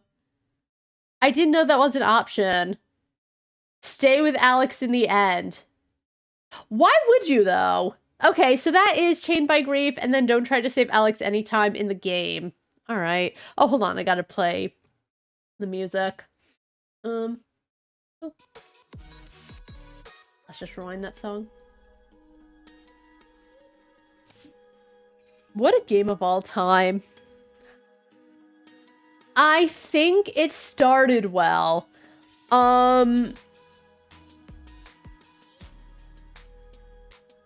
But I wish they had done more for Alex. I really wish they had done more for Alex. Her little thought ghost whatever, I don't know anymore, because as I say, like, by the end, she makes it so clear, like, this isn't us, it's Cam's interpretations of how they would respond. But I think my only issue with that is that the flashbacks you do have with Alex, she actually does seem pretty friendly and nice. I know she talks about wishing she could be more compassionate than her, or like her mother, but I don't know why in Cam's mind Alex is so mad at everything. I guess the whole point is, like, because Cam is mad at Alex, then she is super mad, and that's my only thought process, is like, she's so infuriating because you're mad at her. But if the game hadn't said it's okay to be mad at the person who died, I don't think I ever would have guessed that Cam was mad at her. And I think a lot of the problems, and I kept talking about it, and I'm gonna keep talking about it, is just that Cam isn't the worst character. Cam just exists. And if Cam could have his own thoughts and feelings, I guess their own thoughts and feelings, because again, it's such a blank slate, so anyone can be Cam. So if Cam had their own thoughts and feelings, we could get through it and have more of an understanding. But as it is, I guess that's why they decided that Alex was so reactive. They did a great job of just like except for Alex, all the characters, their issues, their problems, what they were going through, like how they got through it. That was fine. That was great. Realizing that like Eric and Kamar had died together because despite their differences, they had to get shit going. That was heartbreaking. Adelina and Maria becoming friends because they were both just like teenage girls. Maria was so upset by Kamar that like she became friends with more than Kamar. And that too, Maria, I think the first impression you get of Maria is that she's bratty because I think Kadri talks about it. But as I said, like, in my opinion, Maria was, like, the best character, or my favorite character, I should say, because she does show definite growth within the game. She's upset, she runs off crying, but then she realizes, like, the way she was acting, in her words, was pretty dumb, and she's just like, you know, Kamar, how about I help you out, and, like, we're friends, which is good. She could have just been super mad and never talked to him, but she was very grown up. She was very surprised learning that mom was having money issues, and so she wanted to give away some of her stuff to help contribute, and she still like reacted to things in a very teenagery way, but it was clear it was because she just kind of wanted to not get into it anymore and just like bygones be bygones. So great. Like all the characters were most of the characters were pretty great. Bailey was kind of whatever. I guess to be fair, you're mostly dealing with head thought Bailey, but Bailey seemed pretty consistent throughout. Cam existed, and Alex, I think my biggest disappointment is it felt like they did such a great job to make me care about everyone on the boat, even if like Eric was such a pain in the ass. But you know, the fact that he was trying to find a way to like be with Isabel because he did know they still cared without making her feel like she was gonna get dragged down when she had hopes and dreams, and he found a way to like make it work for all of them. I still cared about him. So I think with all that said, I wish they had done more for Alex's character to make us care about Alex, to make us feel the grief that Kim is experiencing. Again, it's like the game is telling us it's happening, but it doesn't do its job of conveying it in a way that we care it's happening.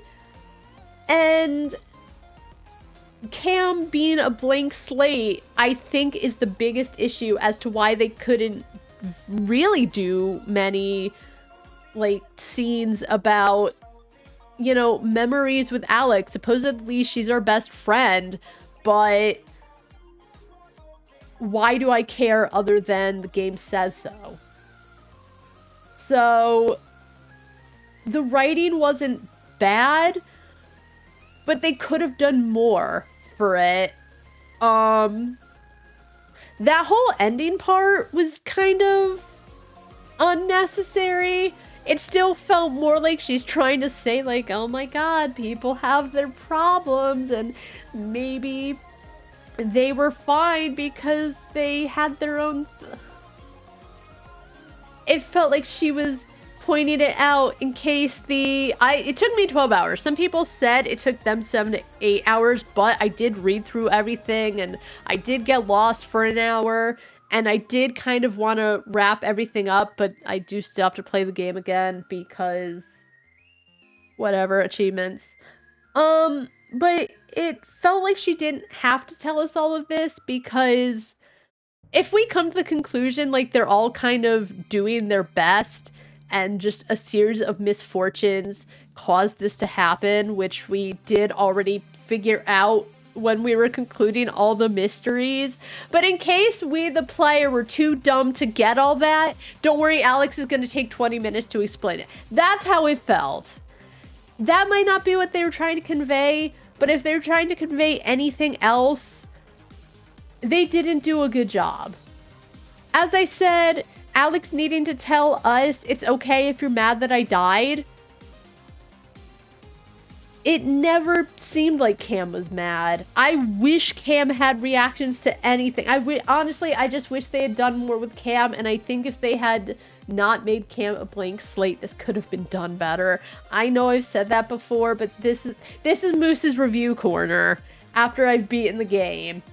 So they didn't do a good job with Alex, and they talk about it's a story of loss and grief. And to be fair, I was moved when Hans is in Alex's room, realizing, oh my god, this is my baby. We never got an answer to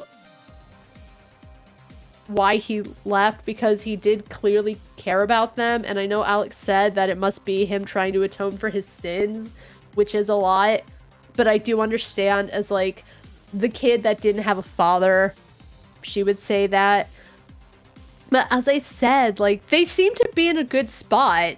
Karis was clearly pregnant. He had an elephant, so with that in mind, he clearly seemed, like, down with it, but we never had an explanation of why he never went to visit or anything like that. If she she clearly didn't have a father figure, but did she never ask her mother? Did her mother lie about, you know what I mean? That's why I'm saying, like, the whole reveal that he was her father, you see his grief over her death, but did it mean anything in the long run? Other than, because as I said, like, part of me when I saw the heroin and we found out it was his, I thought that was going to be the reason that they sunk, because he was, like, nodding out and, like, having an issue with the heroin that he sank him. But according to whatever, he was still a fine captain. So I think that's why in the long term, it just felt like it was a reveal, but could the game have gone on without that whole thing? I think it made more questions that they didn't answer, and that's not the end of the world, but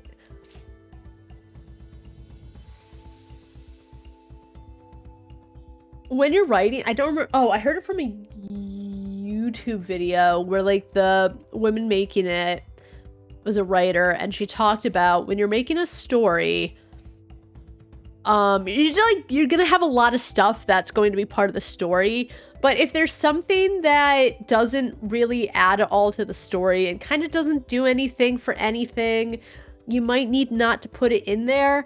And I think that's why I'm wondering. There's definitely probably stuff I missed. Like, as I said, at the end of 9 Souls, there are a couple things I missed, so I didn't, like, quite understand the, like, what happened at the end. My blood sugars were low, but you know what I mean?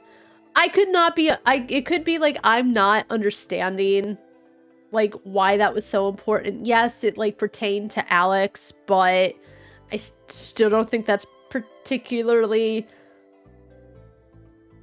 good. It's not bad character development. It's okay, he's her dad. But, like, if he's sending paychecks, he clearly still cares, but that's it, really. What else? It was a walking simulator. As I said, I don't mind them. I like walking simulators as long as getting that drop. Oh, when you finish a game that you start to like, and then you're, like, ready to destroy it. I've slowly had these feelings, to be fair. Right? Like, and I think that's going to happen. Oh, yeah, my blood sugar. When I was playing 9 Souls, I didn't realize it at the time. But when I finished the game, and I got up, and the problem is that I had been sitting, and whatever. You know why, too? That's such a tense game. It was sometimes hard to tell, like, what's me. Like, holy shit, I got past a part, and yeah, I just didn't realize. Now I'm fine.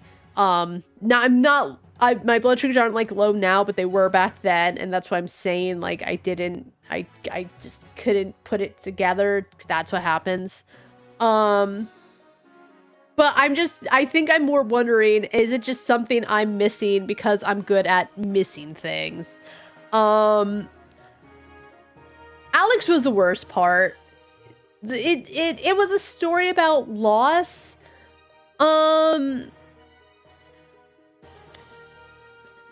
Cam seemed more like, oh no, Alex died. Like, you're going for the Thalassa, but you never get any indication that Cam has any feelings about the Thalassa. It's weird. I don't know. The music was fine. I couldn't go on a million times about it, but I just think the point just really comes down to they decide to make Cam a blank slate, and that did cause a bit of problems in terms of like having more character development for Alex and making me care more about what happened to her and that he's stuck on it. As I said, I do know that happens, survivor's guilt, but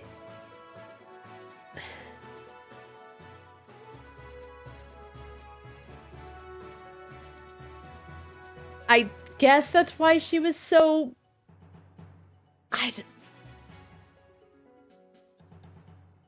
Music was fine.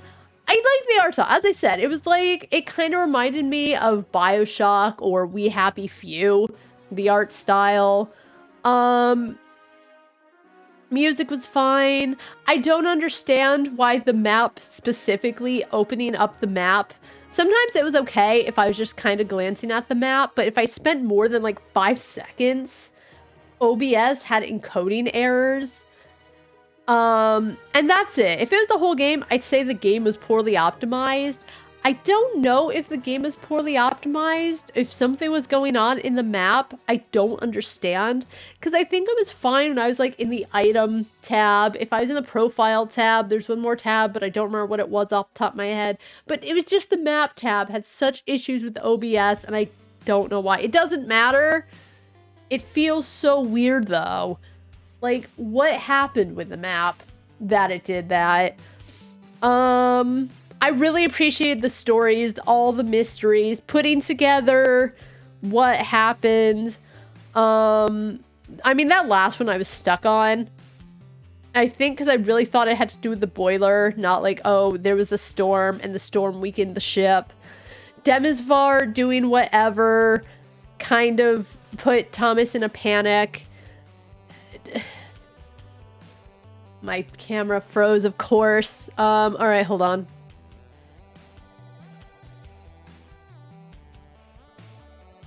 Okay. I think this one's it. I think? Or is that...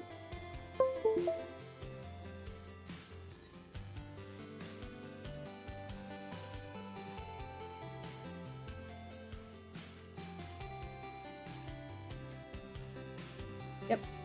All right, hold on. I got this fixed, and then...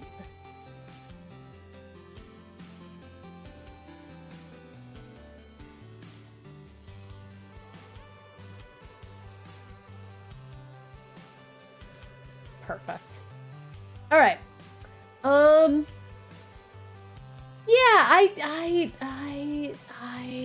oh, I didn't make it bright enough. Hold on.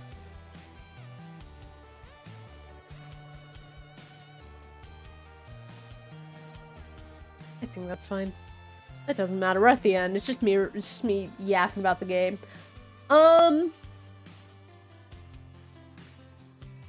Yeah, I was really stuck on that last one I figured it out clearly. I guess just the storm fucked everything up.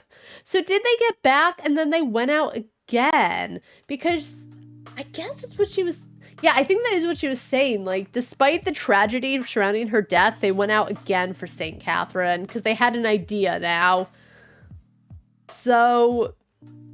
I don't know what her point was. I think I'm really stuck on that because that was like the last bit of the game. Everyone made their decisions and it all turned to this, and could it all be avoided? I don't know, but it really felt like they were underestimating the player by explaining all this to us. You have so much time, and yes, as I said, like, there are parts of the mystery you don't need to look for all the wax rolls. I did. So like, you don't have to conclude all the storylines, but you spend so much time looking around, looking for these, and getting an idea of the character. This is not the kind of game that someone who skips through cutscenes would play. Let's be real. Which is why I feel like it kind of sucks that it feels like they're underestimating the player. I feel like that's too bright. So the game,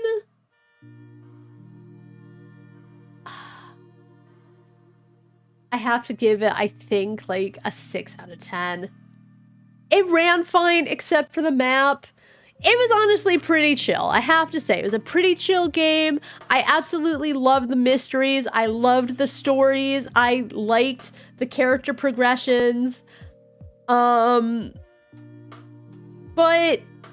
that ending, it didn't ruin the story, but I truly feel like the last 20 minutes, they did not have to write. It just feels like they underestimate the player who, as they're slowly walking through the ship, because you do kind of feel like you going at a snail's pace, you have the time to think about that and jump to your own conclusions. We don't need Alex to explain it to us. Would everyone have thought about that? No, probably not, because I'm not the only one in the world, but it was drastically unnecessary. I don't know why they... Okay, head Alex makes sense, because Cam feels really bad, but... And as I said, I guess because, according to Alex, Cam was upset that she died. I guess she was reactive because he was mad at her, but that's the only conclusion, but that doesn't even sound right. I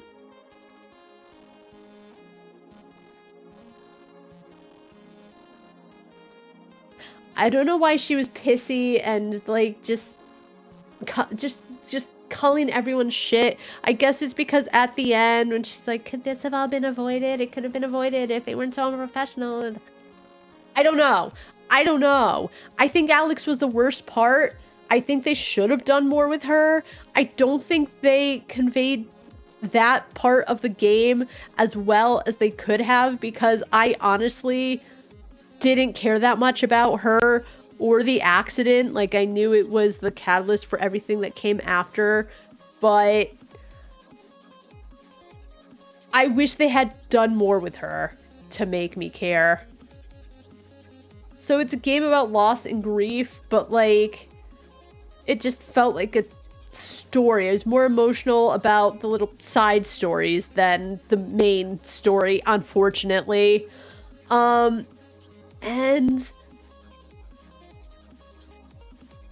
it felt very underwhelming as well. Like, you find out about the Thalassa, but Alex is just getting real mad. And I think that almost took away from it. I don't know why she was so mad that it was no one's fault. It was just like a faulty line, you know? It felt like she really wanted to pin the blame on someone. But again, it's not even like Ghost Alex, which I thought it was, and I just felt like her colorful commentary was very unnecessary, which is the reason I wish Cam had just like had some personality. I'm playing as the character, but the character has no thoughts and feelings of their own, and that feels very weak. 6 out of 10. Would I play it again? No, it was just a very okay story. Every other character was great, but the main characters were kind of blah. Bailey was probably the best of them, but Bailey also just kind of existed. The radio broke up and then we had Bailey in our head. I don't know. It didn't feel good. Let's look at, are there any bad reviews? I said it was mixed. I said we'd look at them later. Alright, well, I'm giving this a thumbs down. It's because of Steam's lack of the sideways thumb. Lots of people like this. This is clearly depending on the type of player you are. This is a mystery storage, principally walking simulator. I don't mind that.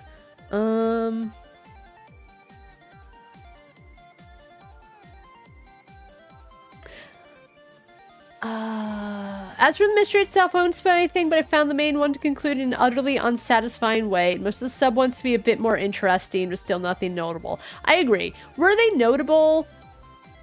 No, but I think, yeah, everything else was way more interesting. There's supposed to be an underlying message to the narrative, but it didn't have any kind of satisfying landing for me. I didn't care for this, but many others do, so there's clearly a group this appeals to. For me, this was just another boring walking simulator whose writing and narrative didn't make up for the lack of gameplay and glacial pacing. That's fair. I'm glad they're just not shitting on it, and they're like, hey, it's not for me.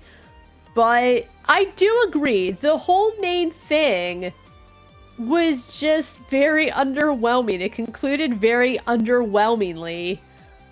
I thought everyone escaped, but I guess everything blew up and everyone died, and that's why there's no bodies. I thought they were all okay, and they're not. But yeah, it just felt like...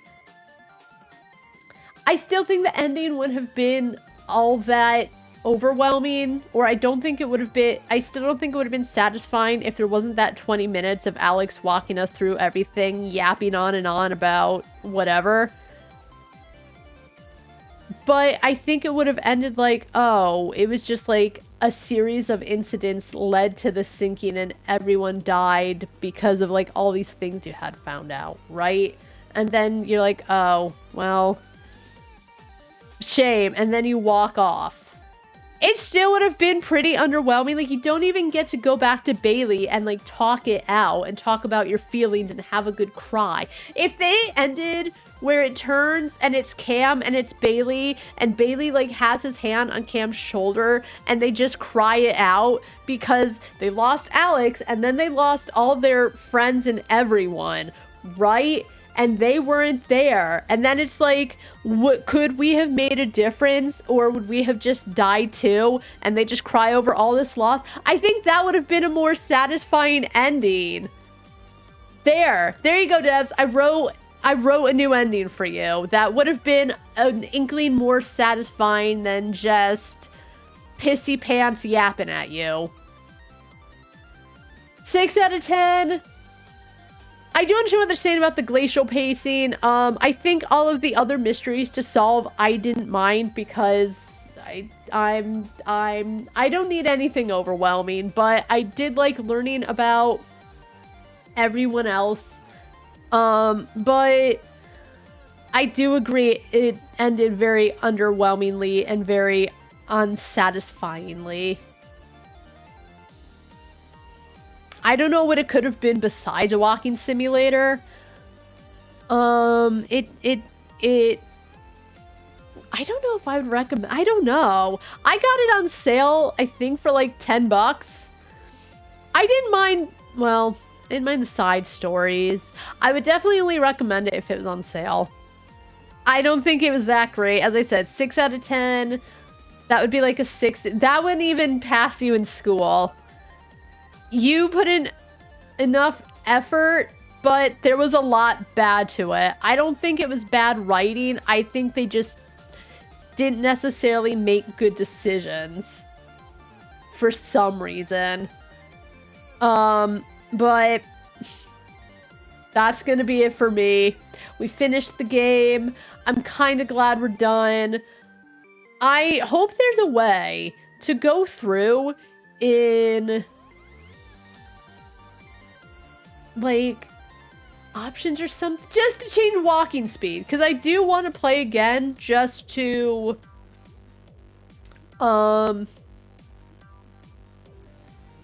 go through and get the rest of the achievements. I did not realize you could just leave Alex to suffer. I thought you had to like free her. So that's why. Visit all areas on the Thalassa. I don't think I know what area I didn't visit, to be quite honest. And then never try to save Alex and then stay with her in the end. I still don't understand why at that point the player would stay with her. I think again, and this is the last I say because we are on the ending screen, but I think again, if they had done more to make me care about Alex or give her any more characterization, or maybe made her not as obnoxious. I still think like her commentary, just I didn't care for any of it at any time, even when I did think she was just a ghost following me around. I still don't think I would have cared even if she had kept quiet, but I feel like who would choose to stay with her when they didn't make me care in any way, shape, or form? Just... it is what it is. But Saturday, we're gonna play Reverie Sweet As Edition. Apparently, the game originally came out in 2018, because I was looking up how long to beat. A lot of people say it's only a few hours, and then some people say it's 5.5 hours. I don't know. But we'll play that on Saturday. And, we'll see how it goes. We'll see how it goes, because again, no work this week. So you've got me for what's going to be rare Saturday afternoons. That's it for me, though. I'm so glad we're done with that game. It's one thing where you start off and you feel pretty good about it, and then as time goes on, you're slowly removing yourself from the honeymoon phase, and you're like, oh. And that's how I felt about this game, is like, as it kept going on, I cared less. So I wouldn't honestly recommend it unless it's like pretty on sale. I feel like it's one of those games, and I don't say this a lot, you could watch someone else play it and you wouldn't miss a lot. I guess you could say about any walking simulator, but like Devotion, I would definitely recommend. What else? But whatever, right? Thanks as always to you guys for sticking through, listening to me kvetch, whatever. And just going through the boat. Ugh. That's gonna be it for me, though. I hope everyone has a really good night, and until next time, see ya.